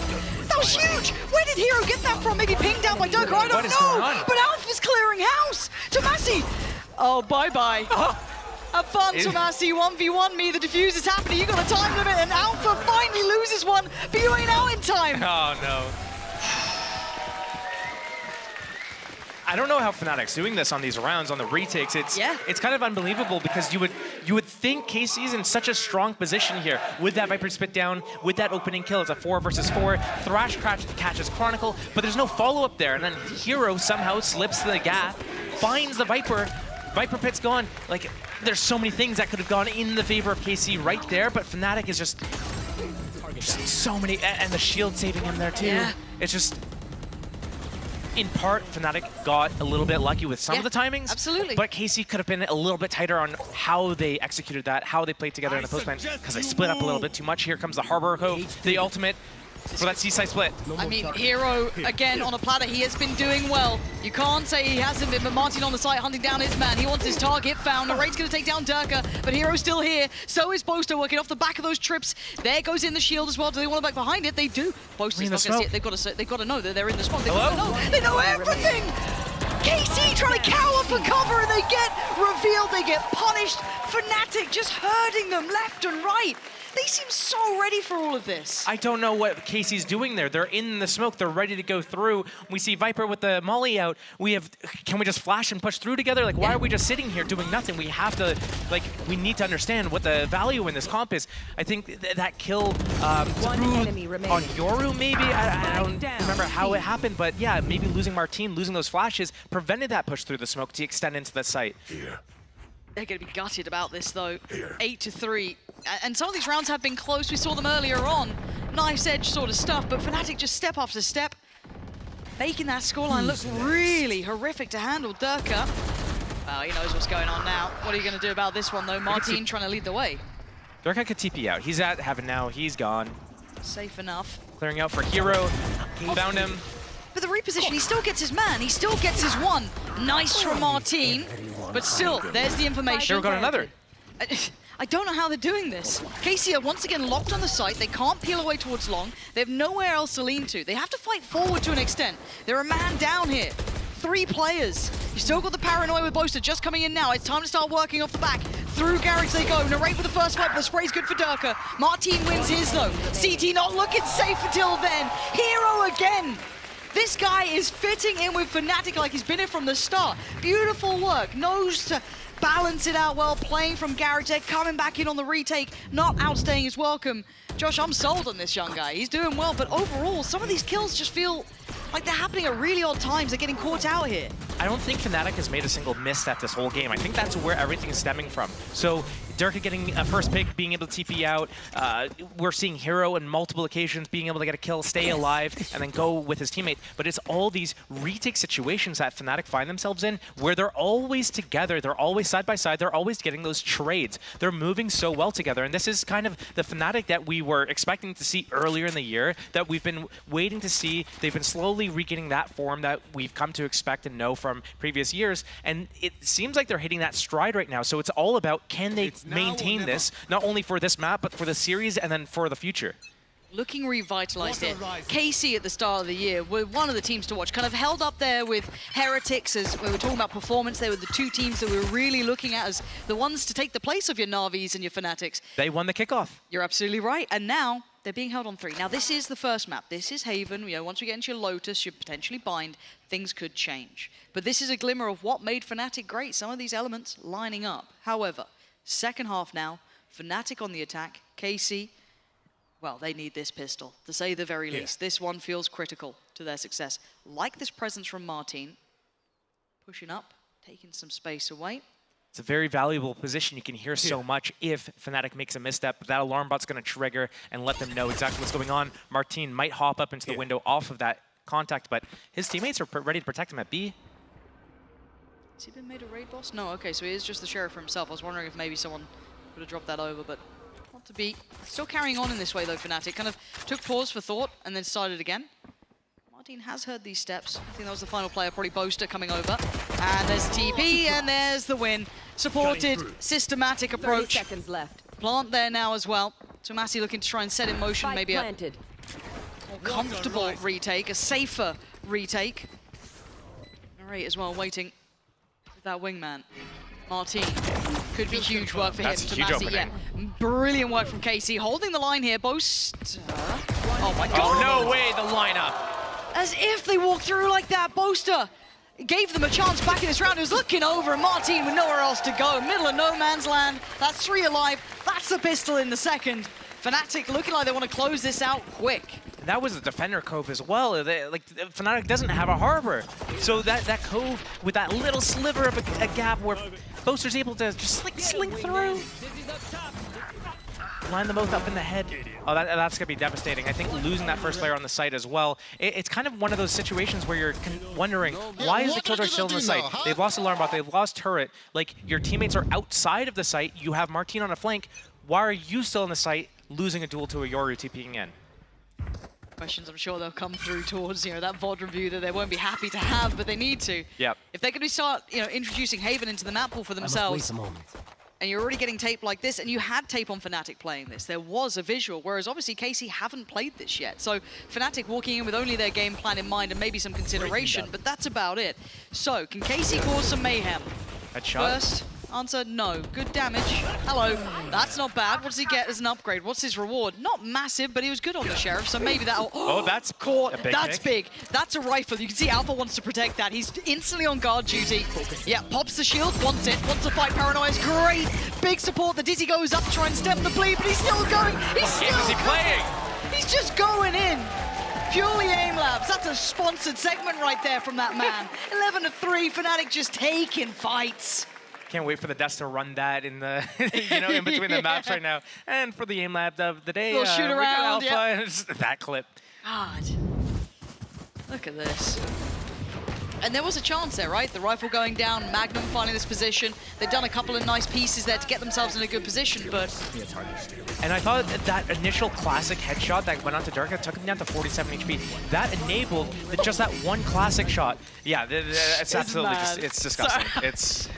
Like the amount of like crosshair breaks there with like the Dizzy going up, the shield he's going for, back and forth. It's so easy to kind of forget how good Alpha is mechanically, but then it's just like instant reminders, you know? Nuts. Okay, Casey, well, you got guns, you better use them. I don't know what to say, you're at 11-3. This feels like a bit of a blowout. It's you and me. It feels like a massive misplay from KC, and I'll try to break it down later about like how they've been approaching it. I think things started just slipping out of their hands, and they started to just let it continuously spiral out of control. Durka getting another kill through a smoke. That's like the 10th kill they've got through smokes this game. Yeah, and they might want some more. Shin trying to get in on this Narrate as well, trying to break back through by CT. Finally getting some fights in their favor. Shin and Narrate on the site in a 2v2. Where is that spike? Okay, it's deep towards the site itself. Hero and Durka now. I have There's no way. Yeah, okay, Narrate's got him there. Durka. One. Whoa. He could pop his ult and get the spike and he's seen Shin. Reposition. Yep. Well, he's at least going to TP away. Shin thought it was a fake TP or didn't hear it. One or the other. Yeah, because he's still kind of checking sight, trying to be diligent about it, trying to be safe, and we can see where Durka is. He's off and away. He's out of there. How does he want to play this in the post plant? He's got a lot of kit still to play with as well. Shin can't move. Yeah, Durka gets to decide wherever he wants to go. Left. Spike planted. Plan for long and short. Instantly repositions. He could use either of these angles. Shin looks like he's going for that rotate onto the flank. This could be one of those moments where you just get timing, but Durka's just going to hard focus on the flank. Okay. Position known. Okay, this is a good little 1v1 here, but Durka gets back towards the site. That's the scary part here. Shin. Shin knows. Oh, the angle! It's still going on here. It ain't over yet. And he's got for the ult. That's nastiness. What's Shin meant to do here? I'm back. Perfect reposition. Ooh, still on for a shot. Knows it's a fake on the first try. And the pop-in swing, just going wide on that with a Red Bull clutch. Durka doing the dance. That was a lovely little 1v1 for him and Shin, but still, it's 12 for Fnatic now, Josh. This is looking like it's almost out of control. Yeah, and I think you're right. It's just so many things are stacking up in the favor of Fnatic. They haven't made a misplay, and they're capitalizing on everything that KC's kind of doing wrong. And KC started off the game really well. I think what ended up happening was that round where they lost a lot of players on the round 2, they do the full buy on the round 3, and then they lose in such a fashion where they don't use the Cove, and then Hero gets 3 lined up. I think from that moment, it was so hard for KC to just refine their footing in the whole situation, and it just kept spiraling out of control for them. And now we're here 12-3. You have to keep in mind, KC got the first 2 rounds of the game. Oh, wow. Yeah, right? Context is making this seem a horrific showing for them. Maybe Haven not quite ready in their map pool. And maybe just affected by those early rounds. It truly could have been. We've seen that they've struggled sometimes when it comes to those international tournaments when they get tested like that. Certainly the difference between the experienced teams out there, they can recover. But for now, we see 12-3. Eyeing up the A site here. Not being subtle about it though, so I wonder if they do try and commit to this. I think KC is starting to doubt its efficacy if they continue this way. And I'm shocked that KC continues to do this A-site setup with the Killjoy instead of having the split-up information, using that pack to take a lot more map control. I thought they were going to be way more proactive than they actually have been. Just the Yoru Martin push down long C in the cubby, and here comes Fnatic rotating back, breaking all... They're looking for the Killjoy utility. Where is it? Well, we broke the alarm bot. Turn's got to be a B. Eagle Eye. Opening pick on Magnum. Left. That's a completely available follow-up on B. It's all individual. It's all perfect for Fnatic. Shield to the left, look to the right. You got Tomasi, and good damage from Tomasi. Couldn't convert into a kill. Now vulnerable and being spammed down here. Chronicle waiting. Big boy on the other side. Good. Spike at 12 seconds. You're right, 10 seconds out. Durka goes for the fight. 10 seconds still on the board, starting to tick down. You can see the pressure side out. Tomasi considering, do I go ahead on this? Chronicle was waiting, punishing that temptation. It's on Martin. It was a 1v3, now a 1v2. Hero and Chronicle. Double peek. They're going for it. There's the swing. They know he's there. He doesn't take too much damage. He's got a 1v1 now. Hero down on good HP. 30 on Martin was never going to be enough. Fnatic, a clear-cut affair. 13 rounds and barely a mark back for KC. Josh, they did not look ready for that one. Fnatic looked super prepared. Again, like this is the second time this week we're getting to see them on this map. They are picking it for a reason. They understand the map, they understand their comp, and KC, they need to be able to mentally bounce back from this. You're right, that's what we're going to be looking for after this break. Lotus coming up next. Do they have what it takes?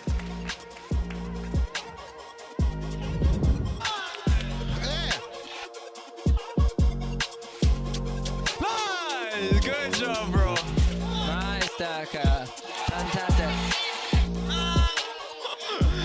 Nice! Hello! Hello!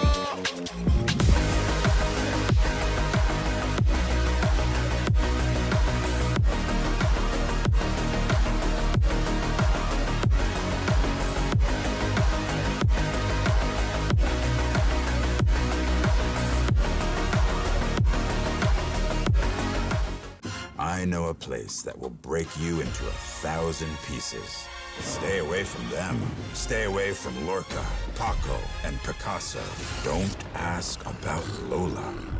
Ay, Caballo Grande. Ay, Dolor de Nieve.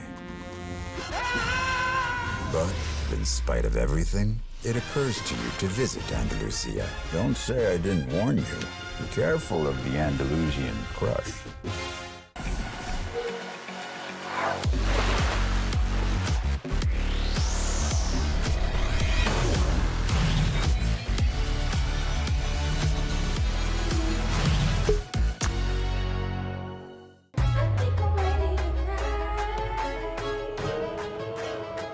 Hey guys, it's Jimmy Lin. In this series, I'm going to walk you through attack on Pearl. Watch out for the stairs, clear this angle. You're going to be able to fight this.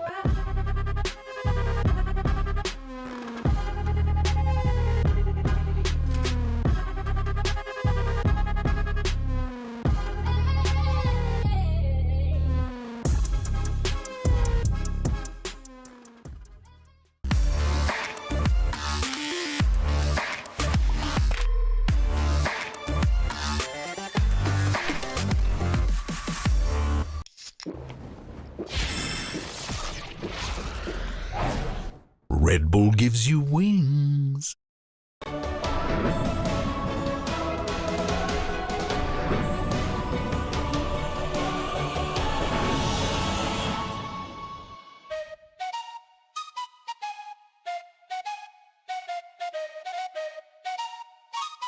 Let's go.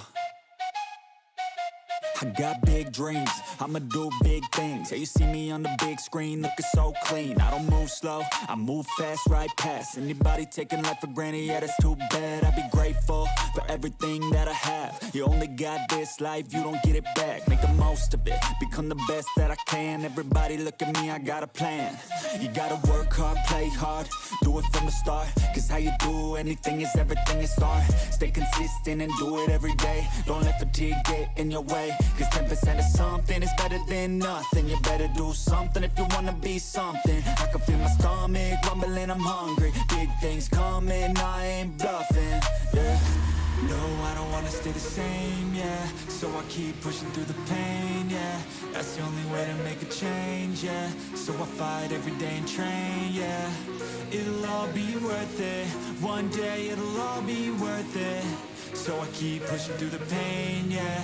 That's the only way to make a change, yeah.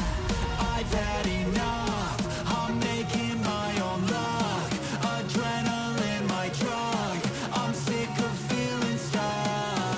I got this, yeah, I got this. Will not quit to the top, I promise. Cause I've had enough.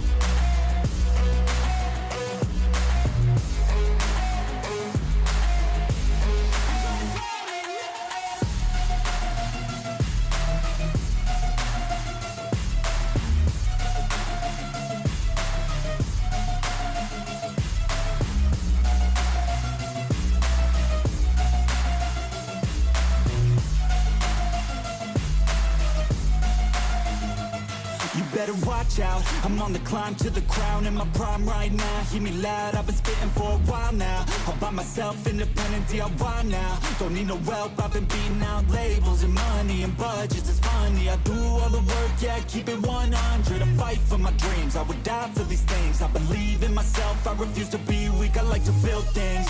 Empires out of buildings, I wanna leave a legacy of helping others find they feel things. Of motivating and killing, depression, exhaustion, we need some healing. I work through the pain, I like seeing gains. I keep my head down, buried, walk through the flames. Yeah, I do this every day, even when I feel drained. A true man pushes through, you don't hear complaints. No, I don't wanna stay the same, yeah. So I keep pushing through the pain, yeah. That's the only way to make a change, yeah. So I fight every day.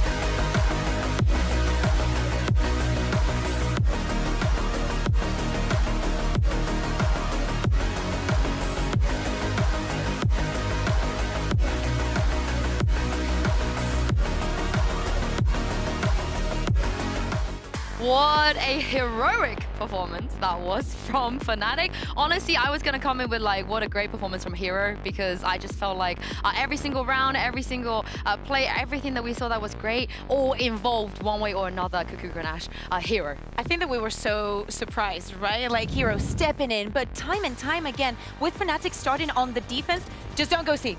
don't go see his movement around the map. All the utility that was dumped on him time and time again did not matter, Ash. No, it didn't. His ability to just play within those smokes, even this reposition towards Long as well. The fact that he has the cam that he ends up checking after he gets this pick to immediately find the location of Magnum here was insane. But you also just look generally at the trip positioning here on that C site. He has that backside trip for when he does have to fall off to buy that extra time, because he knows that the C pushes are going to be aggressive. They're going to look to clear through backside, and he wants to be able to capitalize. And it's so well compensated that look at him. We're looking at 2 different rounds. He's not using the same patterns, not the same movement, and he's shooting extremely crisp. Looking at this composition, going up against Fnatic, you would think that the trouble is in the Yoru and the ISO coming at you. And do not get me wrong, that was amazing. But the performance from Hero granted Fnatic their most dominant win in the entire year. We haven't seen Fnatic like this in a long time. But this is the other thing, right? Yeah, outside of Hero, every single death we saw that Fnatic incurred was traded. They traded every single one. Hero just needed to stay alive, and that's all he did. But it was kind of a bonus that he could get 3 kills while he does that. Yeah, more than a bonus, right? I mean, it was what, 403 ACS just on the defense side alone, that first half there for Hero. And again, it's the fact that this rookie is now lighting up as a substitute coming in for the team, replacing Leo, the big shoes that he had to fill. And it's so nice to see him slotting in today. We got to talk about some of the KC stuff we saw, as well as we take a look at Tomazi in the AIM Labs warm-up. Viper Harbor, we never see any EMEA, only a handful of times this year. It's almost like a loud thing, even globally at this point. What did you guys make of the Viper Harbor from KC? I appreciate the attempt. There were some rounds that were very cool. We also saw how they were using the ultimates, like the staggering was actually brilliant. I think that the main issue was that every single time that they tried to go see the encounter Hero, and it didn't matter how well it was planned, and everything was in good unison, but it looked like Fnatic has always felt very good on Haven and knew everything to a T. They were very quick on the rotations and reacting to what KC was doing. They also didn't have as much to work off of as far as the executions on site, as far as that initiator utility, right? Because even when Shin, typically we always see him on that Omen, that paranoia is so important in their composition with where they look to execute, how they zone off those sites. And this was the first time that we saw him on a different role. Yeah, exactly. But if you think about it, if you like rewatch it, even when we were rewatching this, we see the utility coming onto place. Like the Gecko, like for example, when they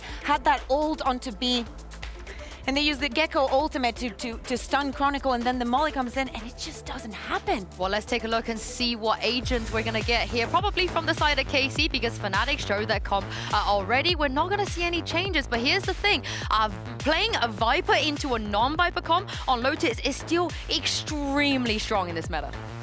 It really is. I think that the Viper is often underutilized on Lotus within our region as well, where we don't see as many teams pulling out the ability to kind of zone off over towards that rubble control and whatnot. But then you look over towards Karming Core again, this composition that they swapped into having Magnum on that Sova there as well, they managed to find a lot more success after these teams started reading into that Fade Gecko comp that they used to run. And Magnum ended up being very important, I think, in this composition. I think that we're going to see more and more from this. But now Fnatic needs to be stopped. Dirka was coming alive at the end of the last map. Well, this is KC's pick for a reason. So let's see Pansy and Steel if they can take us to a map 3.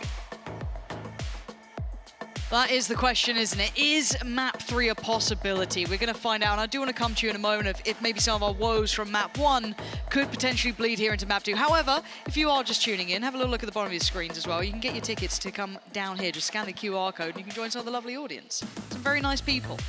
Very nice. And there's beer. Thank you, man in the audience. Appreciate you for that one. Good sell. Good sell. But Josh, yeah, talk to me now kind of in a way, because I think probably a lot of KC fans are a little worried after map 1. A lot of issues there showing, not looking as competent as we kind of expected. Lotus is a much better map for them overall. This does start leaning heavier towards their traditional favor. Do you think MNL worries from map 1 would apply here, or do you think they can course correct well? There were a couple of small things and a big thing from map 1. The small things were, I think they didn't read the map as well as they could have about where Hero was positioning his trips and his setups on Cypher. But the big issue was the mental block about how once things stopped going their way, it just started spiraling out of control. They need to regain control. They need to regain control now, and they need to do it fast. See if they can. It'll be Fnatic on the attack. That then means, well, of course, KC on the defending side. Early contact made. The Sheriff spam. So much damage, ripped Durka apart. Wow, look at him, down to 16 HP. Heroes on 57, and a little bit of chip towards Boaster too. They'll be loving a bit of that. Obviously don't know the damage they've done, but they can maybe extrapolate later on. Certainly gonna help them out. Cheeky little camera. No one following through for now. Smoke one way, not really gonna be tested here. Neither is a player over towards Mount, so Martin gets to play his life. So KC, probably feeling quite confident in it, gonna be in this A hit, but Fnatic, they're pretty quiet about things. Camera broken, the trip still up, so Shin is not worried yet. Oh, you can't let that happen. Playing a little too ahead, getting caught out, had his utility to bank on, and now there's avenues open for them.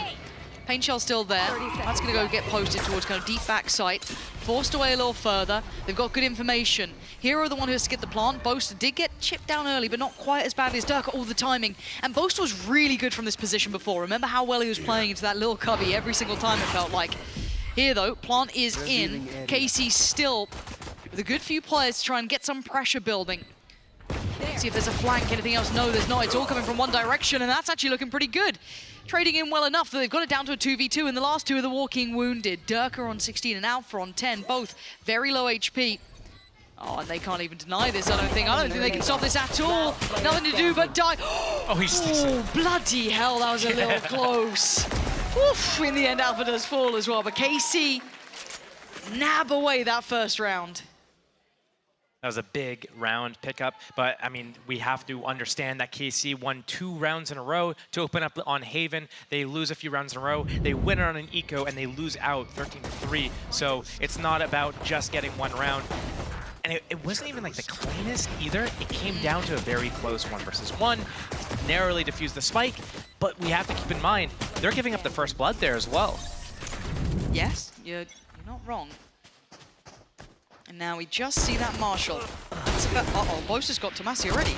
Martin? No. Oh, these are mistakes. And I don't expect this from KC. They're one of the better drilled teams normally. They play quite robust Valorant, and Alex Sloppy, Hero's got himself a bloody Bulldog. Oh, man. So we've got the Guardian still with Shin and the Stinger with Narrate, but they've got 4 players to clear time against them. Util still with Durka as well. He's got the Pain Shell, he's got the Satchel, he's got the Boombot, everything. Alpha's got to be careful here. And yeah, he's just chip damaging, putting his life on the line for it. He did get a tag on the back. Plays in Hero, who gets cleared. Narrate does well to swing that. Alpha next up. Individual fight gets taken down. KC starting to build back up here. And this is becoming a problem. They might be able to course correct. They might be able to save themselves this round. The Paint Shell goes in. Does it deny? It does in the end. I don't know if it's got enough time, though. I don't think it does. The defuse should come in comfortably in the end for KC. And they survive. That was a very good recovery from KC. I think Fnatic could have played that a little bit better with the positioning, with the Bulldog players alone. Alpha's peeking out with the Marshall to get the chip damage, but there's no, in those situations, like, I'll tag you bag. Where are you? Where's the bag part of it? So Fnatic could have closed that out if they had played a little bit better. Good recovery from KC.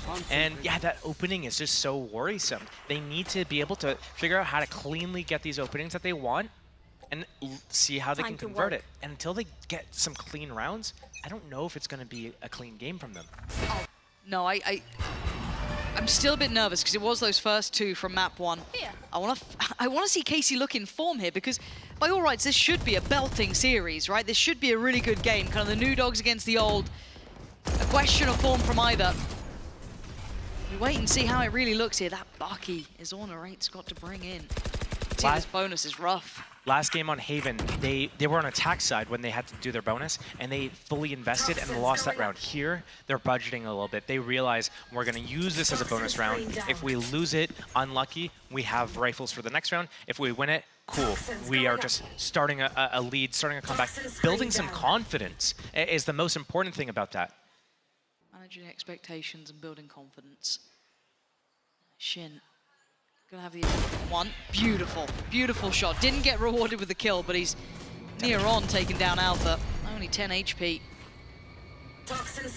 And information, but the information's on Alpha. Alpha is normally the lurker for the attackers on the C area. So Shin doesn't really understand, hey, there's more people behind it.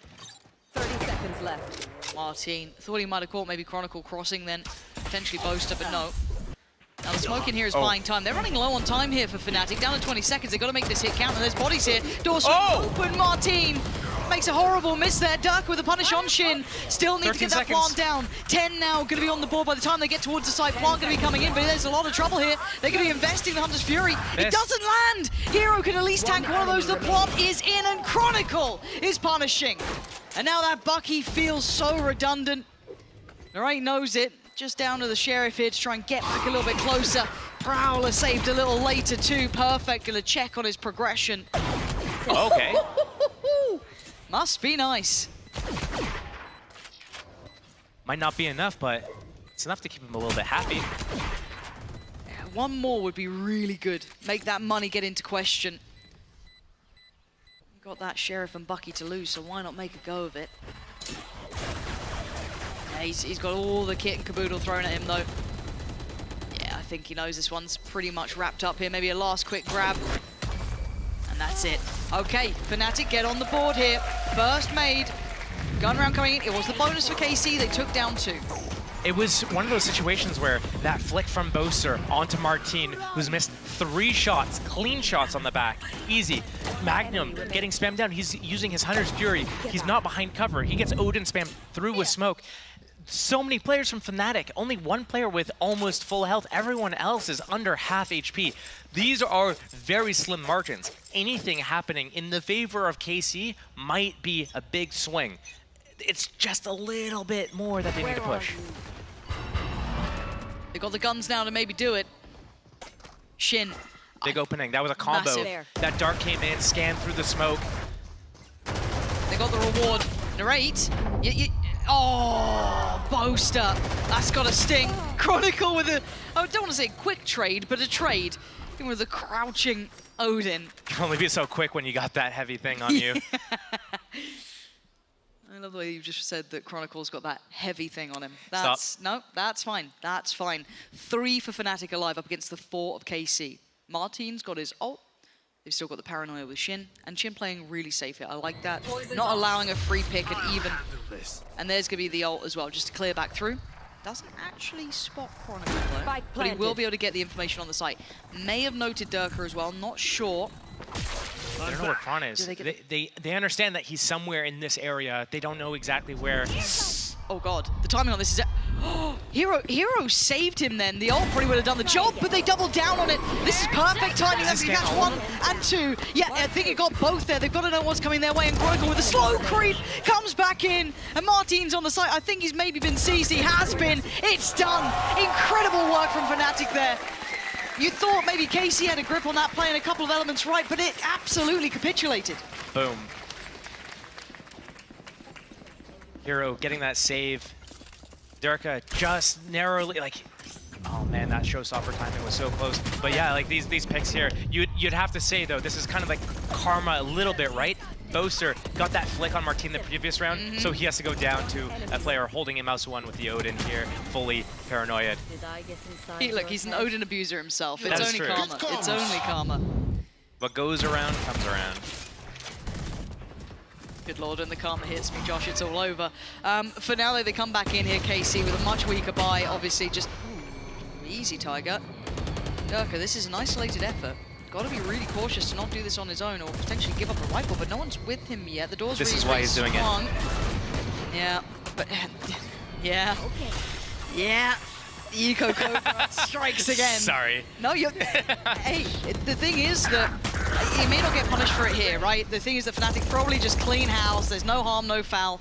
But in a different world, someone could punish him, pick up a Vandal, and then who knows what happens. But it is Durka back on the raise, so it tends to go quite well for him. Yep. 2 players alive for KC on their eco. Recovered their Vandal. A little bit of a hero Vandal purchase just to see if they can get something going here. It's not going to happen. Durka farming. And again, seeing Durka with the race does just feel like such a night and day performance to that Yoru or anything else that he kind of leans on. This still looks very, very good for him.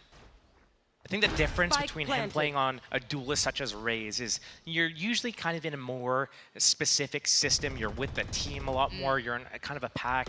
You get to a certain point and you do an execute, and you have abilities coming in left, right, center. You're going with the team. There's a lot of chaos going around, and it creates a lot of space for you. You create a lot of space for your team, and there's this kind of synergy there. And he thrives in that. He thrives in that. And when he's on an agent like Reyna on Icebox or Yoru on other maps, Breeze, I know that we don't get to see that anymore, but now he's on Haven. Yeah. It's where he's more of an individual. He has to make individual decisions. He's not with the team. He has to, when it's so clear, the path that's set out, the goal, and you're with the team and you're executing it together for the game plan, it's a lot easier for a player, a duelist like Durka, to be able to execute that than to be on their own, knowing when they're supposed to activate or deactivate and what decision, how they're supposed to react to certain information going around the map. And it's a lot more difficult for certain duelists to be able to make those decisions. The mechanics of Durka are so good, and that's why he's on this duelist agent. And when we see him on Raze, it reinforces that. It is interesting to see such a variety, isn't it? When you see from player to player, I know NA was kind of leaning in towards, you know, that Demon 1 Aspas, you know, comparison when you're talking about the two different ways, even to play just like a Jet, for example, and then how it looked from EG to NRG and all of this sort of stuff. But it's interesting, even in the minutiae, to kind of discuss Durka from when he's on that Yoru, the role he plays and his goal in mind, to this, where it seems to suit him much better. But pausing that, we'll see how it looks going forward, because it was a decent Haven for him as well, but I mean, it was hard to lose when everyone's firing as well. Everyone was on Everyone point, was working. and KC was also dropping the ball Yes. big time. So now we've got to see where this picks up. Does this even out a bit? Because KC are no slouches here. This is one of the maps. If you're looking at the map pool, it starts to lean better for them. First pick this time, Chronicle goes down. Now they can respond accordingly, right? You can see all the players coming over. Smoke goes in to stall out a little here. Paranoia comes in. Again, what do they want to do with this Magnum? Well, that's a little audacious. Got to be careful here. Does have the utility to bank on, so he knows they can't springboard instantly, but Fnatic don't have space here. They've been surrounded. They've lost a lot of that map control. Cutting off the rotations is Martin, though. It's going to be very difficult for Fnatic to be able to pivot. Even if they decide to go B here, they're getting flooded in from multiple different angles, including that flank on mid. Nightfall, that's still in the rate. That's got, of course, 3. That's big info, again, just on its own. Martin can just shoulder this if he wants to. He's keeping so much information. They're still going this way, and he can then collapse on those backlines if he feels like it. Did they get the spot on the info? He didn't. Oh, the timing on the jiggle. And Alpha's given them a chance, maybe a seed of doubt placed, and now they can pivot back, and that's what they're doing. 19 seconds, though. Tomasi still stands. Where do Fnatic go? They could walk in somewhat of the unknown, or they go and double back down towards B, but look at the space that they're going to be trying to go into. This is rough. Magnum's still here. Oh, a missed shot. That could have been round big done. Scan. There they are. Yeah, big info. Spike planted. That's going to be what they need. Nice from Narrate, takes down Durka. Can't quite follow up with the trades there for Tomasi. And now just Boaster gets swept aside. KC meeting them step for step across the map. Good work from Tomasi to keep that C site safe in the end. After that fight between, I think it was Alpha and Shin going Alpha's way, that created a small chance, and then it got folded in on. That was crazy timing. I was saying good smoke at towards the beginning of the round here. As soon as Martin gets this pick here, realizes no one else is here, instantly there's a smoke dropped at the entrance of C. They're blocking the C main entrance. They realize Fnatic is trying to come C in this situation, so that was a good trade. But then Tomasi, he's jiggling from the back of the site. Alpha slips right on the timing of the jiggle and is able to catch Shin, who's trying to use support utility. I think he was trying to re-smoke maybe the front of B main, and then that opening could have made a big difference. Losing that duel because of the landing inaccuracy on that box. Tomasi's able to clean that up. He's back. Interesting choice. Okay. Why? You don't respect the Killjoy off? I mean, I respect it when it's Alpha. I don't ever doubt Alpha anymore. We've learned the hard way. Turret destroyed. May take down my turret, but I'm going to take its place, apparently, is the line. But a little bit of a closer lean here from KC. Willing. Camera taken out. Okay, clear the camera. Willing to take a more of an aggressive posture. Shadows. Pressing that one way. But already you've got Durka a little ahead. He's already shifted over to that right side. The feet being spotted. And there's the punish. Durka just slipping a little bit deeper, unnoted. And now they've opened up a big chance. They can punish maybe these rotations. They still have players over towards this side on Rubble. That spike is still in the hands, though. It looks like I just highlighted the whole map, but that's basically what I'm highlighting is the fact that KC, they're trying to defend 4 different positions right now instead of just locking down and gambling. We're talking about other teams and how they would kind of play out these late round situations. Here we see KC is kind of doing that gamble on A, realizing it's not an A hit, they're moving back to C. And now this rotation to C together with that Sova on the flank, Magnum, this is going to be a really good rotation. The lockdown's going to keep them outside of the site, and that's going to actually drop Fnatic's guard a little bit. Planting from Mountain, taking Waterfall.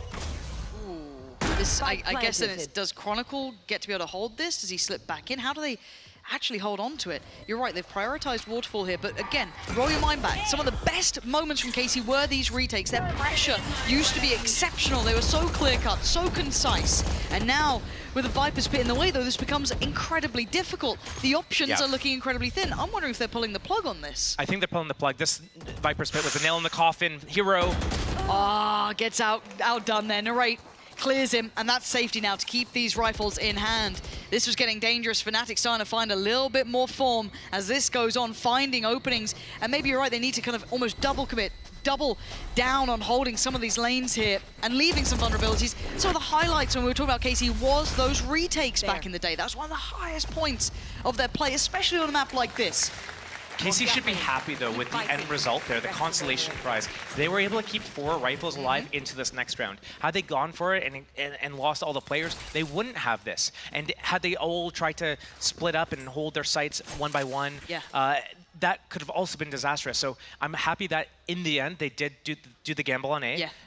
And then we went C, they tried to do the retake. Fnatic had a really good play. They took Waterfall off the back of the lockdown. They realized, hey, there's nobody in Waterfall, so it's gotta be either spawn or flank. They smoked off spawn, locked it down with a Viper's Pit on top of that, got away from Mound, so they got away from Magnum's flank, and they really just completely took control of that post plant. So that was a really good step for Fnatic to be able to secure that round, but I'm happy that KC was able to gamble. They chose the wrong site, they attempted the retake, realized, hey, this is not working, let's get out of here. And it's spurred on this timeout as well, because the scoreline may be deceiving if people are just tuning in and you're not quite sure what we're seeing, but thankfully we can see that little kind of progression here. Those first 2 rounds, you almost said it at the start, hey, remember the first map? They got the first 2, then there was that one moment. Starting to have some glimmers of that. Round 6, of course, the last one that they were able to convert in their favor. And you can see Eng probably just wanted to check back in, because once we've gone into these gun rounds, it has been drifting towards Fnatic's favor. So these 4 beside them, high value pickups. And Fnatic know that, of course. They're well and truly aware, so they even get a little check in themselves with their coach as well, get everything back in line, prepared for what's going forward. Very similar scoreline, almost exactly the same. KC actually lost rounds 3 through 6 and then won on round 7 on Eco. So very close. Oh, big pick off. That's massive work from Martin. This time turning up the tempo, getting aggressive, playing a little more volatile, but calling no man's land, and they've lost Narrate. They don't know about Shin, though. They have no idea.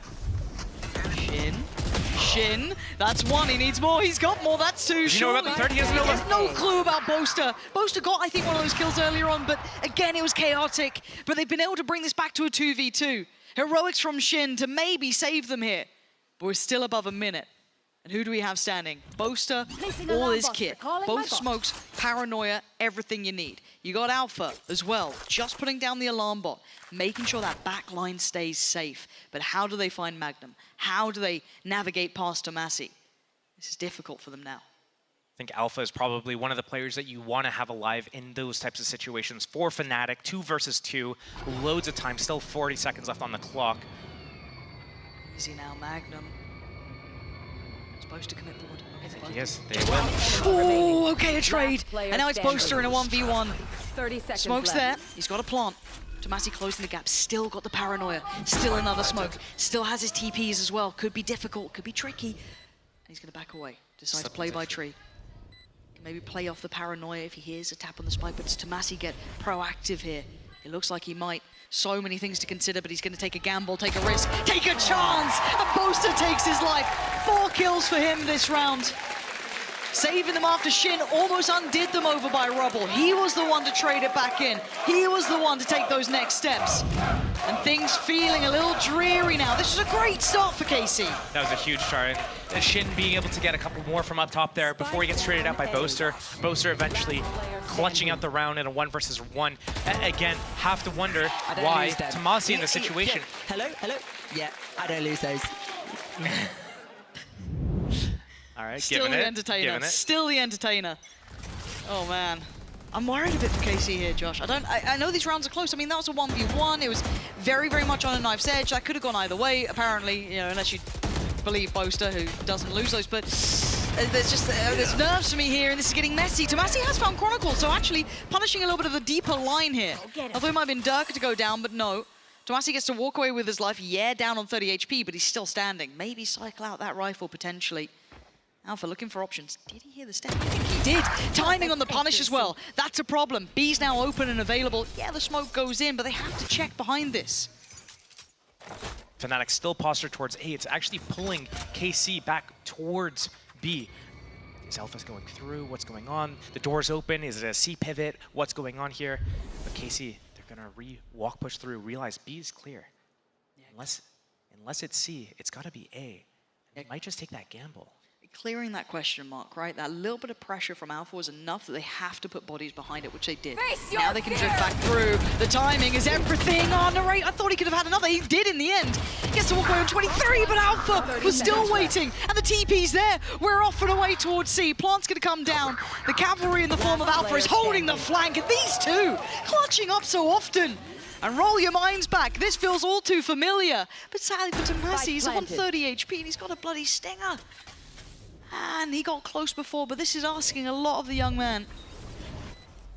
Hearing that utility go down, he's got to know they're close. The double together, both of them waiting. This time Alpha wants the 4K. He gets the reward of it. And Casey, this is going to take, this is a bit of a gut punch, it feels like. They're not getting what they want here. They do have a buy this round, but Josh, this has got to start feeling pretty horrific. This is getting to the point where...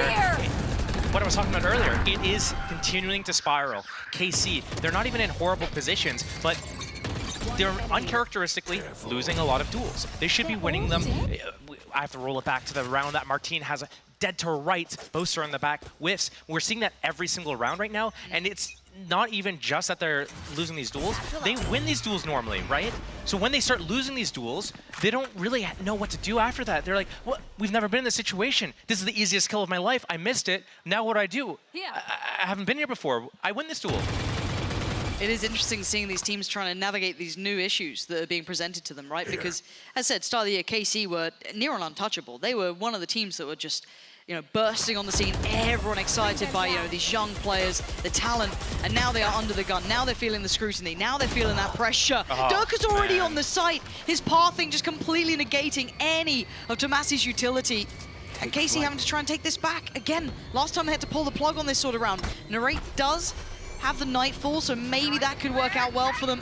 There it is coming in, and actually Shin and Martine starting to clear through. That's not bad for Durka though. Pain Charles back in, they're going to pop the ult on Martine as well. This is all going to be topsy-turvy, but Durka is just turreting around on the site. Martine can't even find him. Durka is backing away. He's being such a nuisance to try and clear. They have to try and deal with him. Fnatic digging in deeper. This is looking done for Martine. Can you go above and beyond for your side? 8 HP and a dream here. Durka has been a nightmare on the other side, and they don't know where he's gone. 3 already, and Martine trying to creep back in. It's all about timing, and it's one bullet needed. Durka this time with 4. We've had Boaster do it, we've had Alpha do it. Now it's Durka's turn.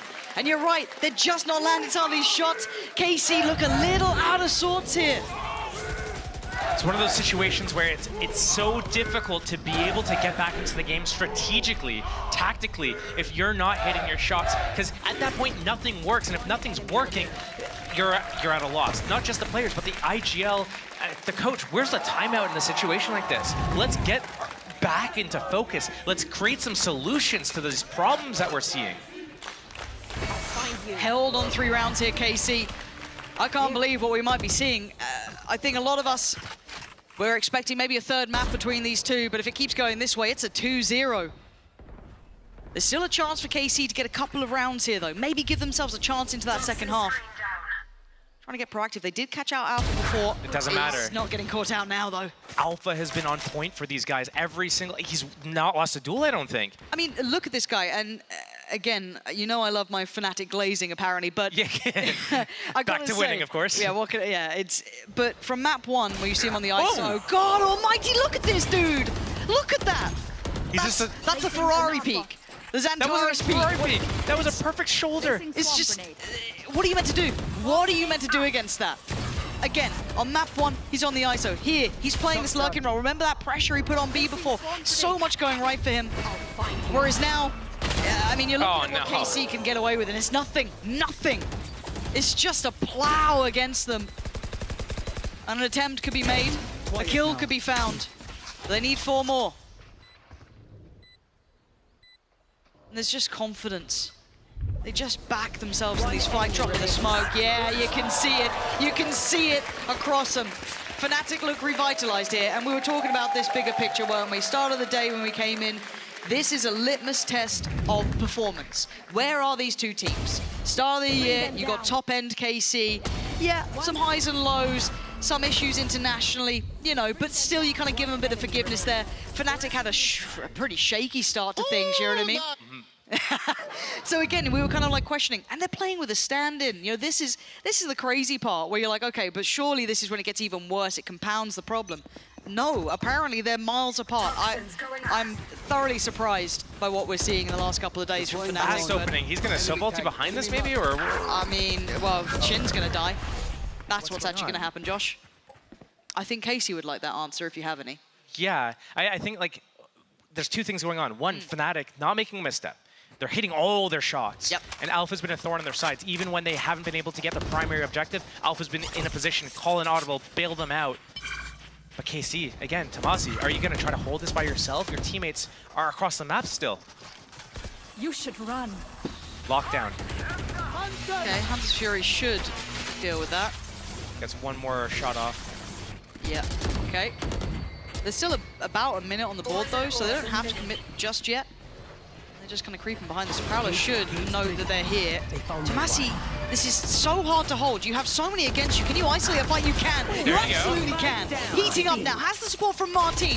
Better work. Better damage. Tomasi, the one-man army in Alpha though, the last man alive. If it was anyone else, I'd call it Raps. Unfortunately, Martin was the difference this time. KC make it up to 4. That's a glimmer of, you know, a shroud of what KC is capable of. We know that they're capable of it. They know they're capable of it. That's why I feel like we haven't seen many adjustments from them, because why adjust? It's just, oh no, I just missed my shot. It's not going to happen again. They keep doing the same thing. Fnatic on point the whole way through. Alpha just doing such a dirty job right now. I wonder if they're going to give him so much space on the defense around C to let him just be on his own and just do whatever he wants. Alpha on this defense side. I wouldn't be surprised if we see him pushing up. The scoreline doesn't show it, 9-7. Like, oh, he's not doing that great. Why are you guys, you know, beefing it up like this? He's been winning every single duel, and he's single-handedly, with just the opening, won at least 4 rounds for Fnatic. Yeah, it's impact frags, right? Yeah. Like, out of those 9, you got to argue the vast majority have given them almost the round off the back. It's been wild. As it stands, though, we flip sides. We hope that KC gets a bit more of a heartbeat to them here. We want to see a competitive game. Oh my god, the paranoia was so good, but that's the answer. KC a little disconnected from each other, but get the catch up on the 2. There's still life here. There's still a chance. Smoke gonna go in, doesn't really hinder them. Fnatic still in this 3v3 though. Durkin noted, they know one was on the flank. Spike planted. They probably know where Boaster put that paranoia from. So there's a good chance they've got a decent read here for this post-plant setup on KC. Sit very close on the site. Another situation where Fnatic is low, and KC hasn't been able to close out these types of rounds, but okay, but look at this they've been good up pistol. This crossfire should be good. You got Narrate on one side, and when they get contact, they can swing. They can swing. What is going on? That felt so perfect, Josh. That felt like KC had the perfect post-plant little setup for that, and then somehow Fnatic still win it. I'm actually speechless. They're going for headshots there. They don't realize Fnatic is so low. Just go for a body shot or two and you just get your kill. This opening from Fnatic was beautiful. The trades coming in from KC, you think, oh, they're in a position, 3-on-3, low HP on some of these players. We have A-site for free. This fight right here was everything, though. They didn't move together. They're whiffing shots. It's been the trend of the whole game. I said I was speechless, but that was a speech. Oh, it's a pretty condemning one here. Held on 4 now. Oh, KC. They're managing to stay away from the Seize nade combo, but Fnatic then taking the space off the back. We have Sheriffs coming out. I want to see one of these players step in here because, Narrate was meant to be one of the next young guns coming up, the ones to watch. Same with a couple of the other players as well. You can't really say much wrong about the KC roster. There's a lot of talent there. And it's weird to not see them on point. It just feels like something's off, something's in the water. It could be revealing a couple of positions. Magnum could be on the chopping block. While all this happens, it is a pivot towards B. Now, Chronicle has been very sharp today. I think he was towards the top end of the board. Might have been taken over by Durka by now, but already hindering their access to this. Magnum lost, Durka down, so a little bit of a trade out. Can KC find any more? I like what they're doing, trying to paint this intention of this C hit. Opening the door, lurk smoke towards C, and the walkout towards A. Boaster. Jump spotting from sight. He's going to get really good info off this. Don't know if he saw them there. He definitely knows now. He still has paranoia. He still has a smoke if he needs it. He just needs to live and buy time for his teammates to come here. Wait, where are they going? They're going back to C now. We already had Tamazi on the walk up here. As soon as they get spotted by Boaster, they're instantly getting confirmed. Hey, there's multiple of us here. We're back to C. Tamazi, he's going to take the space, but he needs to not overextend. He needs to be happy with what he has and play this down together. So tempting, isn't it, though, to take that extra couple of steps towards CT or waterfall. You're like, hey, guys, I got so much of this. Stay together. Massey, Chronicle, just reading the chance that someone slipped that smoke. Now, Fnatic using the limited amount of utility they have to clear quite close, just in case someone had tried to slip a little deeper. It is just Sheriff still, tricky, up against Bulldogs, and that Vandal on Alpha.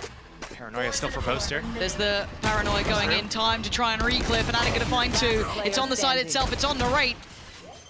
The guy who's their hero before, but today it's just not happening. Diffuse there for Fnatic, the retake's good. 3 stay alive.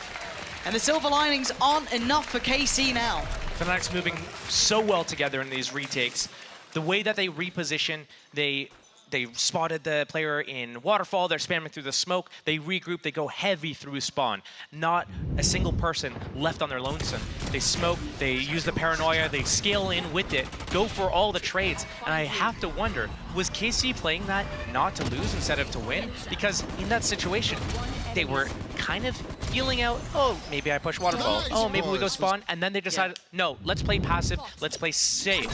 But when you play too safe, you give too much respect, and Fnatic disrespected them. Right.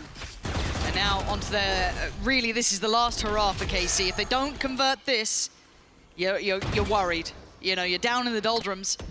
But Fnatic, they're on 10. Everything looking good, everyone hitting their shots, nice reads, nice retakes. You can't fault it. So KC, time to turn up. Already looking at both Durka's position over towards B. This will be interesting to see the value he gets. Paranoia goes in. Oh, Durka. Oh, okay, it's not as clean as you'd like, and he does get traded. Tomasi giving them a chance, but Hero then steps into the arena. Bloody hell, it's all on Tomasi. Again, this guy, how much can he be asked? He's got a 1v1. Chronicle, one side of the ring, Tomasi the other. Good timing on this reposition, Chronicle. He's gonna realize, not before long, oh, he realizes already. Just so smart. So cerebral. You can hear the Spanish casters absolutely popping off. Gotta love him. It's gonna be one of those tension-building moments because Chronicle's like, wait, he's not here yet. I'm gonna turn around just 30 seconds. Check When's that timing? One more time, I'm just gonna check B and I'm gonna turn around the wrong time. 25 seconds! He's got him! Chronicle, you said it though, so cerebral about it. Re-clearing that B site, double checking, and then he's got that internal clock ticking. I'm sorry. I'm so sorry. It's one of those days, you know? It's one of those days, KC fans. It happens. It happens. We don't often see this level up from Fnatic. You know, this has been a drought for them in the last couple of days. They've heated up a bit more, starting to look a bit better, starting to seem revitalized almost, with Hero coming in. Kind of a new lease of life to them. And for KC, it feels like being blown out of the water here. This is a very one-sided game. I don't remember the last time we've seen a kind of like a blowout like this, especially if Fnatic's able to close out here in the next few rounds. It's going to be very one-sided. 2-0. I can't believe it. Against KC. It just doesn't seem real, does it? But KC's still with a chance. Still got a Bulldog, 2 Vandals, Guardians. Desperate for a round to go their way in the Pain Shell and the Seas.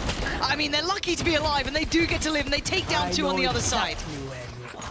Know what's coming their way now. Planted. Oh, that's better. There we go. A little bit of life in him yet. Chronicle and Alpha. One enemy remaining. Gonna be cleared out. KC, okay. This is better. This is a lot better. Where's this been? This is what they're expecting. They're just like, why haven't we been able to do this every round? We're playing no different. Hello. Chronicle. He's going to be hunted down here. Not many options. But for them, also, their money's pretty rough, actually, for KC. So keeping these Vandals is pretty damn important. And they found Chronicle there. And Andalusia flawless, finally for KC. Finally get in there. That's one. They gotta keep going though, Josh. This can't be just a one-off. They've gotta find success in succession. It cannot be a singular round. When we were watching the Na'Vi game, we were kind of discussing who are the top dogs of the region right now, and you obviously have Heretics at the top, absolutely. And then kind of in the next pack there, it's Fnatic, it's Foot, it's KC, and Na'Vi's kind of falling out of that. KC, if they want to remain in that, they need to get more rounds clean like that. They need to remember who they are. Now you're on the money. These guys, dangers through and through. Shin, one of the players who gifted them one of those 5 rounds near, and it felt like some of these moments on his shoulders. Need a little bit more from everyone though. It's, you know, it's across the board sort of effort. Gonna be, oh, look at this walk up. Oh, the timing. No idea. Magnum completely unawares. They've cleared that back line. This forces KC forward, investing the dimensional drift. Taking a glimpse through towards tree, it's cleared. Do they clear? I don't know if he cleared. I don't think they cleared him. I don't think they know about Chron. Oh, okay, it's fine. It's fine, apparently. Narrate's got his support. Why am I still worried? I shouldn't be worried. Narrate's still here. He's starting to heat up. That's 3 this round. Plant going to be coming in. Durka and Alpha, yeah, they got some ults, but look at the weaponry. Guardian and a Sheriff. You got to say Martin's good for this, and he is. This is nice. It's looking like 6. Can they keep 3 alive, though? Down to 2 here. There it is. Nice from KC. Couple of good rounds now back to back. I was getting a little bit worried for Martin because he was body shotable by both the weapons, the Sheriff or the Guardian, and that opening could have made the catalyst for Durka to be, okay, I'm popping the showstopper and going in.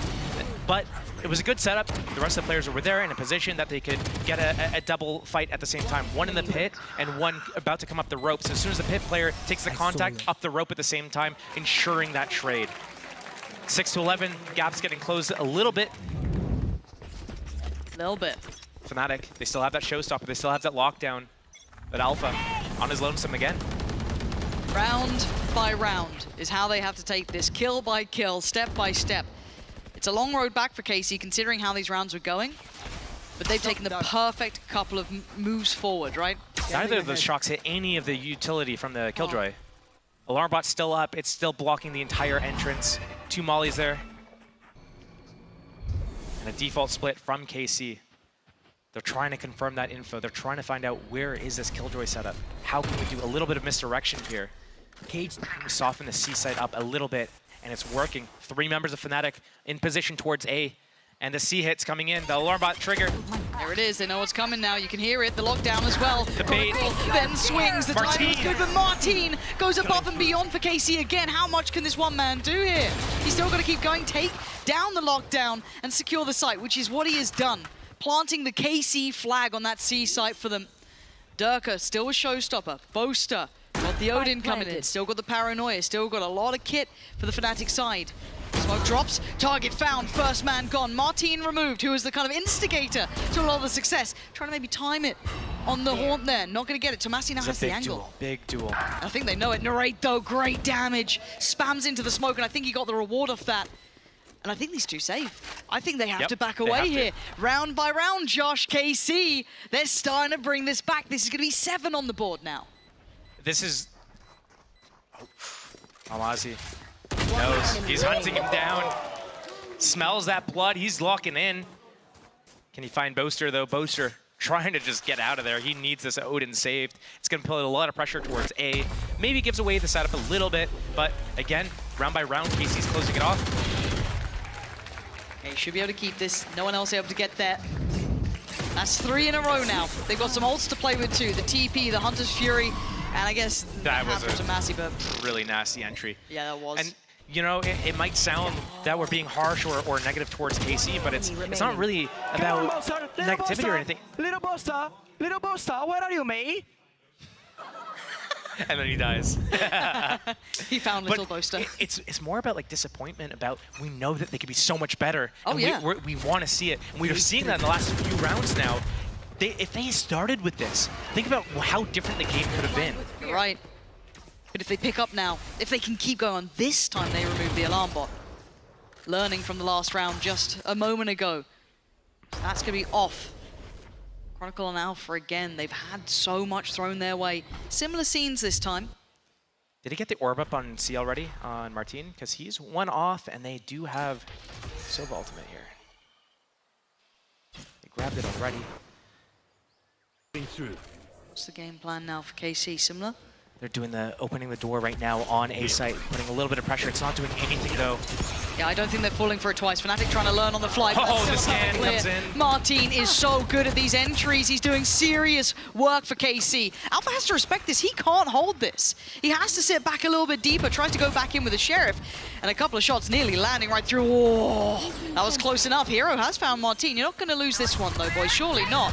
KC, this is the one that you close out on. Durka wants to get in, tries to post it, only finds the pillar. And now things starting to look a little dreary. Fnatic not finding that springboard forward, taking a couple of steps for KC, holding the line. Fnatic now down to 2, now down to none. KC, they are doing this. It is arduous and it's hard 4-4, but they are stringing rounds together now.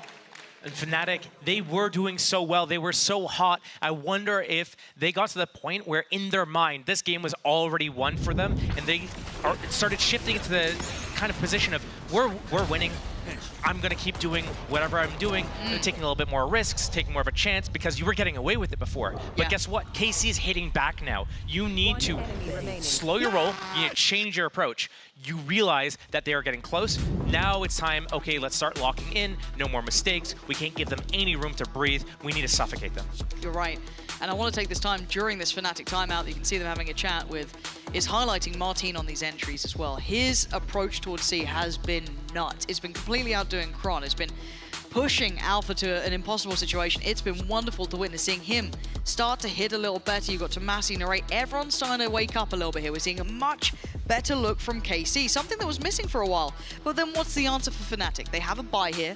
They have 2 ults. They've got the Viper's Pit with Chronicle, and they still have the TP with Boaster. Again, maybe not the most instigating sort of moments, but enough that they could do some serious damage in these rounds. We have to wait to see what the approach is, as timeout now coming to a close. We've seen a couple of gamble stacks from, not gamble stacks, we've seen a couple of bait setups. So Chronicle in the elbow bend there, trying to get baited into a setup so that he can catch people on the side. It almost worked one time. Martin got a flick off on him. Beautiful entry. This last round, though, dart, flash combo, Martin's able to entry that way. I think Fnatic needs to do more gamble stacks and start taking control of the map. But we've got Boaster and Durka here this time. That's a total switch-up. We haven't seen this before, nor have we seen him get this proactive. Okay, Durka's been noted. How long does he stick around on this? He can't stay forever, no. Forced to respect it, but burns a little bit of that utility early, so the dart's going to be used for now. So a little bit of a different setup. They're going to note that. KC should know now they're not up against the same sort of look, and it's a trade out. Magnum going to get boasted, but it's Dirk to find it, and Chronicle on the other side of the map. He's removed that one man. Normally, Tomasi's had a lot of freedom, a lot of presence to push there. Now what do they do with a man disadvantage? Martin still has his ult, and a dry fight for Dirk, trying to maybe catch a bit of the timing. So he is lucky to be alive. Hero in unison. This is not this round. This isn't the one you let slip, surely. It was after the timeout. It's worked well for Fnatic here. This looks like 12 could be happening unless Martin or Narrate, two very capable players, pull it off. Whoa. Martin, that's outrageous. You're counting your lucky stars to try and catch out Chronicle like that, and now it's all on Martin. Position was noted. The spike down in a really rough position for him. And for Fnatic, finally getting something going their way. A 1v4 is a lot to ask for with 30 seconds. 30 seconds left. This round, just the things that were kind of happening. Martin chasing with a Magnum chasing with a shock dart out. Martin's Euro ultimate coming out right next to Chronicle, and Chronicle got lucky once. Look at him. That's what you get for trying to do that to him earlier. Pop out with a double barrel in his back. 12-8. That could be the killing blow, but this was a round, you know, a little out of sorts. It was 4 in a row for KC. And this adjustment, this little switch up seemed to work so well, and KC slowing it down. They've called a timeout now as well. They've got to pull out all the cards here, all the stops, anything they got left up their sleeve. Now is the time to bring it through. No more mistakes. They can't get sloppy. Last round, I feel like they were getting ahead of themselves a little bit. They won 4 rounds in a row. They thought they were immortal. They got that opening pick on Boaster, but then they lose to Mozzie, to Chronicle opening the door at A from Tree, and then it's a 3-on-4, and they're stressing. They are feeling the pressure of the situation. Oh my God, we can't let this slip. They're going to be on 12 rounds. They're going to be on series point. I need to go and make this play at Waterfall. Boom, he goes down. Okay, I'm going to pop my Euro ulti and try to make an opening, and they're splitting up, and they're letting things just slip away from themselves, because I feel like that is the pressure that is starting to mount down on them. And this timeout from KC couldn't have come at a better time, because, well, I mean, if they lose another round, it's done for. They need to use any timeouts to talk about strategy, talk about emotions, talk about managing everything. Yeah, it's a lot to be said in a very little time. I want to see what the start is again. Okay, we've got the same switch up from previous, where we still have Boaster and Dirk over towards C. And the response is, go A, I guess. I mean, you're going in towards Alpha. You got Chronicle there still, and Hero. Looks like all 5 in on this one. Shin use his ultimate here. Chronicle down to 19 off the counter spam. That's nice, though. Unconfirmed damage, but it's nice. Fnatic been winning rounds with multiple players with like 10 HP all series. Is this going to be another one of those, like pistol round? But look at the position from Durka. Stole that space.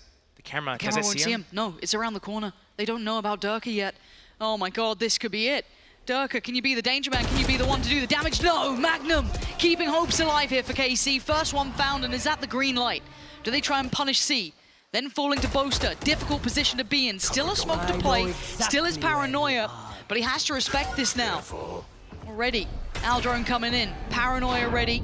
Trying to go for this little TP. It's a risky play, but it's good so far. Hero working off the back of all the information coming their way. The paranoia as well. Turns the flash now. KC have to re-clear the site. This is so difficult. Boaster could be an absolute danger, a menace in this position. Tries to get away. Out. It's bad. It's blow for blow. It's player for player, but look at the HP. Chronicle 19, Boaster 32, and Martin and Narrate in a much better position here, but they need that plant. They want that time on their side, and that spam, it could be disastrous. Big info. They still don't know about Boaster here. They know about Kron. Oh my God, no way. It's all on one man, Narrate. Oh, can he be the man to stand tall here for them? Nightfall, it's gonna catch. Boaster now has to just take a guess, take a gamble, and takes the kill! Boaster closes down on KC. And Fnatic win in 2. I cannot believe what we witnessed today. You could have argued Haven was Fnatic's, but when you looked at the rest of the map, or Lotus, Bind, you have had to have thought KC had that. But this is a new look Fnatic. They look revitalized. They look brand new. They look happy about it as well. They are, I mean, they've gone through so much this year to get to this point as well, right? They've been, when you're at the top and then you have that fall and you have to kind of climb your way back up, it is a climb. It's a struggle and it's not easy. And to be able to do it, I mean, right here, you can see exactly how much that is meaning to them right now. And on the other side, a devastating loss for KC here, but it felt like Fnatic were the better team today. It's hard to clarify in certain ways, because some of it was just pound for pound. Fnatic were hitting shots for a long time. Couple of key timeouts did bring this game back to a closer affair, but it felt almost inevitable with Fnatic after map 1 and that first half in map 2. One of the things that you can really learn from a loss like this, where you get completely blown out, 13-8, okay, not that bad on the second map. One of the things you can learn from is, hey, when we're not hitting our shots, when we're not having a good game, we need a stronger backup plan. What's our plan C for situations like that? We need to have something else in our repertoire so we can bounce back and pull something out. So this, in the long run, could make KC a much stronger team, and they already are a deadly team. Fnatic, though... Thanks, Boaster. Every time it's like you're hitting like a serious point, he just pulls that out. You're like, yeah, cool. Well, I'm nice done. One. Yeah, no, you're right though. This long term could give KC a chance to rebuild and come back stronger. They have to learn through the losses. And you're right, sometimes when everything's working, you don't pick up all those lessons. But here, it will be a stark reminder they've got some work to do. However, we have more for you today before we close out the entire show. We have the post plant coming up, and it's something you don't want to miss. I believe Boaster and Durka will be joining Yinzu and Kukuka. That is right, Pansy. They will be joining us in just a moment. But yeah, what a victory for them. Very dominant. I mean, it's crazy also the way that they closed the entire series. But yeah, very good performance from Fnatic. They're definitely back. Before we get the boys here, let's take a look at our pay safeguard play of the week. And Kukuka, this one goes to Camo with his fantastic ace. I think it was crazy. I believe this was the first day of this week. It was a very, very long one, but it definitely was an impactful one when we think about Koi and the performance that they had. Hopefully we will have the pay safeguard play of the week. But if we do see it, you guys will know it is an ace from Camo. But before we see that play of the week, I guess I can tell you guys about a limited time offer that pay safeguard has as well. You can get a €5 sign-up bonus and spend it on whatever you want, whether it's the team skins, whether it's the bundles. And here is the play of the week. Yeah, it was insane here on Icebox. I believe there was a lot of pressure to win this game against Giant X, and time after time, he was able to deliver. He also played incredibly today, but it wasn't enough to get the win. I think it goes to show how impressive that was, because there were so many contenders, I felt like, for the pay safeguard play of the week, but that one goes to Camo indeed. But let's talk about this series we just saw. Definitely how I did not expect for it to go that way. What about you? I mean, I like the Lotus. I like the adaptation. I like how they were pushed with the Euro and how they had to adapt. I think that Martin was having a banger game. It was very difficult to think about what to do against it and how quick they were going, how all the utility was falling into place. And still, Fnatic, they managed to come up on top again. But obviously, after that performance on Haven, how could they not? We have a lot of great rivalries, and I want to pitch Boaster versus Tomazi on Lotus for the rest of time. Because how is it that every time they play against each other on Lotus, something crazy happens? I think the trash talk was also very good with Tomazi saying, "Where's Boaster? Well, where's Boaster?" I'm glad you asked where he is, because he's here. Durka, Boaster, please come and join us. Here's the mic. Yep, here you go. Take a little seat. Congratulations on your victory over KC. I really particularly like the way that Durka decided to Dirk all over them and show them that it was Dirk in time, because you had a fantastic performance, Durka. First of all, how does it feel to play Haven again? I mean, it feels good after all of this time. I mean, it was probably my favorite map with Icebox. Now I'm not really friends with Icebox. I like Haven more. The friendship is over. The friendship is over. Moreover, what's it like to play many series at this point with no Jet? You've just been doing Yoru Rays or, you know, some of the other agents as well, but we haven't seen the Jet in a second. Yeah, I mean, Jet got nerfed a little bit, too much, and at this state of the map, well, I think Yoru comes in like really well on other maps like Haven, for example. You can play really well with rotations and do really good stuff with your util, and I feel like that's a bit more important than Jet just dashing out. Like I feel like I have more creativity and like have more freedom to make plays on Yoru than Jet. I wanted to know, was this always the idea for Haven to run a double duelist with the ISO? How do you end up here? Like, even if ISO wasn't buffed or something had been changed, was the double duelist something that you wanted to run? This came out the last minute?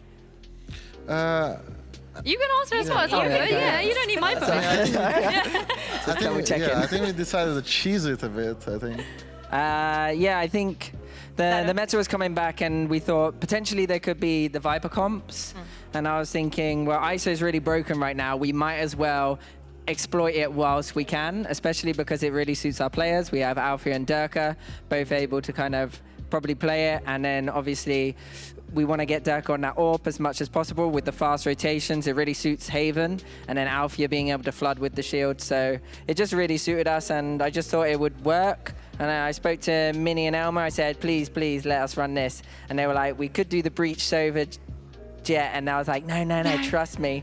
And then they started to see the light. And then we started getting cooking on it. And yeah, with Minnie's notes and Elmer's kind of prep for the defense side, we were able to kind of work on it every scrim. Not many scrims, but it was good. Was this you and Alpha begging? Because I know Alpha was definitely there with you, like, oh, get me on the duelist. Or was it, you know, were the rest of the boys on board as well? Was he sad that he had to play ISO? No, I said, Alpha, you're playing ISO, and he actually cried, and he was like, no, I really want to play Cypher. No, I'm joking. He was over the moon. I said, you're playing, I'm going to do it to the camera. So I said, you're playing ISO, and he was like, okay, I play ranked right now. And then that's how we got him to play ranked. Okay, but what about Hero also? Because he had an amazing performance there on Cypher. Did you guys expect it to go that well? Because definitely the ISO and the Euro were not like the big highlight of today's Haven. You wanna do it? Yeah, I mean, with Hero coming, I didn't really know what he's gonna play. I think we just switched up a little bit. Like, Chronic can play Sova, of course. Alpha can play double duels, and we kind of feel with Hero. I think he did really well. Like, he didn't have much time to prep with us, but I think he has done really well. He's really keen to learn, and like, really amazing guy and fun too to play with. So it's been really great. Honestly, it's just a Fnatic way, right? Every player that you pick up has always been like a hidden gem. Earlier you said that, you know, you and Icebox, you had a bit of a breakup, you know, not your best friend anymore. What about the agents? Is Jet still your, you know, your thing, or have you had a breakup with Jet as well? You got a new best friend? No, I think Yoru is my best friend. Ever since he got buffed and I started playing him, I'm like, this just gets stronger and stronger. And I think the more you play with him, I think the more stronger you get with him. It's like, I think the skill ceiling on that agent is the highest, and you can do like amazing things with it. It is fun to watch you guys play that. I want to talk about that Haven a little bit more because, as you would know, Boaster, it's not really the Viper Harbor is not something that a lot of teams do, especially in EU. The pick rate is extremely low, but luckily you have played against Loud about 3 times in 1 year, and Loud are like the godfathers of Viper Harbor. So when you saw that comp come up today, did you immediately think, oh, I know exactly what to do? I know the Sadak wars, I know the timings, or were you kind of like, oh, I'm a little bit confused? I think obviously the Viper was a lot more oppressive with the double spits and the longer wall and orb combination. You can put both up, combination. But no, I think after playing against Loud, I don't think anyone really can compete in terms of how oppressed we felt in the map. So when we played against Casey today, we had a different comp, so it kind of suits against this Viper. We didn't even get to do any attack rounds, which would have been the slightly more difficult side. But in terms of the way that Casey were playing, I think they weren't utilizing the comp to its fullest, but they've only had what, like couple of weeks, no, not in that, couple of days on the Haven to really get it down. So it's a comp that takes time, and Loud have a lot of reps on it, and we had a few reps on it playing against Loud, so yeah. Would you recommend the other teams to ban Haven against you? I guess no, because you want to play it. I was gonna say, yeah. You know? Yeah. Honestly, they could do what they want, really. I like 6 maps right now. Sunset, I don't even know what that map is. Like, I came on it, played Sova for a day because I had some lineups, and that was it. So, and we quick lost against Heretics. Lovely. Yeah. What about you then, Durka? Do you feel the same way about the map pool right now? Yeah, I mean, I like the maps we're playing right now. Of course, we don't like Sunset, but I think the other maps are just really good for us, and we're having a lot of fun. When Fracture comes back, it's over. I feel like that's right. Yeah. I was playing it in Swift Play today. I hope not. I hope not. I hope not too. Yo, Jimmy Lin has been You teaching need me to how watch to play Jimmy attack. Lin's attack side guide on. It's a sorry, It's that's a a meme, really sorry, deep it's a cut meme. meme. A very, very, very deep cut meme. Now you're not officially confirmed for playoffs yet, unfortunately. If we take a look at the standing, you still have to, prey on a couple of other teams' downfalls. You still have to win your games, and so on and so forth. But what are your views on just how competitive this league is right now? Because obviously you guys were also one of the teams that probably felt just how difficult it was last split too. I'll start with you, Durka. Yeah, I mean, at the start of the league, we had some problems. Like, we lost 2 games, I think. Kickoff, right, yeah. I mean, kickoff, was a bit hard for us. And even, like, split 1, we went 3-3. And it's like, everyone went 3-3.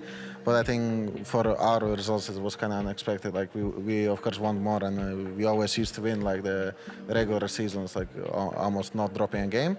But, yeah, I mean, it's fine now. Like, I feel like we're coming back. And I think we just gathered so many championship points that it should be just going for the championship points. I think it's the main goal for our team right now. What do you think? For me, I got a psychologist. Well, with the help of Yinsu. So, that's quite funny. I don't know you like that. So yeah, I was going to say. But for me, I the way that I think before games and like during games, I'm really trying to have techniques in dealing with it. So when it comes to also thinking about potentially qualifying for champs, and every game kind of matters, especially with the BBL game and then the other game that we played and today's game. Vitality game. There we go. I think, yeah, I just feel very relaxed going into these games, and I know I'm less focused on the outcome and more focused on how we can win. And I have little techniques to help me with that. So, yeah, I'm not too worried about champs. I didn't even know what the standings were. I didn't know that it carried on. That's so I thought healthy. we were 0-0, and everyone was 0-0. But then I was like, oh, wait, we're nowhere near playoffs, but now we've actually won 3 in a row. So we're looking pretty good now. And yeah, I just want to keep winning, keep focusing, and maybe me and the boys tonight hit up a bit of Dark and Darker. Of course. Which boys? Because Hero and Althea. Oh, you don't want to get involved, Durka? No, I was playing Elden Ring DLC. I was playing Elden Ring DLC. You will quit, just like he quit our guild. Yeah, Durka did leave our guild. This is the members of our guild right now. It was really boring. You can't say that live on there, but Don't yeah, say it. go. But yeah, I had a question. You're talking about the mental, the help and everything that you're getting. Well, next week you're going to be off. Do you think that is a break that you're going to? Did you know that you had next week off? Because he looked at me as if he didn't. I did now. Okay. Yeah. I knew it because we had the double week this week. So I was like, wait, when do we play next? And then it was like a longer week. So it's only Team Liquid left. So you're talking about the games that you didn't win and so on. You do remember that last year, the last game that you did not win was against Liquid. Oh, you mean in the finals? It's a different Liquid, to be Yeah, it fair. is. So we'll allow it. We'll allow that one. And yeah, I mean, I think for me, it's just we're going to use this now week break that we have with no kind of tournaments to really focus on and deep dive into maps, I think, and really think about our macro on all of the maps that we currently have. Also start maybe thinking about Abyss, because that will be coming into play eventually, and start thinking how that's going to work. And yeah, we just want to prep ourselves as much as possible for the Liquid game, and hopefully we win that. And then obviously I think then that's playoffs.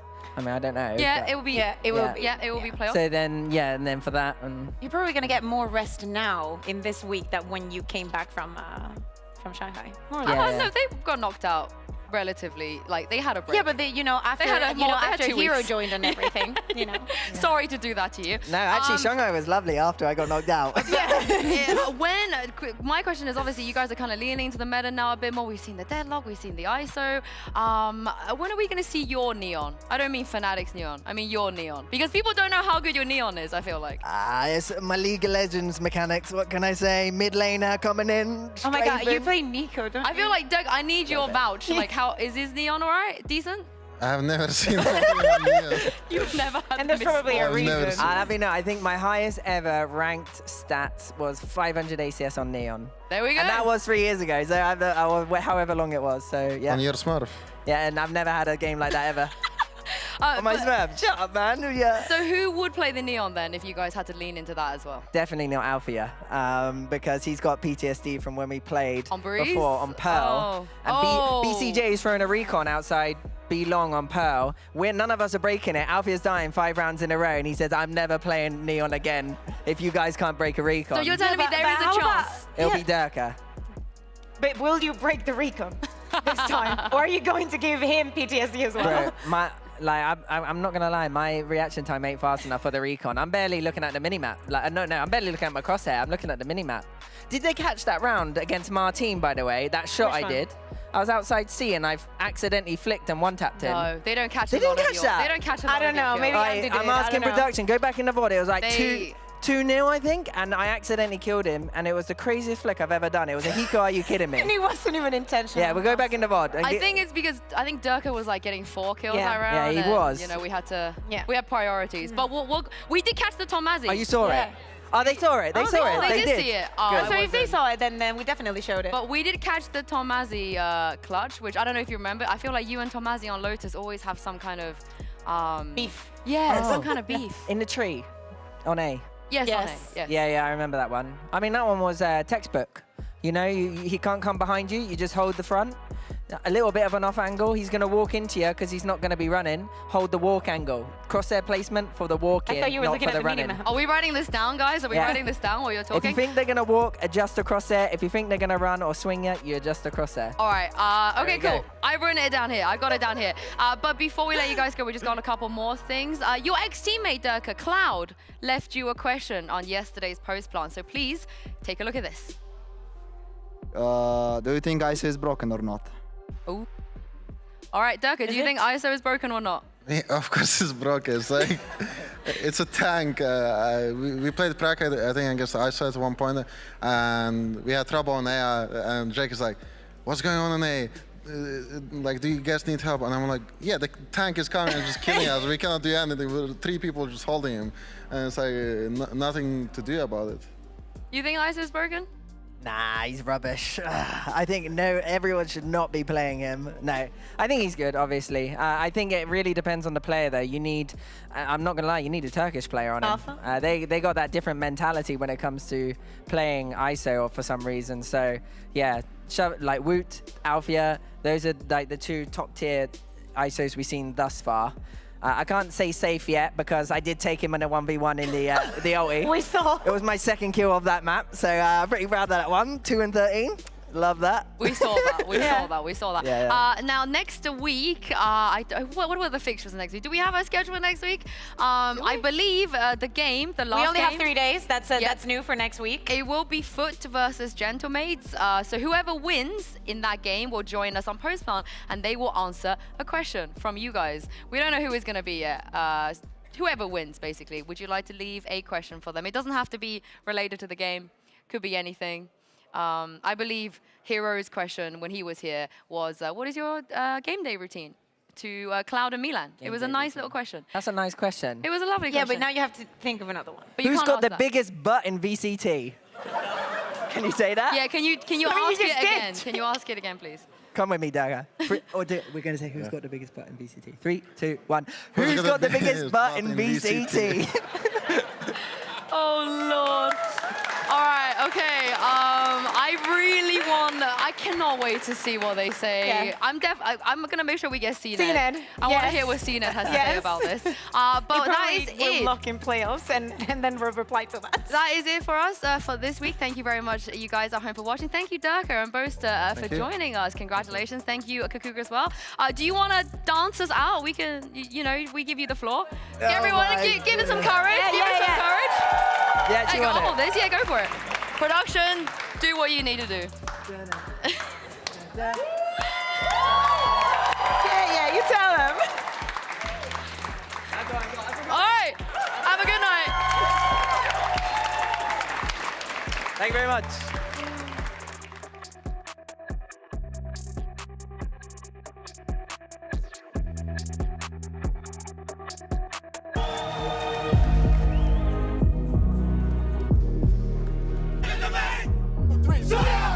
Koi win here. If they beat Gentlemates, doesn't matter what the map difference is, Foot will 100% be locked for playoffs. An absolutely perfect round from Gentlemates, and my god, the impact of Cadaver ain't going anywhere. But then he cannot push elbow. But he can. For Koi, what a turnaround this has been. The ball is most certainly rolling for the attackers. Buying to take a chance! What a play by Gentlemates! What is that from Tackers? Let's go, les gars! Super! Gentlemates will take that first map of Mitch with Split coming up next. I'm a worried man.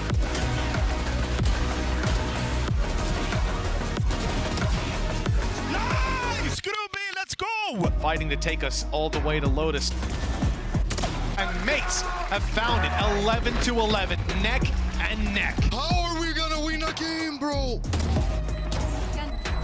13-11, back-to-back nail biters, but it's Gentlemates walking out with the victory. It's going to be the third time these two teams face each other this year, and it's always been a banger. It's time to bring out Fnatic and Carmichael on the stage. So much to be seen between these two. A real litmus test of who is towards the top. Hero! A moment to shine for the young gun. Martin wins his the hero again. This guy is fitting in with Fnatic like he's been in from the start. Nice, hero. Good comms. Fnatic, a clear-cut affair. 13 rounds and barely a mark back for KC. Lotus coming up next. Do they have what it takes? Can only be so quick when you got that heavy thing on you. Boaster takes his life. 4 kills for him this round. I've never seen you lose those. Hello? Yeah, I don't lose those. There it is. Nice from KC. Couple of good rounds now back to back. Boaster now has to just take a guess, take a gamble, and takes the kill! Boaster closes down on KC. And Fnatic win in 2.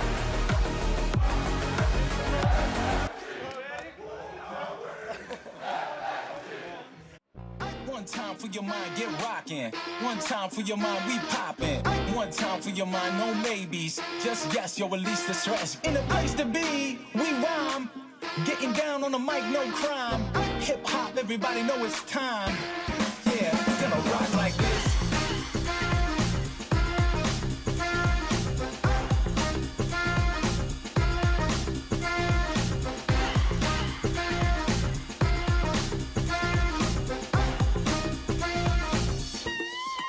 We're gonna rock like this. Yeah, we're gonna rock like this. We're gonna rock like this. Yeah, we're gonna rock like this. We're gonna rock like this. I just can't stop. No, no. Yeah, you got me, yeah. Ooh, no, I just can't stop.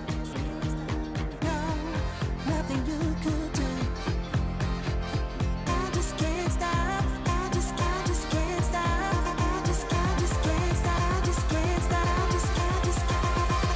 Rock the party, not stop like this. Gonna rock the party, not stop like this. Gonna rock the party, not stop like this. Gonna rock the party, not stop like this. Yeah, we rock the party, not stop like this. Rock the party, not stop like this. Gonna rock the party, not stop like this. Gonna rock